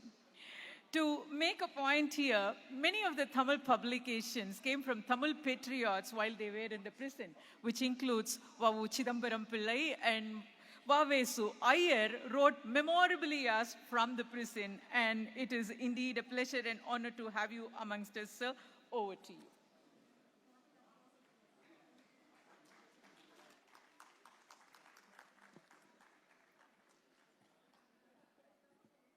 Good morning to all of you. I'm happy to be in your midst. Thank you, Dr. Jayasree, for the wonderful talk I just heard. My talk is about how history was corrupted by the British and how we have to find our Indian history, or the history of Tamils and us for the last 6,000 years. When Britishers came to India, they wanted to rule India, for which our history has to be corrupted. First, they came to India with a master plan of conquering India from east, south, and then the west, and then go to the center, just as Chanakya told Chandragupta Maurya. So Bengal was the richest place in India. When Clive reached Murshidabad, he says, Murshidabad is richer than London, our capital city. So to defeat Siraj-ud-Dawla, what he did was, they got Mir Jafar and others and paid the soldiers. So that Battle of Plassey, there was no war, just 15 minutes. When Britishers shot, all the bullets and cannons came out. When the Siraj-ud-Dawla shot, no bullet and cannon came out, because water was poured into all the cannons of Siraj-ud-Dawla. And that Mir Jafar's grandson's great-grandson was Pakistan president. Now, before 1956. Now, after Bengal was captured, next intention was to capture Bihar and Orissa, for which they came to the Battle of Buxar of 1764. Again, Mir Jafar was used, and the Audh dynasty was defeated. They got East UP, Bihar and Orissa into the cadre. By the time 1739, Nizam had declared independence in Andhra Pradesh. So they got into an alliance with Nizam. Instead of fighting him, they bought him. Then they came to South India. No. They came to South India. South India was having 18 principalities. Now they were fighting the Vadayars. So instead of saying that they are fighting Vadayars, they said they are fighting Hyder Ali and Tipu, so that Muslim-Hindu divide has to be created. In fact, Hyder Ali was only chief army of the Vadayar dynasty. His prime minister was Purnaya Brahmin. 8 out of 12 ministers in the Vadayar dynasty or Tipu Sultan's dynasty was Hindu. And Tipu Sultan was called so not because he was Sultan, because he was born because of the blessing of Tipu Sultan Olia, a Muslimic saint. That's why he was called Tipu Sultan. Then an anti-Muslim thing has to be created. So they wanted to divide Hindus and Muslims, for which they created a fantastic theory that Hindus and Muslims are something apart and all those things. All of you know the story. And after the Tipu was defeated by 1798, in 1806, they brought the Kochi under their control. And then by 1809, after Velathambi's revolt, Travancore was brought under their control. Then they turned towards Marathas and the Gujarat. This time, they started creating a wonderful theory. First, Africans came out of Africa and came to India.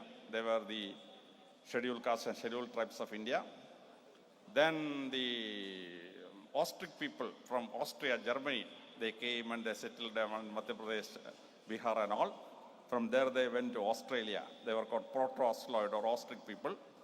Then Dravidians came from the north, from the Caspian Sea coast. They were called Turanians, Turkey and Iran. That's why Turanians. They came to India. They became Dravidians. Then the Kolarians came.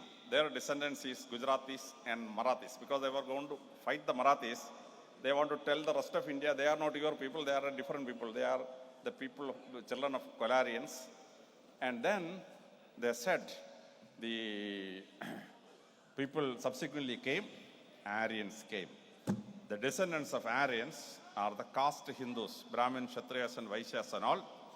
And then came the Greeks, Bactrians, Kushans, then came the Scythians and all the rest.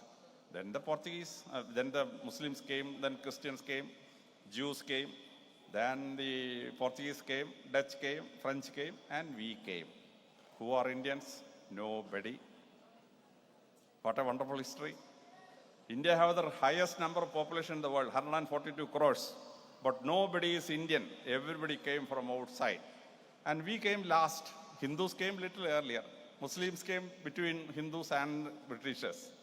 Wonderful theory this fellow created. Absolutely absurd theory to fool the Hindus and the Indians. They created the story. Then they went into 1818, the Battle of Kirki, in which Marathas and Gujaratis were defeated. With the help of other Hindus from UP, Bihar and other areas, they defeated Maratha and this place. Then in 1819, they created Oxford History of India. They decided that Hindus have to be subdivided according to different religions. So 1819, for the first time in the world history, they created a new religion, Hinduism. Sanatana Dharma was divided into Hinduism, like communism, socialism, etc. And Islam was created, Hinduism. And the word Hindu means people living in the Indus, coast of the Indus River. So the moment a Hindu hears Hindu, he thinks that I belong to Pakistan because I came from the shores of Indus River to India. To fool the Hindus, they've created a word called Hinduism. There is only Sanatana Dharma. No Ism is there. 1839, the Ashokan edicts were read by James Prinsep. And immediately the Britishers realized a new religion can be created. So they created another religion, Buddhism. Lord Buddha and Lord Buddhism. Who was Buddha? He was a saint of the Sanatana Dharma. He never claimed he created a religion. And Vishnu Bhagavan had two histories.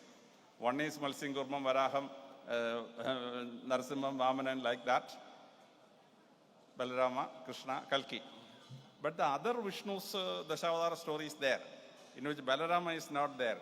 After Krishna, Buddha is the 9th avatar and 10th is Kalki. Our beloved Prime Minister Narendra Modi, when he had Prana Pratishta at Ayodhya, the second list is printed there. Buddha is the 9th avatar. Balarama doesn't figure in the list of Vishnu's Dashavadara at Ayodhya by our beloved Prime Minister Narendra Modi.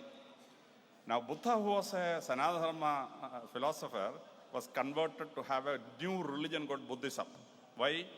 Because if China, Japan, Thailand, Ceylon and all those Buddhist areas stand with Indians, British colonialism cannot happen. European colonialism cannot happen in Asia. So Buddhists and the Hindus have to be divided, for which they created Buddhism.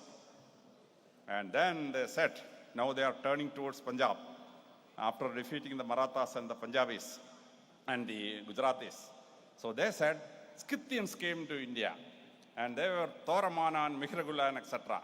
And they conquered India up to Madhya Pradesh. And after they were defeated by the Guptas and the major part of the fellows left, and balanced people remained here.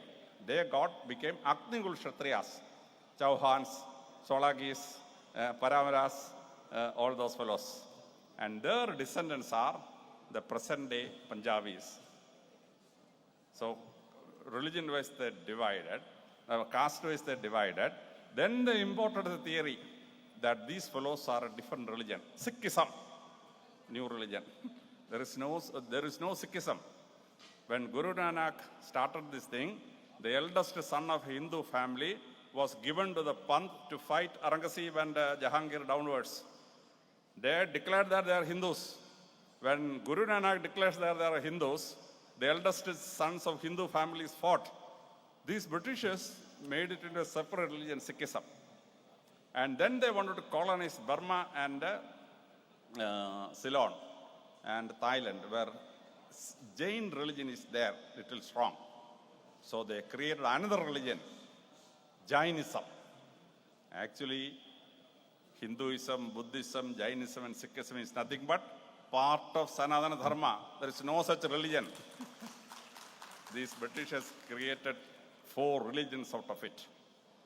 Then they curved, after 1846, they conquered, after Rana Ranjit Singh died, they conquered in 4 Anglo-Sikh wars, Punjab, Haryana, Kashmir, Pakistan areas. Then they curved down to Delhi, 1857. The great first war of independence, in which Bahadur Shah Zafar was defeated, Jhansi Rani was killed, Tandya Topi was killed, and Nana Sahib ran away to Nepal to escape. They conquered the whole of India. Now, since Britishers conquered India, Bengal, Bihar, Orissa, then Tamil Nadu, then Karnataka, Maharashtra, Punjab, and Delhi, they conquered India clockwise. So that is why Tagore, when he wrote Janaganamana, he came on anti-clockwise direction. Punjab, Sindhu, Gujarat, Maratha, Dravida, Utkala, Bengal. Britishers conquered India clockwise, so Tagore wrote it anti-clockwise, Janaganamana. After getting the whole of India under the control, they decided Sanatana Dharma has to be destroyed. For which, what they did, 1861 they started Asiatic Society.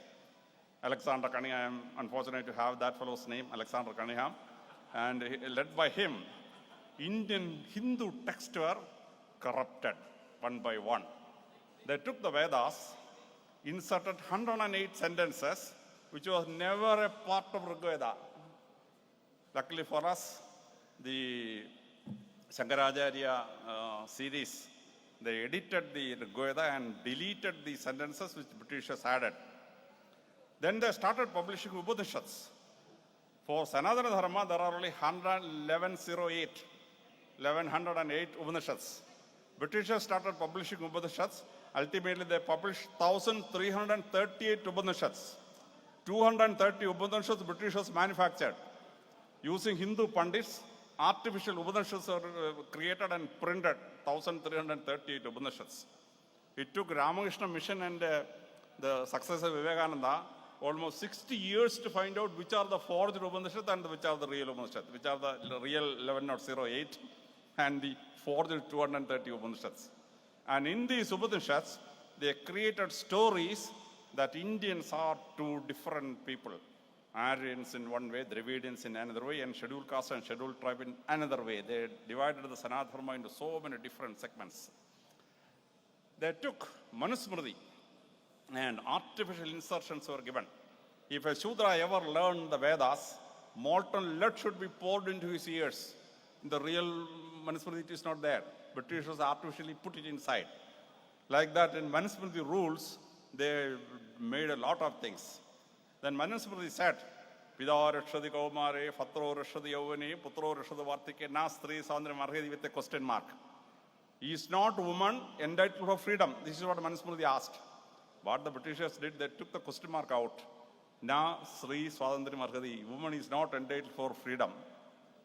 Exactly opposite the Britishers created by removing their question mark to suppress women. That is why they created that story. Then they made a wonderful finding. They said, Hindus are so peace-loving. They never went out of India to conquer anybody. Hindus never invaded any other country. Why did they do so? To demoralize the Hindus. You Hindus, you are idiots. You cannot raise an army. You cannot fight. You are all peace-loving idiots. To tell the Hindus, to demoralize the Hindus, Britishers created this particular story. Hindus from India conquered Afghanistan, Hindus from India conquered Tibet, Hindus from India conquered Nepal, Hindus conquered Burma, Thailand, entire Southeast Asia, Srivijaya Empire, it conquered up to Fiji. Hindus conquered almost 15 countries in the world. At that time, the Britishers told us, you are all idiots, you are not a warlike people, Hindus, you keep quiet, you are a very bad, very peaceful people. False history was told to the Hindus. And then, in 1881, they came out with a wonderful theory. That is the Aryan innovation theory. Max Muller, a German scholar, was invited to England. He was given free food and this thing, made to live in Oxford University, and wrote the Sacred Books of the East, 50 volumes. I have the entire volumes with me in my library, in which he said, Aryans came down from the Central Asian steppes, Yemenite people. They came, defeated and conquered the Indus Valley civilization and conquered the whole of India. Dr. Jayasree very beautifully demolished the whole thing in about 40 minutes. Kudos to her, wonderful way. Now, absolutely false theory. Why did they create the theory? They created this theory so that one branch of Aryans went to Europe. They were the ancestors of Germans, French, and English. Another branch, Indo-European branch, came to India.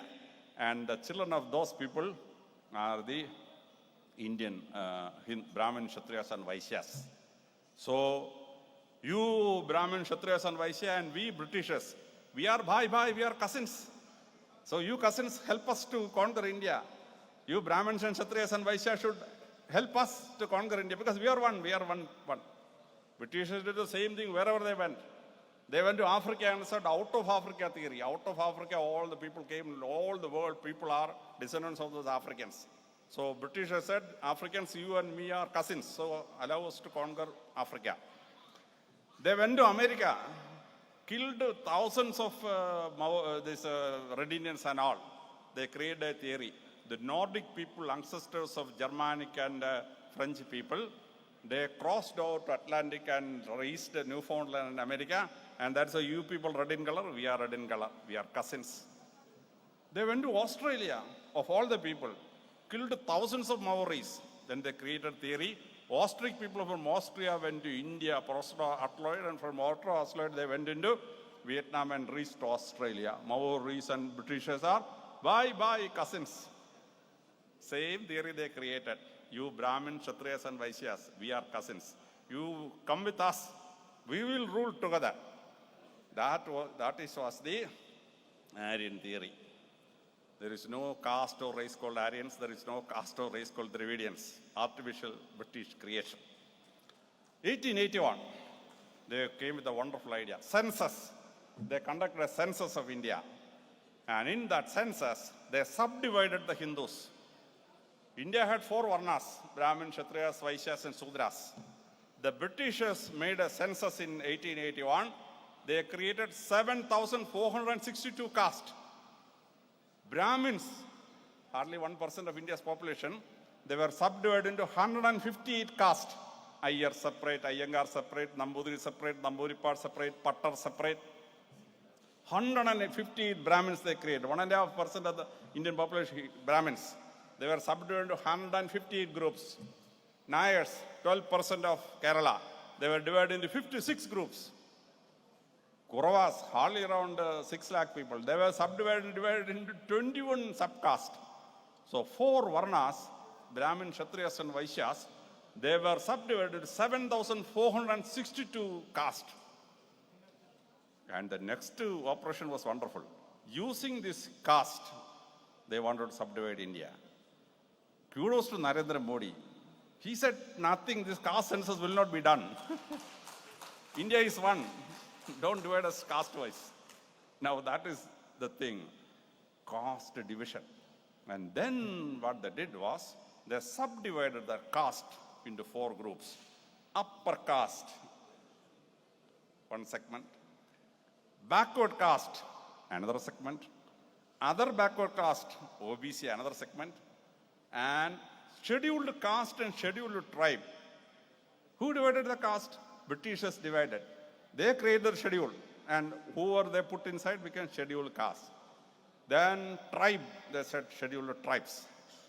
And then OBC, and then the upper caste. Who divided upper and lower? Britishers. They put Pulayas as a scheduled caste. Pulayas were the ruling community of Kerala. The Trivandrum was ruled by Pulaya ruler, Pulayanar Kota. Pulayanar was the king of Pulayas. They had a famous Kota, fort, Pulayanar Kota. The Democratic king was Pulaya. They made Kauravas, another subdivided caste. Kauravas were the leading community of Tamil Nadu. In Sanghakalam works, many of the kings and queens were Kauravas. And many of the Sanghakalam poetesses, Ilaveni was Kaurava, Kurumakal Chati was Kaurava. 5 important poetesses of Sanghakalam is Kaurava. And these fellows, they made it into scheduled caste. Parayas, another community, Parayas. Parayas was the ruling caste of Palghat. They were called Vallu Konadiris. They were rulers of Vallunad. Vallun means Parayas. And Parayas became so famous that when the American president Biden wanted to scold South Arabian king, he said he will be international Paraya. Paraya became such famous. American president uses this word Paraya. They were once the rulers of a major part of India. And when 437 princely states, which was associated with the British, out of which 157 princely states were ruled by SC/ST kings. Around 280 kings were OBCs, backward communities. When Britishers said there are 437 princely states, almost 150 kings were scheduled castes and scheduled tribes. Around 300 of them were OBC kings and queens. And they say, backward, scheduled caste, scheduled tribe. This caste division was to divide India further. And by 1893, great Vivekananda, whose famous quote, who always quotes from Upanishad, Uttishtata, Jagrata, Prapi, Varanida, from which you have taken your A3, the 3-1, arise, awake and all, Vivekananda's great quotation. He went to Chicago Congress and he started his speech, brothers and sisters of America. Americans and the Britishers published it very widely. Vivekananda was accepted the Aryan theory that Europeans and Americans are their cousins. In Hindi, whenever you start a speech, Bhaiyo Brahano, have you heard Narendra Modi Prime Minister speaking? Bhaiyo Brahano, which Vivekananda just translated to English.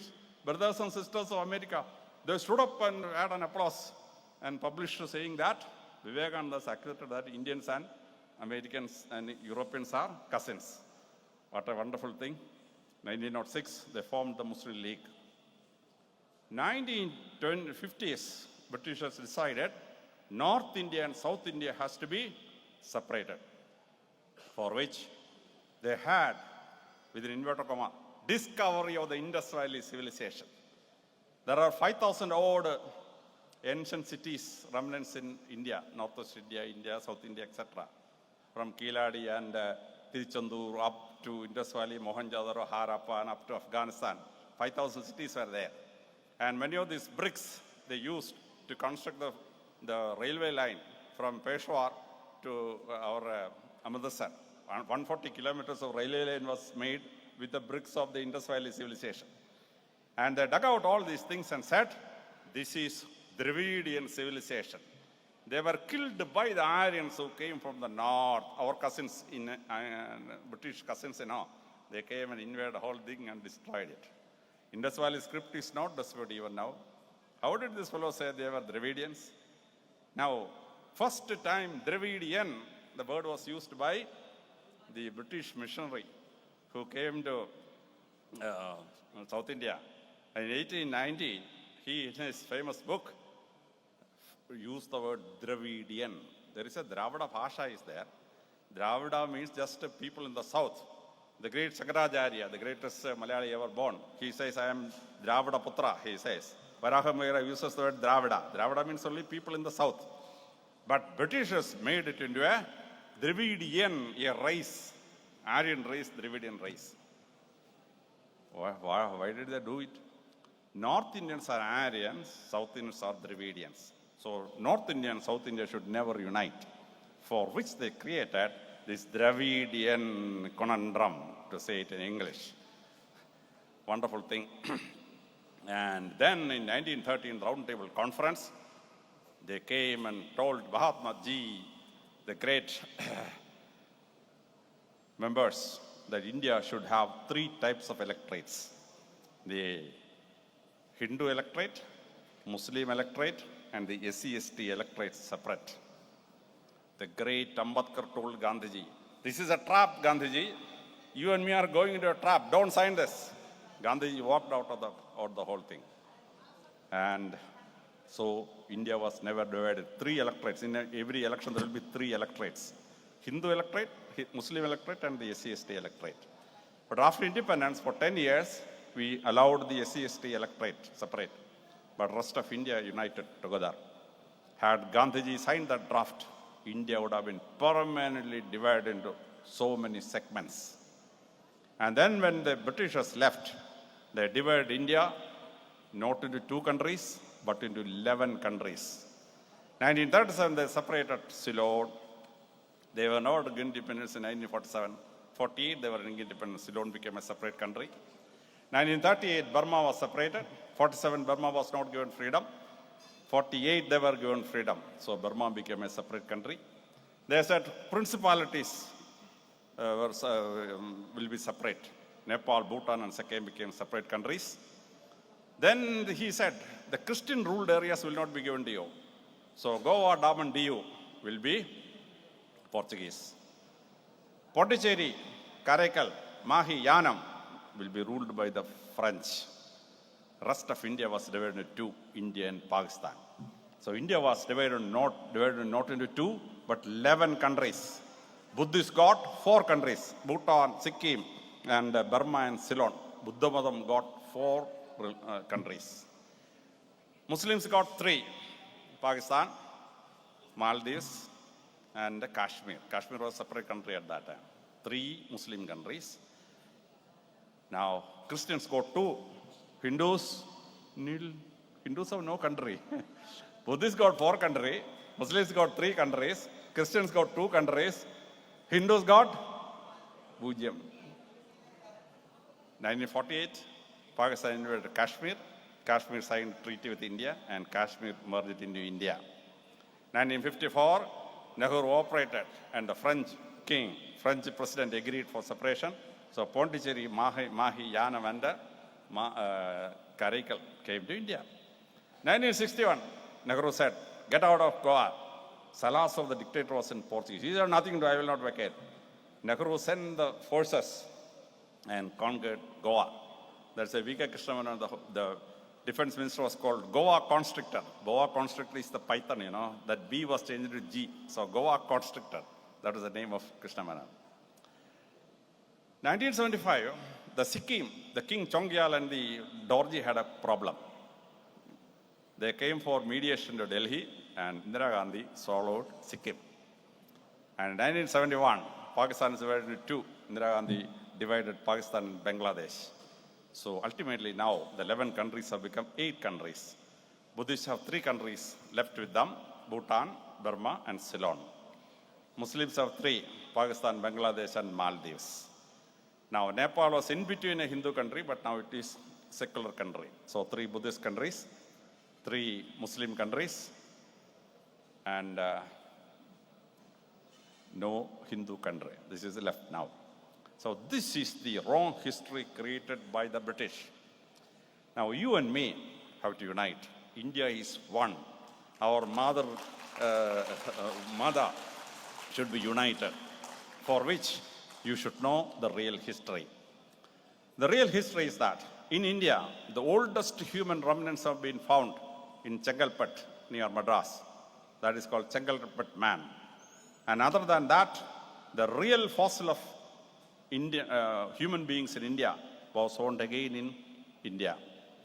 So in Europe, they were called Neanderthal men and Cro-Magnon men from the cave in which these skeletons were taken out. In Indonesia, they were called Java man. But what will we call the Indian skeleton? So they said, Rama, the great hero of the Ramayana, this name should be used. So this human skeleton was called Rama Pitekas. Adi Kavyam gave the name for the Adya skeleton, human skeleton, found in Tamil Nadu. The oldest human settlement is found in Tamil Nadu. Chengalpet man and Rama Pitekas. And then we find that the southern area people, they started spreading out. And Britishers, what they used, Turanian was separated from Dravidian. Dravidian was separated from when the DNA was found. They said ancestral North Indian, ancestral South Indian. And likewise, they changed the names every time so that feeling should not be there. The ancestors of Tamilians, or the Turanian race, they lived in the oldest settlements found, Gobaki Tepi and Kerala Tepi. If you can set the net, you can see Kerala Tepi and Tobake Tepi. In Kerala Tepi and Tobake Tepi, old relics were found out. What are the relics found out? Shivalinga, Narasimha, the 4th avatar of Vishnu, Narasimha, idols. Mother goddess, Kali, is found from Gobaki Tepi and Kerala Tepi, 8000 BC onwards. You come down in history, Sumeria, the oldest civilization, older than Egypt. Sumerians say that their ancestors crossed the Arabian Sea from southeast direction, came down in 8 boats and landed in Sumer. The oldest civilization says. Now what is southeastern direction? If you get down into Saudi Arabian Sea and just cross, you will reach Tamizha. And from Tamizha, these people went and found the first civilization in the world, Sumerian civilization. In Sumerian civilization, you find the Tamil words there. For village, Sumerians say Ur. Our ancestor, the Christian ancestor Abraham, he went from Ur to Israel. Ur, village. Father, in Tamil we say Appa. Sumerians say Abba.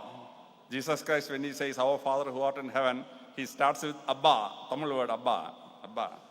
Mother, Tamil word is Amma, Sumerian word is Emma. Same word. Yell, Sumerian word Yell, Tamil word Yell.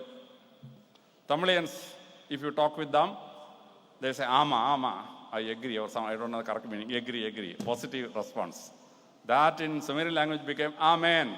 Jews, Christians, etc., we pray, Amen. Every prayer we end with Amen. The same Ama of the Tamilians. In Sumerian language, 125 words are Tamil words, 125 words. And the Sumerian skeletons checked up, find that the DNA of the Sumerians are the same of the Tamilians. 6,000 years back, the great Sumerian civilization is a Tamilian civilization, Dravidian civilization, which go and settled in Sumeria. 3,200 years back, Ramesses, the great pharaoh, he died. And Egyptians, when they preserve bodies, mummies, they apply the kurumulaga into their noses, mouths, etc.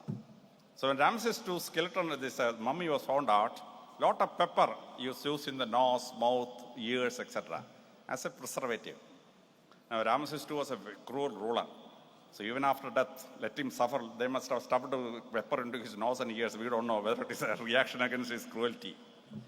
And the word for pepper used in the papyrus or the Egyptian pyramid is kar, which is the original name in Tamil language. Pepper is curry. In Sangalam we read, curry endi poyidum kappalgal ponnendi thirigi varum. When pepper is sent to Roman Empire, gold comes out. Curry endi poyidum kappalgal ponnendi thirigi varum. So the Egyptian word for pepper is kar, which means Tamil word is used in the Egyptian papyrus. Same thing. And now, in English, we have a word, curry, C-U-R-R-Y, curry. Curry is a Tamil word, Tamil word for pepper, curry, became in English another word called C-U-R-R-I, curry, mean curry, arch curry, etc. we eat, you know. Original Tamil had gone into German and English to become a word for cooked food with a little liquid inside it, curry. 3,000 years back, Solomon wanted to construct a temple. So he ordered Tarshish ships to bring the whole thing, Tarshish ships. Now, what is Tarshish? Tarshish is, in the Rig Veda we read, the navigating people are called Turvashar. Now, the Indus Valley civilization downwards, or Rig Vedic downwards, we had the Turvashar who are the seafaring navy. So the Turvashar is the word used as Tarshish in the Bible. Solomon was very fond of peacock feathers. Like Lord Krishna, he was very fond of peacock feathers. So Mailpili was brought from here to decorate the sanctum sanctor of the temple of Jerusalem in the Bible. And now, this peacock feathers is called in the Hebrew language as Tuki, T-U-K-I. This is a Tamil word for peacock, Togai. Togai, the Tamil word for peacock, became Tuki in Hebrew and the Aramaic language. So the peacock feathers went from here to Jerusalem into the temple.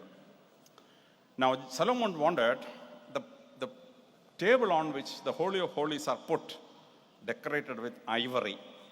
So he ordered the Tarshish ships to bring ivory. So from South India, the Tamilians sent this ivory right up to Solomon's temple. So this ivory is called in the Bible, Hebrew Bible, Aramaic Bible, as Kalaf, K-A-L-E-P-H. This is the Sanskrit word for elephant, Kalafam. That became in Aramaic language, Kalaf. This Jewish Kalaf went into Greece, it became Elef. And it came to English, elephant, phantom, big Elef became elephant. So elephant is a word derived from Sanskrit word, Kalafam. When the Tarshish navigators were talking about one animal, Solomon got interested. What is this animal, very peculiar animal, playing animal? Can you bring two of them? So they brought these animals to Solomon. What they brought was a monkey. So this monkey is called in the Bible with a word called Kapi, K-A-P-H-I. This is a Sanskrit word for monkey, Kapi. That's why Hanuman we call Kabindran. So the Kabi or the monkey is a Tamilian monkey, you know. It's used by the word, this particular word, Kabindran, Kabi, like that. 22 words, Tamil and Sanskrit, have crept into the Bible because of the Tamils export and sea trade with the Jews and the Arabs. Indus Valley civilization is Dravidian. The Britishers accepted Dravidian, but the same, the Tamilian blood and the DNA was the DNA of this thing. Right from Turkey, Iran, Indus Valley, and the whole of South India, etc. Here Britishers played a wonderful game. The Aryans have R1A1, R1B1, etc. The whole of the Indian population, R1A1 put together is only 9%. Negroid African origin people are 26% of the population. 3% is others. Now, 60% of India's population is Dravidian. Gujarat is Dravidian, Orissa is Dravidian, Bengal is Dravidian, Bihar, all the OBCs are Dravidian.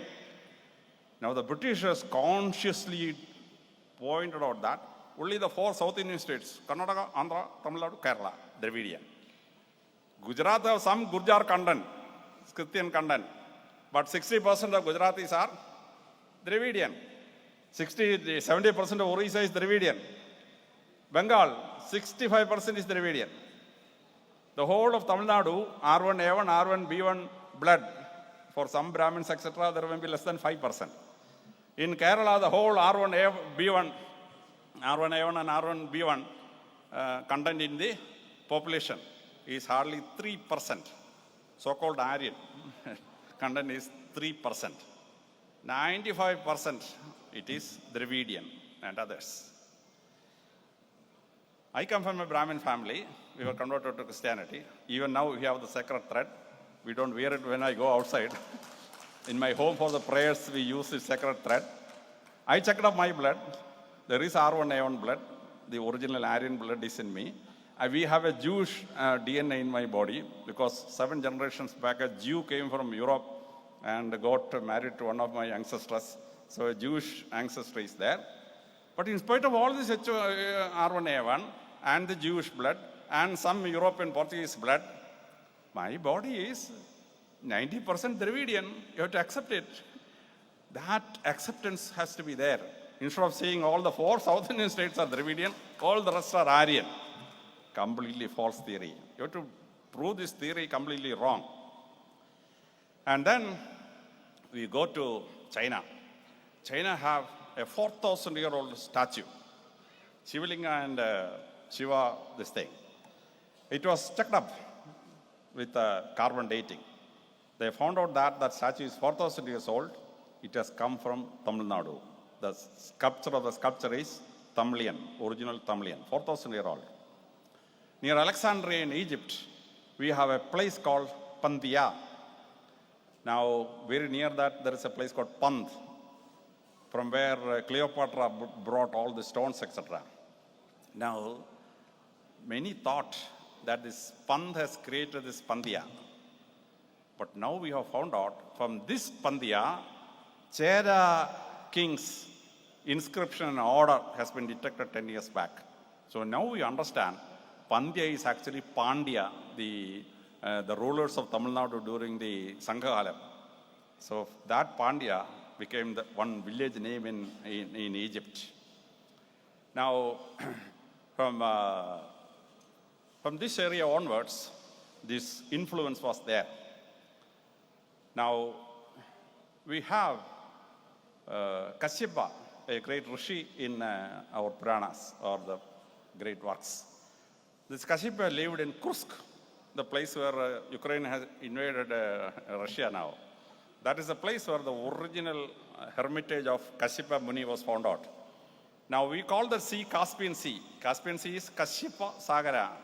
Because Kashyapa lived there, the sea is called Caspian Sea. And Kazakhstan, Uzbekistan, Tajikistan, Turkmenistan, and Kyrgyzstan put together, 5,000 Hindu temples have been detected. 5,000. Hindus were living in all those areas. No Aryan came from there. We have a continuous civilization from Turkey, Iran, up to Tamil Nadu. Continuous civilization. This Kashyapa later migrated from Caspian Sea and lived in Kashmir. So Kashmir's original name is Kashyapa Mir, the hill on which Kashyapa lived. Kashmir have nothing to do with Muslims. Kashmir means Kashyapa Mir, the hill on which Kashyapa lived. So Hindu civilization was reigning from the whole area. Now DNA studies have been found out that the so-called Dravidian, ancestral South Indian they call it, the so-called Dravidian DNA is available in Romania, is available in Turkey, is available in Georgia, and it is available in 26 countries on all the sides of the Caspian Sea. South Indian, Dravidian, ancestral South Indian DNA has been detected. So we were living from Caspian Sea continuously up to the Indus Valley civilization and down into this place. And one Indus Valley city is called Harappa. That is a city named in the Rigveda. In the Dasarakya war, one of the war is happening at a place called Hariyupa. You see, Majindar says Hariyupa and Harappa are the same. I am not a historian to fight with any of these fellows. Anyhow, Hariyupa and Harappa are the same. This place was called in other areas, other places as Meluha. One of the Meluhan merchants was caught in a civil case in Kuwait. The whole thing had been found out from the remnants of Dilmun. Dilmun is a place around 75 kilometers from the Kuwait city. And Dilmun, when it was dug out, we found a lot of stones in which cuneiform scripts are there, from which this fellow who came from Meluha conducted this crime and he was being described. And this Meluha actually gave a different name, a different word in Sanskrit. People living in Meluha or Harappa were called Meluha Kacha, one who lived in Meluha. That gave a word called Mlecha. In modern India, we call backward people as Mlecha. Mlecha is actually a word derived from Meluha. Another theory. I don't wish to fight with historians. Anyhow, Indus Valley civilization is mentioned in Dilmun. It is mentioned in Babylon and Sumeria. The northernmost Hindu temple across Himalayas have been discovered 100 kilometers south of Peking. From there, the whole influence is there. Now we come to the first epics. In Rigveda, the last king named is Sandanu, the father of Bhishma. In Atharvaveda, last king named is Parishit. Parishit is the successor of Yudhishthira in the Mahabharata. So Rigveda, Atharvaveda, etc. periodically can be connected with these names. I am not a historian, I don't want to fight with anybody. And when we come to Ramayana, the first epic, lot of incursions and other things are done by the British. First they played on Valmiki. Valmiki in the Bengal Ramayana wrote around 600 years back, enraptured in the Sanghalam. I have the entire Sanghalam works with me. I don't know Tamil, so I have got it translated in English in my books and I leisurely read it. The great achievements of the Tamil people or the South Indian people. From here, we went to distant areas. Burma was captured by the Dravid Tamilians. Siam was captured by the Tamilians, so Thailand. Thailand, many people say the Thai word comes from Thai, Tamil word called mother.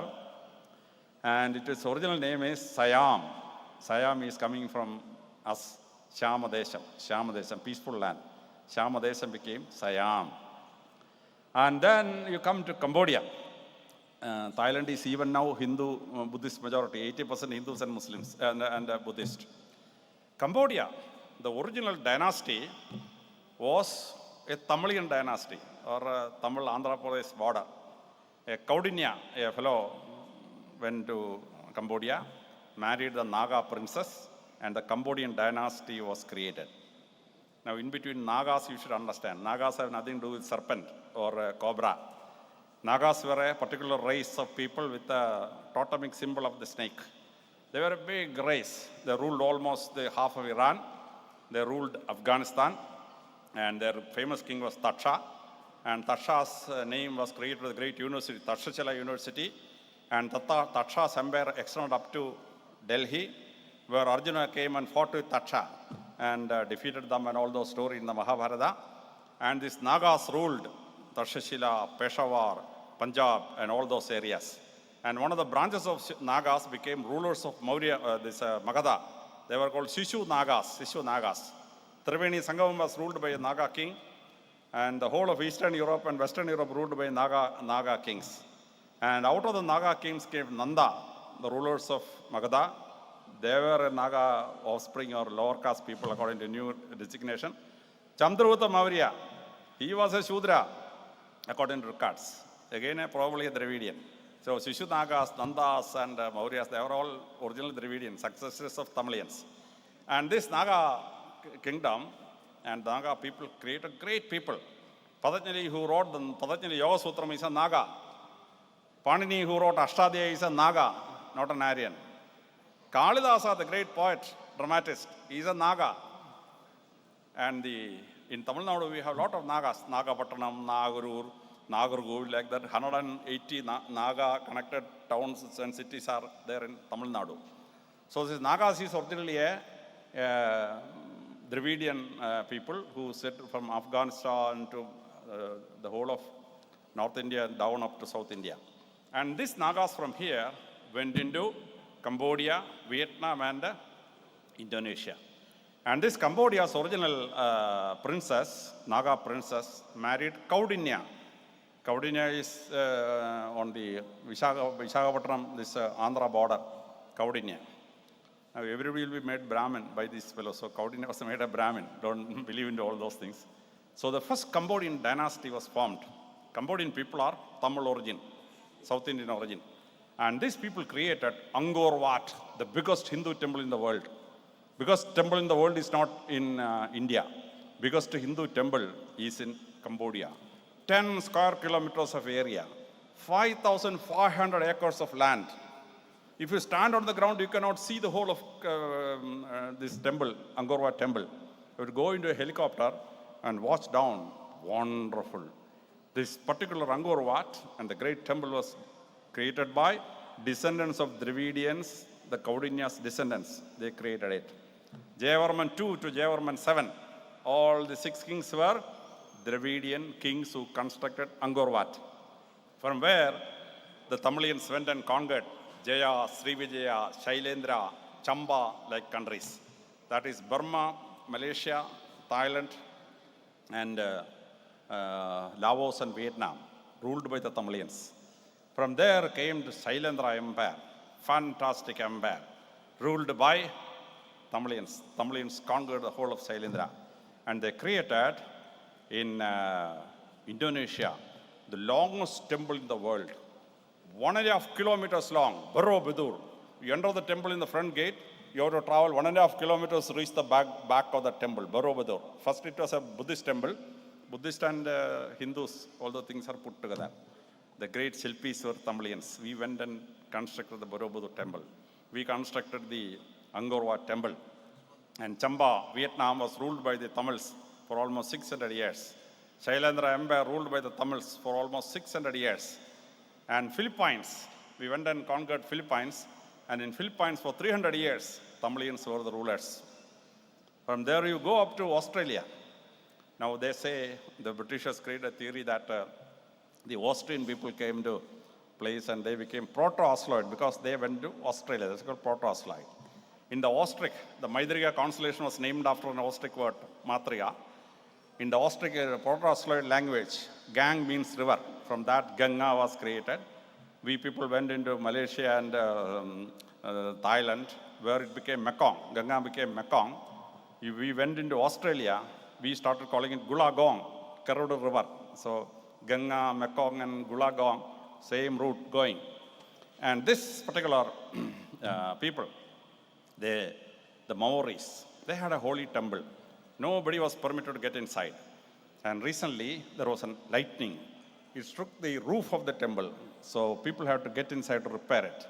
They found a bell, the most sacred thing of Maoris, in which Lord Shiva's name is written in Tamil, old Tamil language. And the subject of the Maoris of Australia and New Zealand for a DNA test, they found they belong to the same DNA of Irular. In Tamil Nadu, there is a tribe called Irular.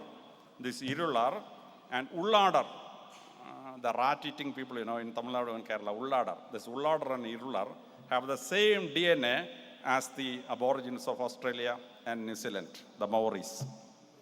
So Tamilians have reached up to that place. Now, Indus Valley script is found outside Indus Valley only at 2 places. One is in north of Pacific, we have the famous Eastern Islands. In Eastern Islands, we have found Indus Valley script. So Indus Valley civilization was not confined to Indus Valley. Indus Valley civilization was continuous up to the whole of India to southeast. We reached up to Easter Island. A second Indus Valley script outside India was found out from Thailand. And below that Thailand that script, Tamil script is written. If you want, anybody want to check up in the net. So, may not be at the same time, but the top is Indus Valley script and the below is Tamil script. Whether the Indus Valley script is saying the same thing as the Tamil script, we don't know. So outside Indus Valley, the Dravidians people, the same script is found out in Thailand and in Easter Island. And in Pacific Ocean, 14 islands are named after Lord Rama of the Ramayana. You check up the names of each of the island, you will be wonderstruck. 14 islands in the Pacific Ocean is named after our beloved Rama of the Ramayana. We went up to there. And you go up to Fiji. In Fiji, there is one island called Karanika Island. People say we are Kalians. Our ancestors were driven out of our land by Lord Krishna. That's what the fellows in Karanika Diva tells. When I went and read the Bhagavatam, I was wonderstruck. After Lord Krishna defeated Kalian, Kalian had two wives. Two wives came and said, Lord, don't kill our husband. Then Kalian had 4 children. They came and cried to Lord Krishna. Lord Krishna said, don't worry, I will not kill your father, but get out of this place, cross the sea and go to Karanika Island and live there. So Kalian, along with the wife and children, went to Karanika Island across the sea. This is what written in Bhagavatam, 10th skanda, the Bhagavatam with my hand. Now read what the Karanika people in Fiji says. Fiji is a Hindu majority country. Their prime minister was a Hindu. And now, Kalian, they say they were descendants of Kalian. They say they were driven out of Kaliya Nadi's coast by Lord Krishna. And they live in an island which is called Karanika Island. What a wonderful coincidence. So Indians and Hindus, and whether it is Dravidian or any other thing, we stretch from Egypt round up to the place called the whole of India, Southeast Asia, up to Pacific Island, Easter Island, and Australia. I will tell one more thing and stop. Ramayana's story from here went to different countries. It went to Greece. They created the famous Homer's Iliad. Ravana lived in Edom Island, and Helena was kidnapped to Edom Island. Sita was dug out from the land while the festival was there. Helen came out of an egg. Both were described in the same language. Ramayana war was 10 years. The Iliad war was for 10 years. And ultimately, it became a great epic in the Greek language. Now, the wonderful part of it is, in our story, Rama is the hero.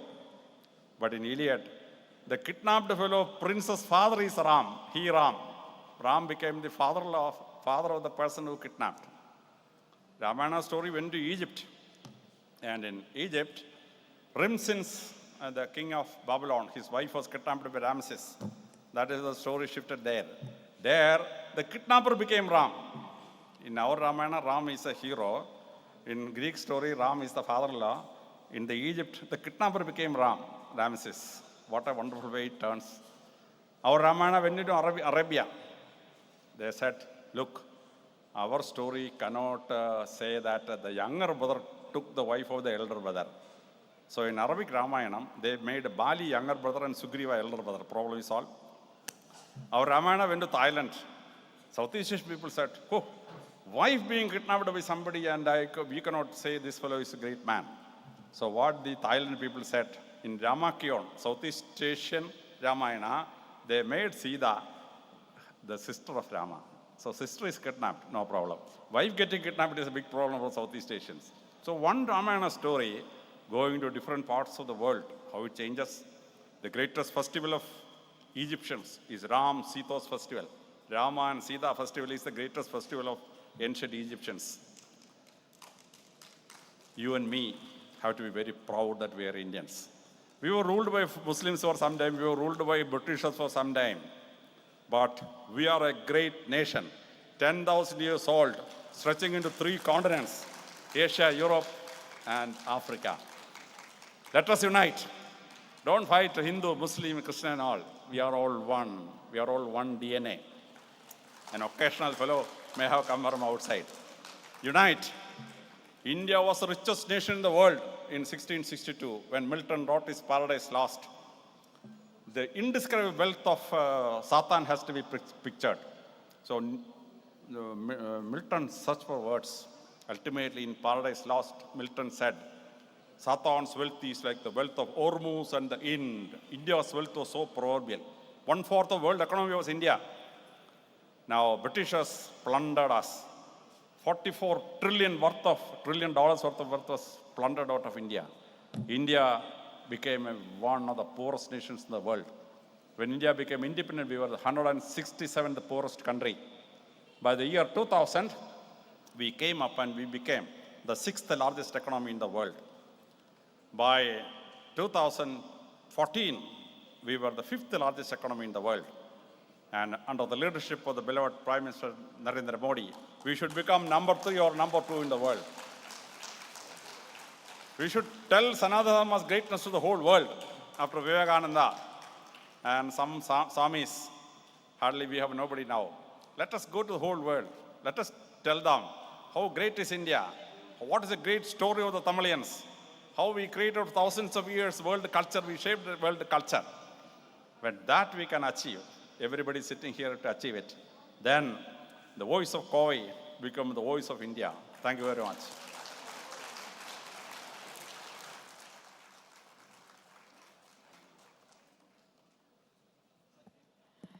Thank you so much for this enlightening speech, sir. ரொம்ப அழகாக கிட்டத்தட்ட 10,000 ஆண்டுகளுடைய வரலாறோட முக்கிய புள்ளிகளை ஆங்காங்கே தொட்டு நம்மளை பல பகுதிகளுக்கு அழைத்து சென்று பிரிட்டிஷருடைய பிரித்தாளும் சூழ்ச்சியும் எப்படி அவர்கள் ஜாதி பாகுபாடு ஏற்படுத்தினார்கள், பின்னாடி திசை வாரியாக பிளவு, பின்னர் மதம் வாரியாக பிளவு என்று அனைத்து நுணுக்கமான தகவல்களையும் ஆரிய படையெடுப்பு என்ற மாயையும் உடைத்து திராவிடம் அப்படிங்கிற நிலப்பரப்பை எப்படி அவர்கள் ஏமாற்று கொள்கையாக கொண்டு வந்து நம்முடைய பிரிவினைவாதத்தை ஏற்படுத்தினார்கள். எட்டிமோலாஜி, த தாத்து ஆஃப் த வேர்ட் அப்படின்னு பல வார்த்தைகளுக்கான பல மொழிகளில் இருக்கும் வார்த்தைகளுக்கு தமிழ் வார்த்தை எப்படி மூலக்கூறாக இருக்கிறது என்பதை வெகு அழகாக நம்முடைய இன்றைய சிறப்பு பேச்சாளர் திரு அலெக்சாண்டர் ஜேக்கப் அவர்கள் நம்மிடையே எடுத்து வழங்கினார்கள். May I now request Sri Jay Krishnan K to honor Sri Alexander Jacob with a shawl, and I request Mr. Meenakshi Sundaram to honor him on behalf of Voice of Covai with a memento.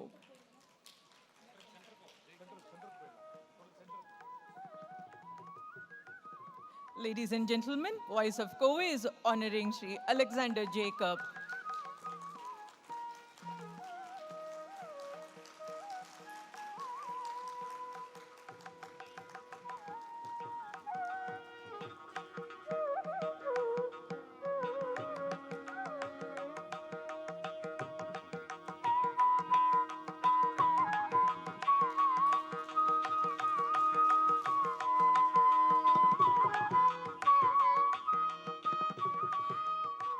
Thank you so much, gentlemen.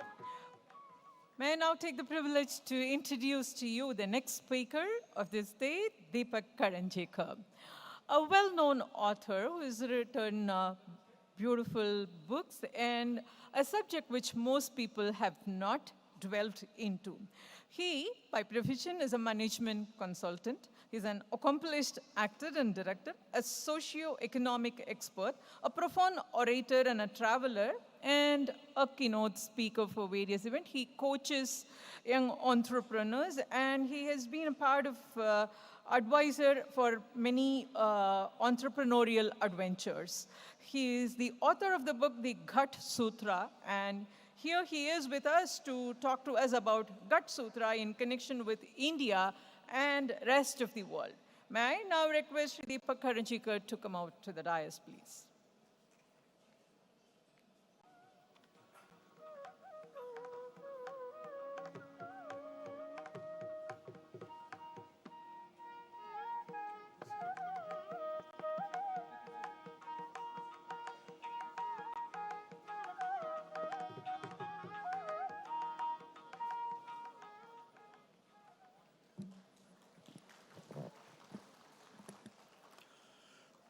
Vande Mataram.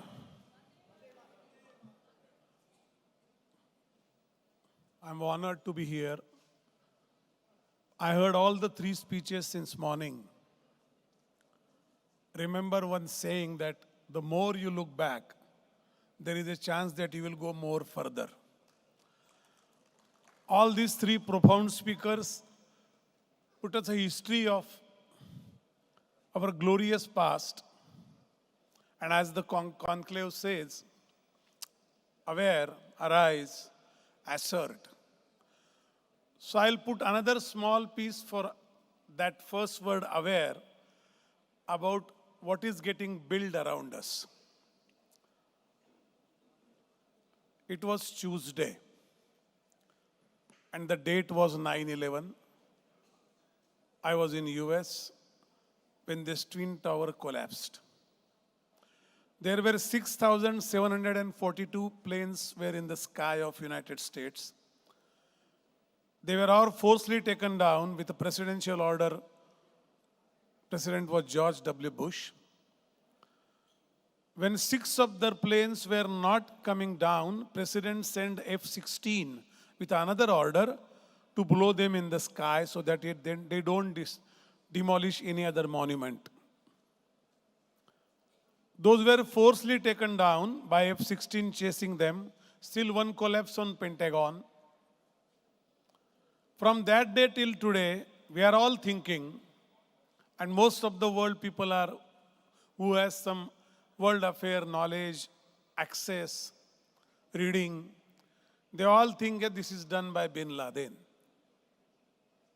It is not so. The Ghat Sutra mentioned here is a book I written, was writing for 7 years, reading 500 plus books. It talks from Titanic sinking to Corona 2 years back. These are the two terrorist acts of the 2 centuries. Titanic sinking was a terrorist act. Purposes were different, including Corona was the second terrorist act of this century. In between, there are several things happen in the world. The Ghat Sutra describes, right from the Titanic sinking, Federal Reserve Bank establishment, Russian Revolution, First World War, Great Depression, Second World War, oil politics, 9/11, Trump coming to power, .com, all those kind of the American share markets, all frauds, and then the Corona. The book is here for sale on discount. You can read that. But what I'm going to say in the first name of aware, we should be aware. Why? Because all these incidences where they did not happen, I mean they happened, but they made it happen by somebody who controls this world. And my friend, please believe my word, this is not a conspiracy theory. This is a reality of life. And now since we have risen as a country, as a India, now those all tentacles are touching us now. All their hands are reaching India. Because we are at their level of economic, as Sir said, 5th largest economy in the world. And that's why all these Hindenburg and other things are happening right now. Do you think if I ask you some question, your answers will be different?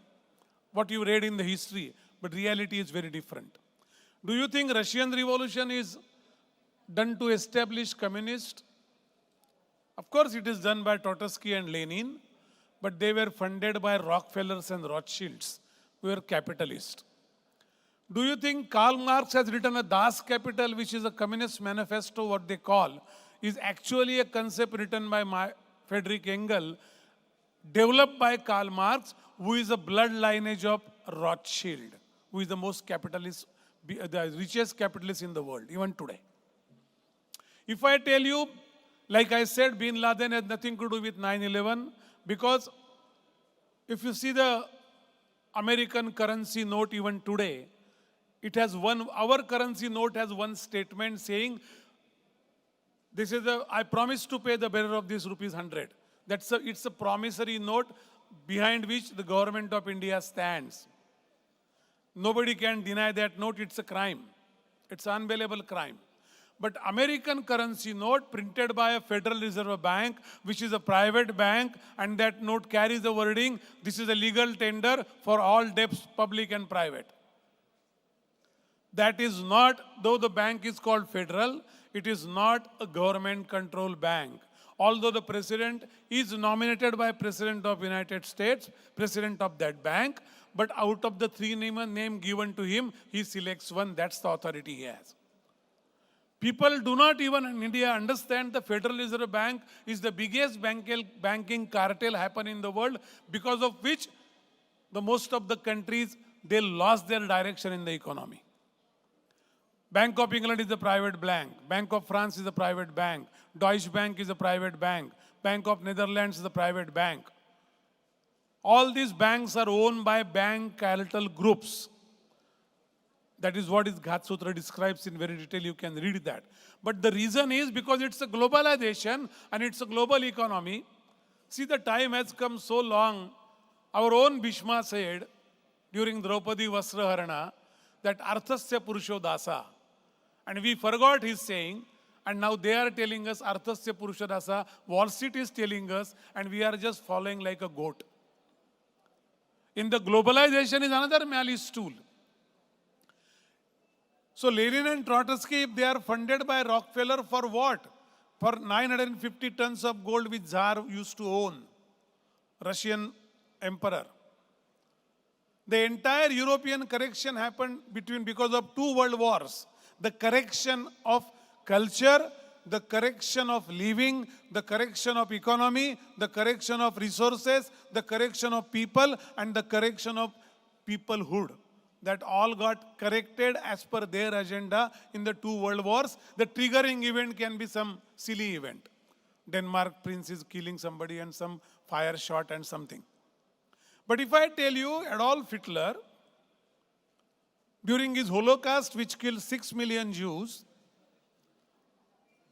outsourced this work of planning this project to an American company, you will not believe, but that's a fact, my friends.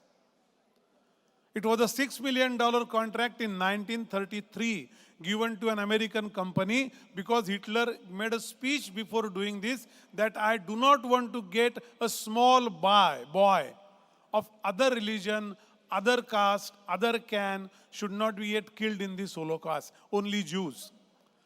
That's what is a 6-phase project which was allocated to a company called IBM. And I mean it. My book has all the details, all the proofs. The Holocaust project was run by Hitler brother Himmler. And the Holocaust project card, which has a punching card for every Jew got killed, that's called alphanumeric numbers, which is the first time the whole punching card came in the world, which is a binary 1 and 0, based on which IBM brought the first computer. And that called Hollerith punch card. Hollerith was the founder chairman of IBM.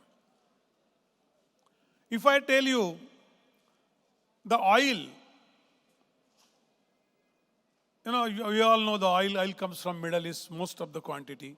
But do you know the oil is only traded in dollar in the world? My own land product tomorrow, my rice is getting traded in dollar. Who makes that call? And for what? If I tell you that entire oil transaction happen in dollar, that's why with 21 trillion of GDP and 24 trillion of debt, America's dollar currency is floating because it attached to the most transactional commodity. It's same true with gold. And I'll remember this thread of oil and gold. I will come to that with a new currency code called data. I will come to that at the end. This is all linked. And if I tell you that entire oil game was played by Nixon, called a dollar game, against which they have given the complete technology to exploring the oil, and against that the deal was made with OPEC. OPEC was established for making that deal. This will be only traded in dollar in the world. It gets traded at two places in the world, New York and London. There is a Rothschild column in London. Bank of Rothschild, London, there is a Rothschild column where Rothschild's person sit every day morning at 10 a.m. and decide the rate of gold in the world. We all use, that is in dollar. The entire maritime trade is linked to the British pound. That's why a tiny country, maybe half of Tamil Nadu and half of Maharashtra country, nothing exports, nothing manufactured, but still its British pound is holding very high because the entire maritime trade is linked with that. These are the financial things which we don't understand because our entire culture is based on tyaga, sacrifice. And we don't understand artha. 4 purushartha hai, 4 purushartha, dharma, artha, kama, moksha. Artha is very important after dharma. We learn about dharma. We listen to some profound speeches on dharma. But my dear friend, just to add to Adaraniya Jacob sir, that dharma is not a religion. That is another definition these Britishers thumped on our head. Dharma, Sri Krishna says in the 15th adhyaya, 3rd number shloka says, Swadharme nidhanam shreya paradharmo bhayava. That time there were no Muslim and Christian religions. They are religions, they are not dharma. Dharma is way of living.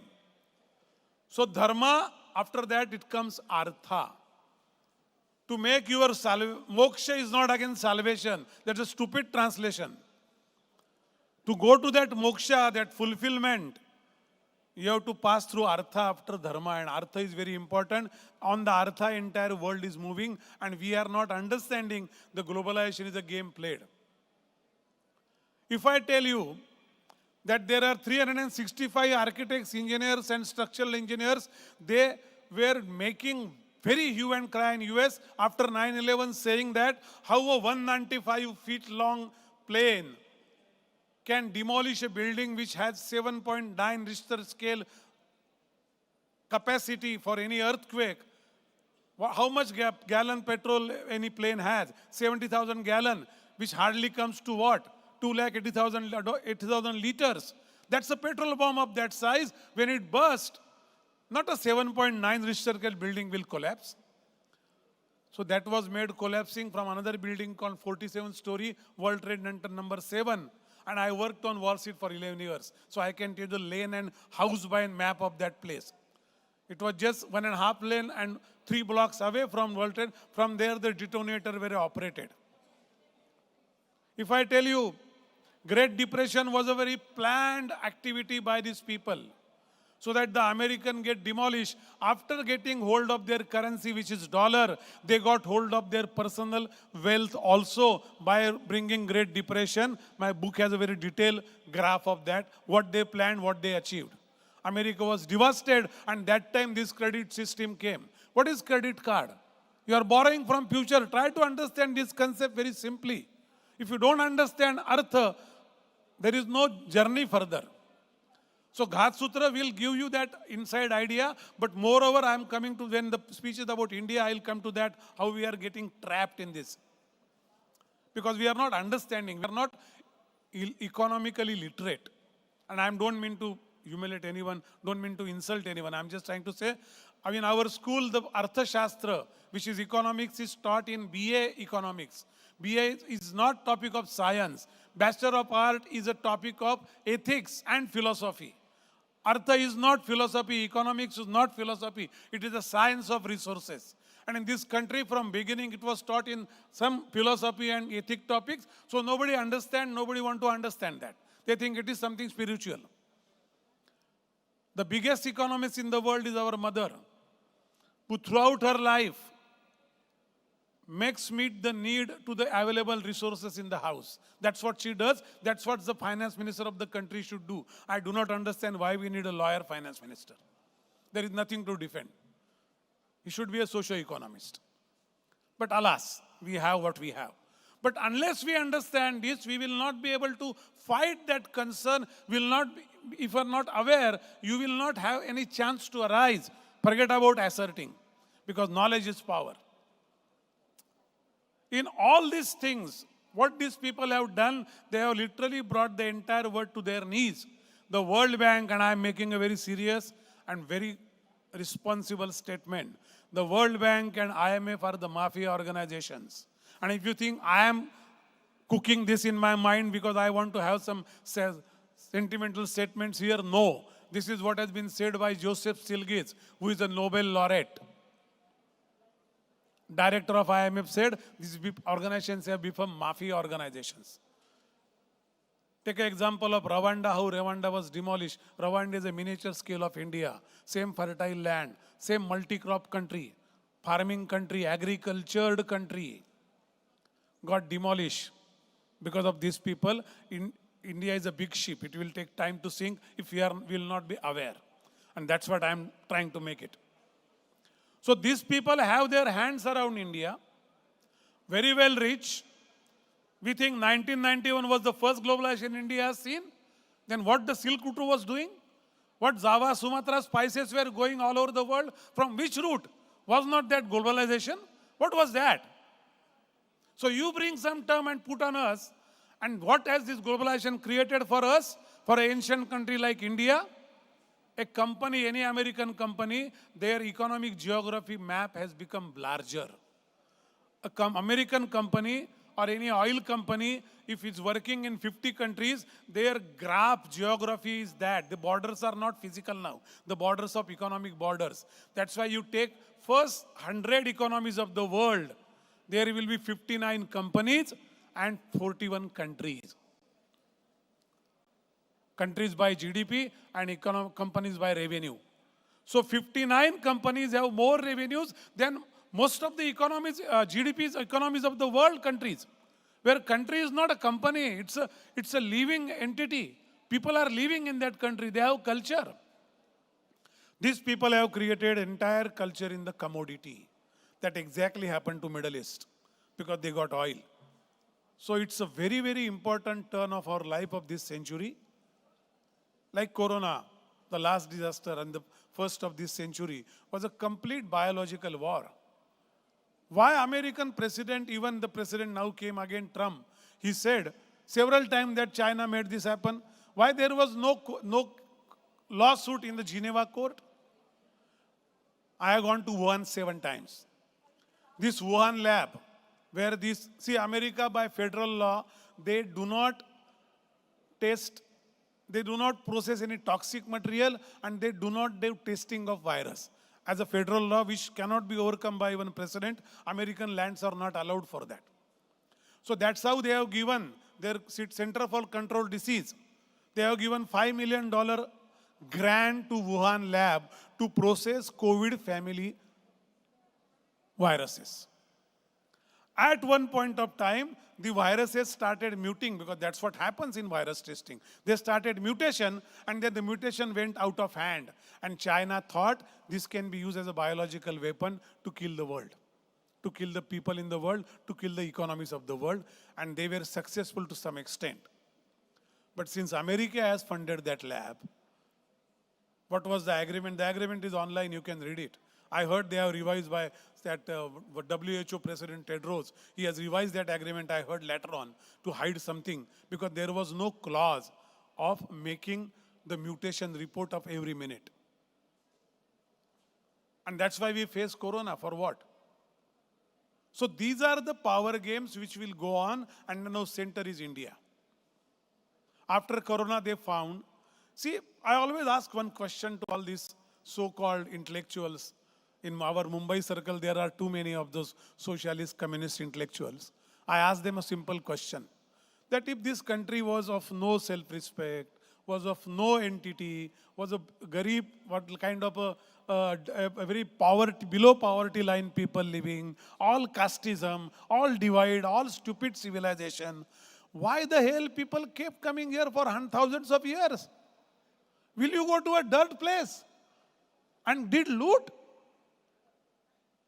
I mean, if I go into the history, Ghat Sutra, it will take a couple of hours to talk. I will not, that is not my topic. But 150 lakhs, 1.5 crore Hindus were killed by these invaders. 27 full ships of gold has left from Vasco da Gama came to which that port?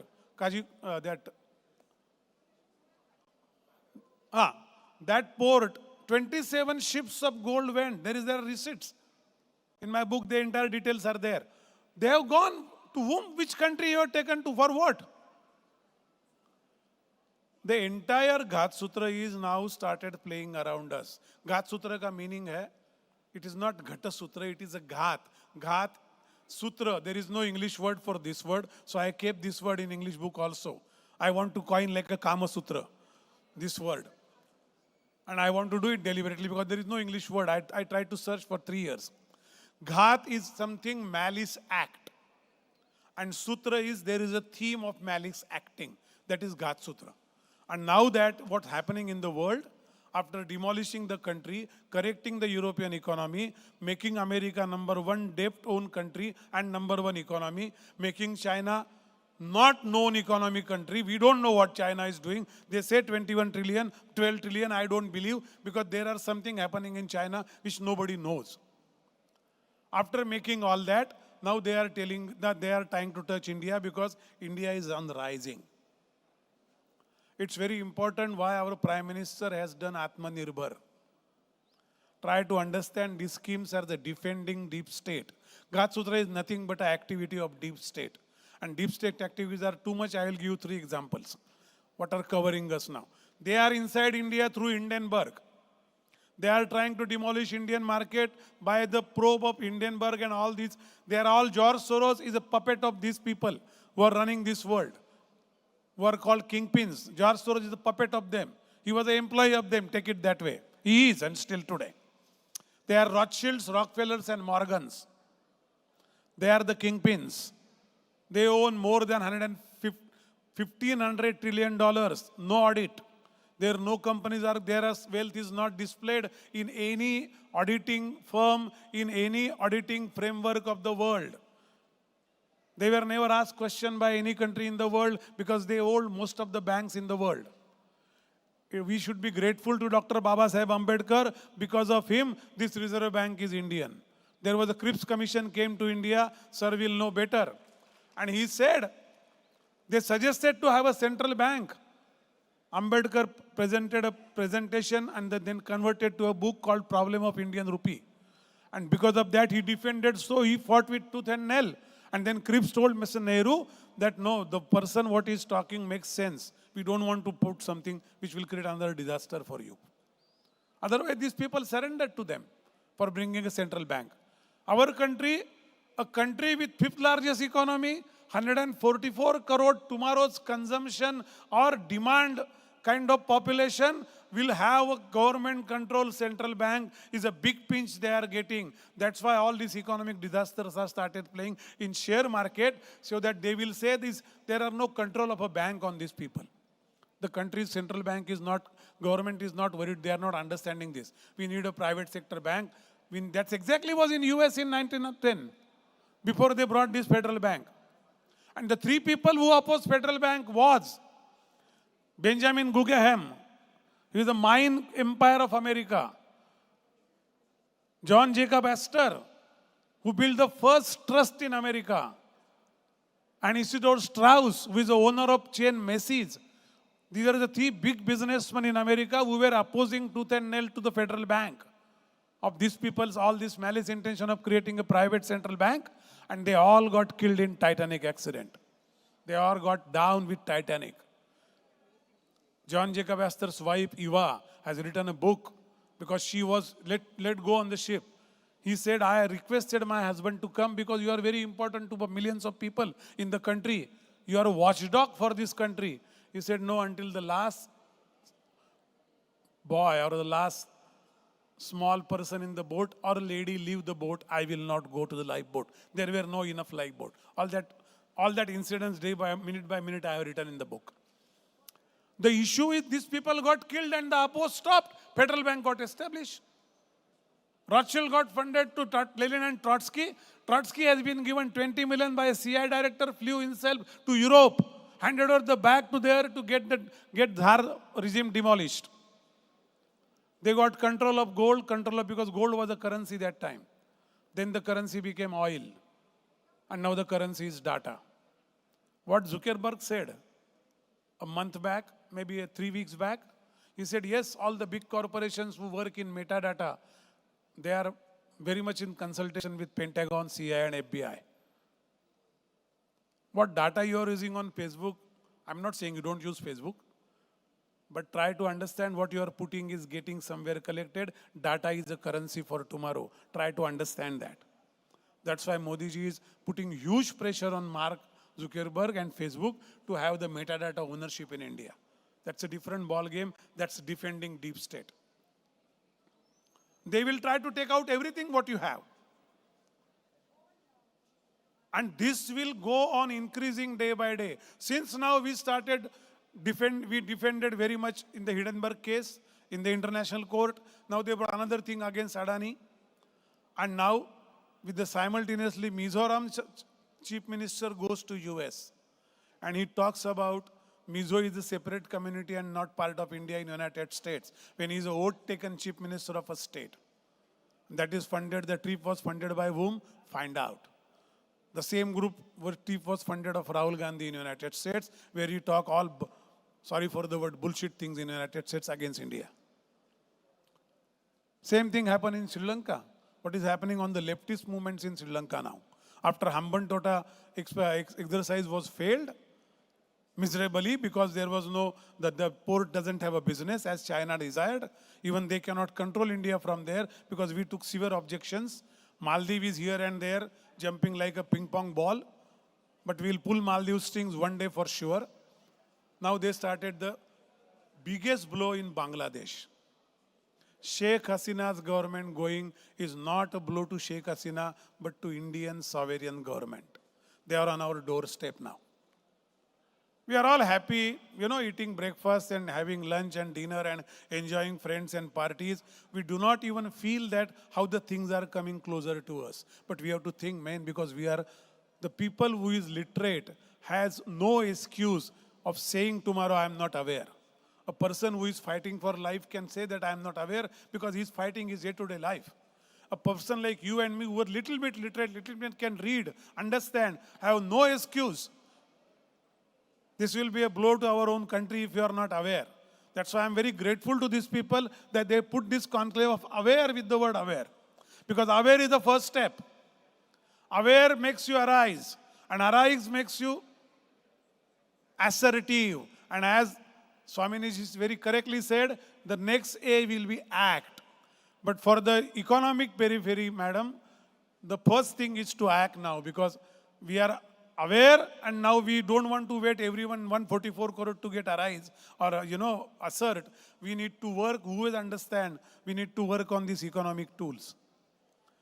And that is the thing which will create a bad or good future for next generation, and we'll all be responsible for that, both acts, good or bad. Because if we will not do our job, all our generation is taken birth after independence. So we really have not done much for our country as an independent country. So now this is the economic independence war which we have to fight and which is really coming on our doorstep with Bangladesh. Now Sheikh Hasina is still in India right now. Why we are giving her asylum? Now with Trump came, the things are changing a bit. Might be in a couple of months or so, she will get back to her position in Bangladesh. But before that, who came? Muhammad Yunus. Who is Muhammad Yunus? He got Nobel for what that? For that microeconomics, right? What he did for Bangladesh is find out. You will understand what I am trying to say. And now why sudden a country's president goes away, somebody comes as an economist to rule the country, and suddenly Hindus getting attacked? And they are getting killed for what? Why this political war is getting converted to a racial war? Why Pakistan is suddenly getting interested in that? Why China is getting interested? Because they could, Sheikh Hasina denied them access to Chitgaon. And now Jinping is saying that we are there to solve our South Asian problem and the rest in South Asia, it's our responsibility. Why is saying that? And why Trump is saying that what is happening in Bangladesh is not good. Now the forces started coming on the table of war. There may not be Third World War as a conventional war, but the wars is already ongoing. Last week I heard a report that there are some fake currency for 500 rupees are floated in India. Where from this currency came? Pakistan. Where from it came to Pakistan? Dubai. Who is up before that? Who is behind all this? Why they want? See, the economy is such a strong thing which we are growing with Atmanirbhar and other things. The farmers, salute to farmers of India. They are raising bar like anything in the world. And now this economy will get punctured. We'll have big blows at various places, and from share market to the seeds of farming. Now Monsanto is again under a scanner now. Who is Monsanto? Is a seed supplier from United States. Who has stake in Monsanto? Guys, I have limited time to talk. My book will give you some guidelines for some direction, but I request you to read all the news behind the news. Why suddenly problem was erupted in Bangladesh? Think on that, you will find answers. But don't think it is Bangladesh problem, not our problem. What we have to do? We have to eat and sleep in the afternoon. It's very hot now, or it's very cold now, it's raining badly. These are not the problem. The problems are this. Now you will suddenly see some issue in Myanmar some month back. Now you see Nepal unrest. Now you will see the next point is Bhutan. You will see the borders on the geopolitical side, the borders will be made unrested. Then the domestic economy will be punctured. Lot of things will be challenged. And then we all will think one day that this is a rotten country, this is Banana Republic. There is no point in leaving. All our sons and daughters, they will go to United States for their further education. Which is not a country which is a big mall. I stayed there for 17 years. I know inside out. I drove that country for 9 lakh kilometers I drove. I know that country several times I drove. It is big mall. It is not a living way. It is a arrangement which, people think that common man is safe, but they are not. I will give you an example. There's a payroll system in United States most of the company use. That payroll system is owned by Rothschild. Every day they come to know that how many household people have how much in their saving bank balance or saving account, how much money is idling. Based on that, they bring the Wall Street securities. The subprime crisis was a part of that. $4 trillion got vaporized. Our economy is not even $4 trillion yet. All these things are not Arabian Nights stories. They are right now lively happening around us. And we are the next on their target. Sutra book, when I was writing and when I written that Hitler has used IBM for Holocaust, people, my friends in United States, they said, don't write, they will kill you. When the bell rang, it says it's a truth. It's a truth. I'm finishing, don't worry. So they call me, don't write such thing. And now since the English Sutra has came, the threat has started coming to me. I'm not worried about threat. It's okay. What I have done with my full responsibility, and I will pursue that. I'm trying to transfer this book in Arabian language also now. Because one of the Arabian friends told me that this is our problem you have written. The loan of the interest of the bank loan is our problem. So you have helped us. I want to translate it. I said, I find somebody who understands English and Arabian both. Then I will allow, because I don't know what you will translate. But thing is, we need to be aware at our small, whatever work area, your living sphere, you have to be aware of this fact that we are on the focus now as a country.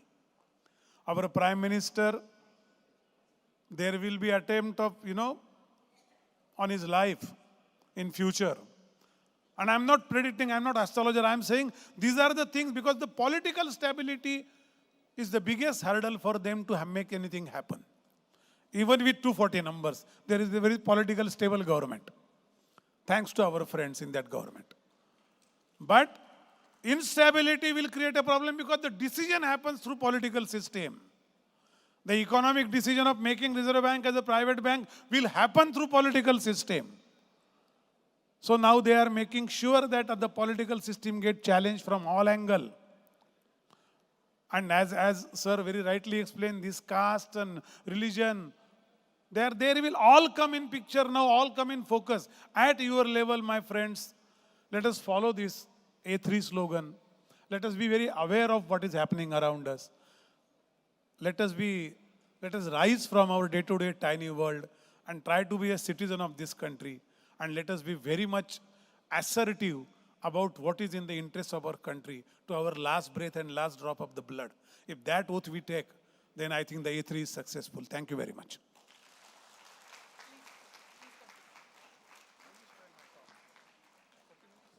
Yes, 40 minutes.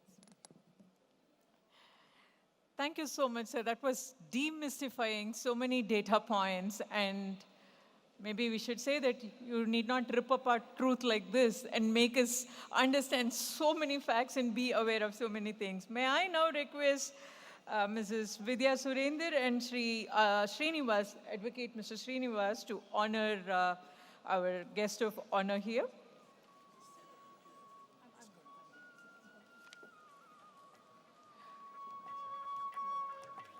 Voice of Covai is indeed to honor Deepak Karanika. Deepak Karanika's book, Sutra, is available here in this stall. People who are interested now in deep state and to want to understand the demystifying points, the book is available in the stall and you can make use of it.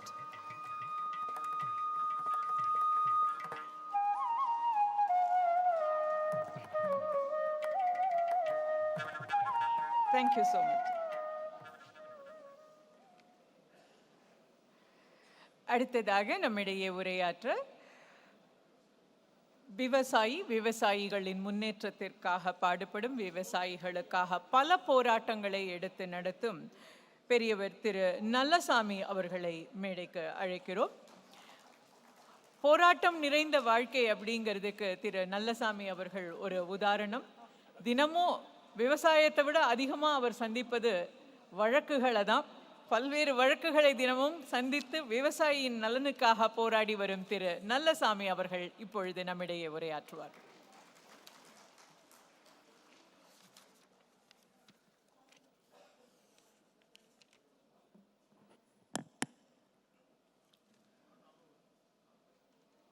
குடிதழியி கோலோச்சும் மாநில மன்னன் அடிதழியி நிற்கும் உலகு.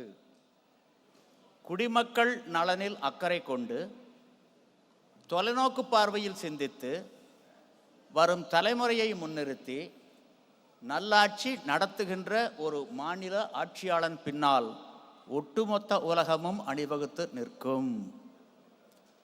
கடனறிந்து காலம் கருதி ஆன்றோர் அவைக்கு வணக்கம். பிரச்சனைகளுங்கிறது எல்லாத்துக்கும் பொதுவானது. விவசாய பிரச்சனைக்கு தீர்வு ஒன்று தான், அதுதான் நிரந்தர தீர்வு. விவசாய கமிஷன் பரிந்துரையை ஏற்று செயல்படுத்துவது மட்டுமே.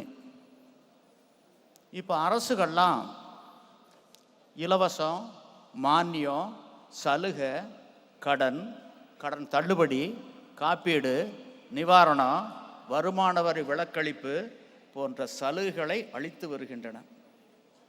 இவைகளெல்லாம் இடைக்கால தீர்வைத்தான் கொடுக்கும். இவை விவசாயிகளுடைய தன்மானத்துக்கும் சுயமரியாதைக்கும் விடுக்கக்கூடிய சவால்களே ஆகும். அடுத்து பார்த்தீங்கன்னா, நம்ம நாடு நீர்வளம், நிலவளம், கனிவளம், கடல் வளம் அனைத்து வளங்களையும் கொண்டிருக்கக்கூடிய ஒரு நாடு. நீர்வளத்தை பகிர்ந்தளிக்கணும். சுற்றுச்சூழல் பாதிக்காத வகையில் நீர்வளம் பகிர்ந்தளிக்கப்பட வேண்டும். அப்படி பகிர்ந்தளித்தால், இன்னைக்கு எரிபொருளில் 85% இறக்குமதி பண்ணிட்டு இருக்கிறோம். பெட்ரோலியம், சமையல் எண்ணெய்னு வரும்போது 70%, பருப்புன்னு வரும்போது 60%. அதுக்குத்தான் மானியம் கொடுக்குறோம். அதைத்தான் பங்கீட்டு கடைகளில் சந்தைப்படுத்துகிறோம். உதாரண சமையல் எண்ணெய்னு வரும்போது இந்தியாவில் விளையக்கூடிய தேங்காய், நல்லெண்ணெய், கடலெண்ணெய், கடுகெண்ணெய், விளக்கெண்ணெய் இதுக்கு மானியம் கிடையாது. இதை பங்கீட்டு கடைகளில் சந்தைப்படுத்துறதும் கிடையாது. இறக்குமதி எண்ணெய்களுக்கு தான் முக்கியத்துவம் கொடுக்குறோம். இது முற்றிலும் மாற வேண்டும். அப்படி மாறினால் மட்டுமே நாடு வல்லரசாகும். நாடென்ப நாட வளத்தன்ன நாடல்ல நாட வளர்ந்தரும் நாடு. எந்த ஒரு சூழ்நிலையிலும் எதற்காகவும் அந்நிய நாடுகளிடம் கையேந்தாமல் அனைத்து வளங்களையும் தன்னகத்தை கொண்டிருக்கக்கூடிய ஒரு நாடு தான் வல்லரசு. எதற்காக வெளிநாடுகளில் நாம் கையேந்த வேண்டும்? அடுத்து பார்த்தீங்கன்னா, காவிரி. இந்த காவிரி நீர் பங்கீட்டுக்கு என்ன தீர்வு? நிரந்தர தீர்வு. மோதலுக்கு முற்றுப்புள்ளி வைக்கும் தீர்வு, இறையாண்மை ஒருமைப்பாட்டுக்கு வலு சேர்க்கும் தீர்வு. என்ன தீர்வு? தினந்தோறும் நீர் பங்கீடு மட்டும்தான். கர்நாடக காவிரியில் வரக்கூடிய நீரை தீர்ப்பின் விகிதாச்சாரப்படி கர்நாடகாவுக்கு 284.75 டிஎம்சி, தமிழ்நாட்டுக்கும் புதுச்சேரிக்கு 177.25 டிஎம்சி, கேரளாவுக்கு 21 டிஎம்சி. எப்படி பெட்ரோல் டீசல் விலையை தினந்தோறும் நிர்ணயம் செய்து அறிவிக்கின்றார்களோ அதை போல வரக்கூடிய நீரை தினந்தோறும் பங்கிட்டு அந்தந்த மாநிலங்களுக்கு கொடுத்து விடுவதாக இருந்திருந்தால் எதற்கு உறவு கெடுது? எதுக்கு மோதல் வருது? எதுக்கு இறையாண்மை ஒருமைப்பாடு ஒரு கேள்விக்குறியாகுது? 28 ஆண்டு கால சட்ட போராட்டம், அதுக்கு பின்னாடி 7 ஆண்டுகள், இந்த கடந்த 35 ஆண்டுகளில் கர்நாடகா எப்போ திறந்திருக்காங்க தமிழ்நாட்டுக்கு? இனிமேல் தேக்கினால் கர்நாடக நீர்த்தேக்கங்கள் உடையும். அந்த நீர்த்தேக்கங்களுடைய பாதுகாப்பு கருதி தான் தமிழ்நாட்டையும் புதுச்சேரியும் வடிகாலா வச்சு தான் திறந்திருக்கிறாங்களே ஒழிய தமிழ்நாடும் புதுச்சேரியும் காவிரியில் கடைமடை உரிமை பெற்ற மாநிலங்கள்னு திறக்கவே இல்லை. இன்னைக்கு திறக்கல, நாளைக்கு திறக்க போறதில்ல. அப்புறம் எதுக்கு 2033 வரல காத்திருக்கணும்? எதுக்கு? 28 ஆண்டு கால சட்ட போராட்டத்தில் சரியான இலக்கை நோக்கி இந்த வழக்கு நடத்தப்படவில்லை. தினந்தோறும் நீர் பங்கீடு என்ற இலக்கை நோக்கி வழக்கை நடத்தி ஒரு தீர்ப்பை பெற்றிருந்தால் தீர்வு எளிதாக இருக்கும். இதை பற்றி யாரும் பேசுறதில்லை. மேன்முறையீடு எதை கேட்டோம்? 4 மாநிலங்களும் எனக்கு கூடுதலாக தண்ணி வேணும்னு தான் கேட்டோம். தீர்ப்பை நடைமுறைப்படுத்த முடியாதுன்னு யாரும் சொல்லலை, இன்னைக்கும் சொல்லலை.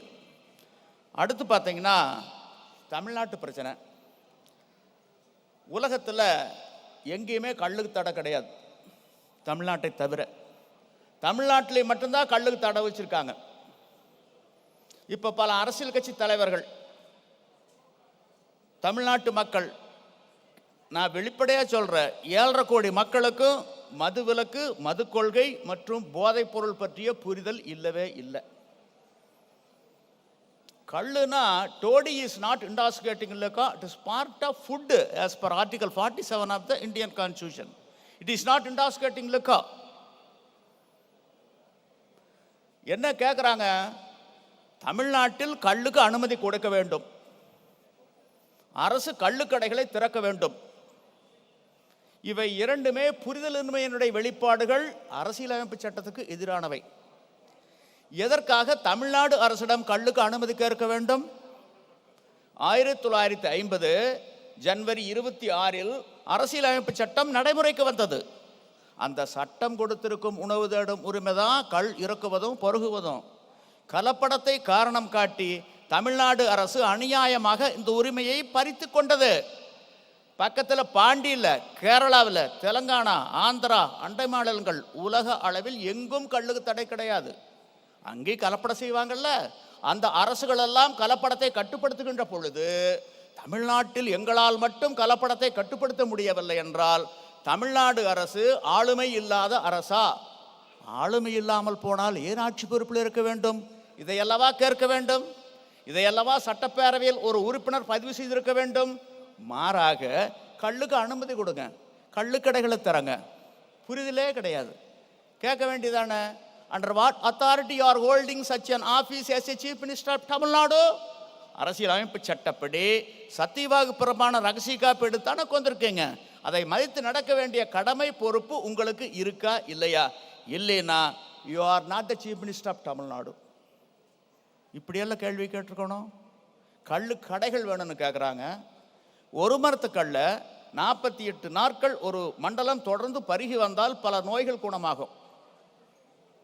கல்லுக்கு ஏலம் கடை என்று இருந்தால் ஒரு மரத்துக்கல்லு கிடைக்குமா? வாய்ப்பே இல்லை. பல மரத்துக்கல்லு தான் கிடைக்கும், அதுபோது கலப்பட கல்லாக தான் இருக்கும். அப்படி ஒரு நிலை வருகின்ற பொழுது அரசியல் அமைப்பு சட்டம் ஆர்டிக்கிள் 47வது பிரிவில் சொல்லப்பட்டிருக்கும், except for medicinal purposes of intoxicating drinks and of drugs which are injurious to health. இந்த வரி பொருளற்று போய்விடுகின்றது. ஆகவே அரசியலமைப்பு சட்டப்படியும் உலகளாவிய நடைமுறைப்படியும் கல்லுக்கு தடையும் கூடாது, கடையும் கூடாது. தமிழ்நாட்டில் 7.5 கோடி மக்கள் இருக்காங்க. யாராச்சும் ஒருத்தர் வந்து கள்ளுமுறை தடை செய்யப்பட வேண்டிய போதைப் பொருள் தான், மதுதான், இறக்குமதி மதுக்களும் இந்திய தயாரிப்பு அயல்நாட்டு டாஸ்மாக் மதுக்களும் கள்ளை விட நல்லவை. கள்ளியக்கம் கொண்டிருக்கக்கூடிய கோரிக்கைகளில் நியாயமே இல்லை. நிரூபித்து விட்டால் கள்ளியக்கம் தன்னுடைய நிலைப்பாட்டை மாற்றிக்கொள்ளும். தோல்வியை தவறை ஒப்புக்கொள்ளும். வெற்றி பெற்றவருக்கு 10 கோடி ரூபாய் பரிசும் கொடுக்கும். பல ஆண்டுகள் சொல்லியாச்சு, 19 ஆண்டுகளாக சொல்லிட்டு வர்றோம். இந்த பரிசை எளிதாக பெரும் விதமாக சென்னையில் அசுமேத யாகங்கள் நடத்தணும். அந்த யாக குதிரையை தடுத்து நிறுத்தி வாதிட்டு கல்லுமுறு தடை செய்யப்பட வேண்டிய போதைப் பொருள் தான் மதுதான் என அரசு தரப்போ அரசியல் கட்சிகள் தரப்போ நிரூபித்து விட்டால் கள்ளியக்கம் நிலைப்பாட்டை மாற்றிக்கொள்ளும். தோல்வியை தவறை ஒப்புக்கொள்ளும். 10 கோடி ரூபாய் பரிசும் கொடுக்கும். யாருமே வரல.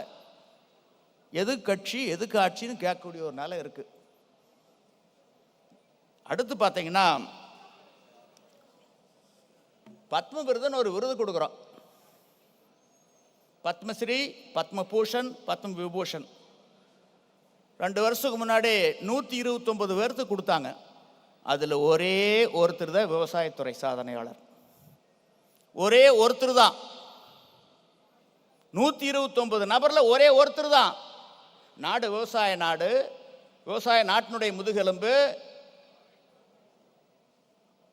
ஆனால் பத்ம விருதுகளில் ஒருத்தர் தான். ஏன் மக்கள் தொகையில் 60% இருக்கிறவங்களுக்கு ஒரு 50% கொடுக்கலாமல்ல? ஏன் அந்த அந்த அந்த தொழிலை ஊக்கப்படுத்தலாமல்ல? இந்த மாதிரி இருக்கக்கூடிய ஊக்கப்படுத்த வேண்டிய ஒரு நிலை இருக்கணும். அடுத்தது பார்த்தீங்கன்னா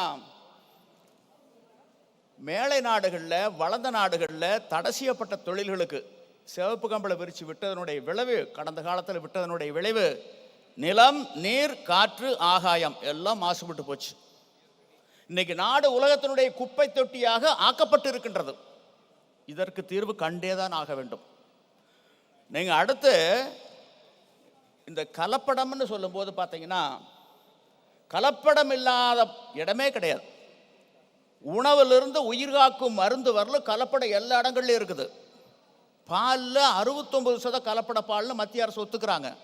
பழங்கள் அத்தனையுமே கார்போஹைட்ரேட் போட்டு தான் பழுக்க வைக்கிறாங்க. சமையல் என்ன கலப்படம் இல்லாத எண்ணெய்களே கிடையாது. உணவிலிருந்து உயிர்காக்கும் மருந்து வரல எல்லாம் கலப்படம். இந்த கலப்படத்தை இரும்பு கரம் கொண்டு அடக்கினால் பாயில் படுத்து நோயில் சாகக்கூடிய நோயாளிகளோட எண்ணிக்கை குறையும். அப்படி ஒரு நிலை வருகின்ற பொழுது இப்போ இருக்கக்கூடிய மருந்து கடைகளில் 75% காணாது போகும். மருத்துவமனைகளில் பாதியை மூட வேண்டியதாக இருக்குது. மருத்துவ படிப்பின் மீதான மவுசு குறையும்.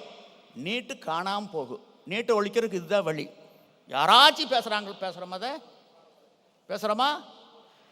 அடுத்து பார்த்தீங்கன்னா இன்னைக்கு இருக்கக்கூடிய நிலையில் சீக்கிரம் முடிச்சுக்கிறேன். அரசியல் கட்சிகள் ஆட்சியை பிடிப்பதற்கும் பிடித்த ஆட்சியை தக்க வைத்துக் கொள்வதற்கும் தேவையற்ற இலவசங்களை முன்னிறுத்தி கொண்டு வந்தால் இந்த நாடு பெரும் நெருக்கடிக்கு ஆளாகும். ஜனநாயகம் கேள்விக்குறியாகும். திட்டமிடல் வேண்டும். ஒரு திட்டம் தீட்டுகின்ற பொழுது விளையும் நன்மை என்ன தீமை என்ன இரண்டையும் எடை போட்டு விடை கண்டு நன்மை கூடுதலாக இருந்தால் செய்ய வேண்டும், தீமை கூடுதலாக இருந்தால் கைவிட வேண்டும். நன்மையும் தீமையும் நாடி நலம் புரிந்த தன்மையான் ஆளப்படும். பொங்கல் வரப்போகுது. பொங்கலுக்கு வேட்டி சேலை கொடுக்க போறாங்க இலவசமா. அந்த வேட்டியினுடைய விலை 50 ரூபா போகும். இன்னைக்கு விவசாய கூலிக்கு குறைஞ்சது 600 ரூபா தினம். ஒரு நாள் வேலையை இழந்துட்டு தான் இந்த 600 ரூபா வருவாயை விட்டுட்டு தான் அந்த வேட்டி வாங்கிட்டு வர்றாங்க. அவங்களுக்கு கிடைக்கிறது 50 ரூபா, இழக்கிறது 550 ரூபா. இது தனி நபருக்கு மட்டுமல்ல, ஒட்டுமொத்த தேசத்துக்கு இழப்பு. இப்படிப்பட்ட திட்டங்கள் தேவையா? திட்டத்தினுடைய இலக்கங்க. அடுத்து ஒன்றுங்க, எது வேண்டாம், சமூக பாதுகாப்பு கொடுத்துருங்க ஒவ்வொரு குடிமகனுக்கும். உண்ண உணவு இல்லாமல், உடுக்க உடை இல்லாமல், இருக்க இடம் இல்லாமல், போதிய மருத்துவ வசதி இல்லாமல் அனாதையாக இறந்து விடக்கூடாது. இந்த சோசியல் செக்யூரிட்டி கொடுத்துருங்க. எது வேண்டாம் எங்களுக்கு. முடிச்சுக்கிறேன். சட்டத்தினுடைய ஆட்சி தேவை. இது ஒரு ஜனநாயக நாடு. சுதந்திரத்தினுடைய விலை மக்களுடைய விழிப்புணர்வு. இதுக்கு ஒரே ஒரு தீர்வு இதனை இதனால் இவன் முடிக்கும் என்றாய்ந்து அதனை அவன் கண் விடல் என்ற அடிப்படையில் வாக்களிப்பது மட்டுமே தீர்வு, மட்டுமே தீர்வு, மட்டுமே தீர்வு. வாய்ப்புக்கு நன்றி.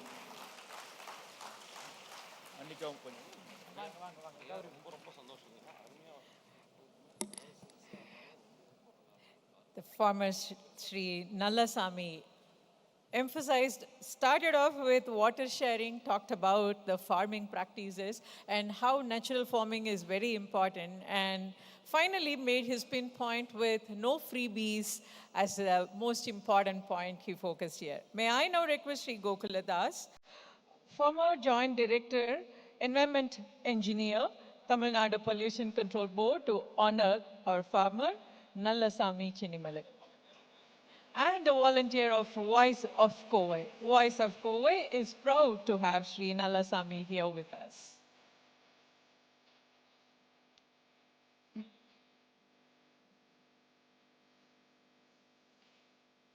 Nikanandreya. May I now request Swami Anukulananda, Resident and Director, Chinmaya International Residence School, to address the gatherings.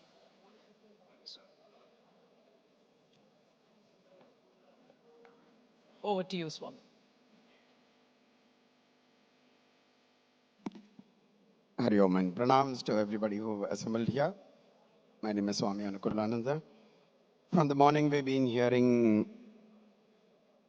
a lot of people who've been speaking. So, of course, there is air condition in the room, but we feel very hot in our heart.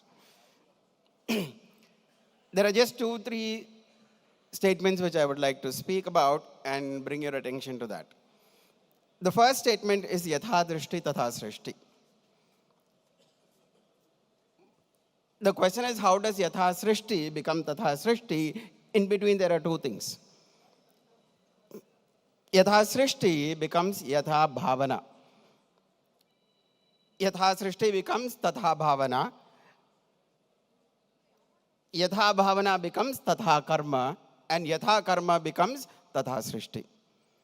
So therefore, the drishti is the most important point, because that becomes emotion, emotion becomes action, and action becomes results. So that is why even from the British colonialism, they focused on drishti, because drishti ultimately becomes srishti. So therefore, there are two areas, two venues which were captured and which is being captured so strongly. One is education of children and youth, and second is social media. So in schools and colleges, the student is indoctrinated using education. The moment we finish schools and we finish colleges, we are indoctrinated using social media. So until these two things become populated by dharmic values and dharmic ideals, the change that we want to bring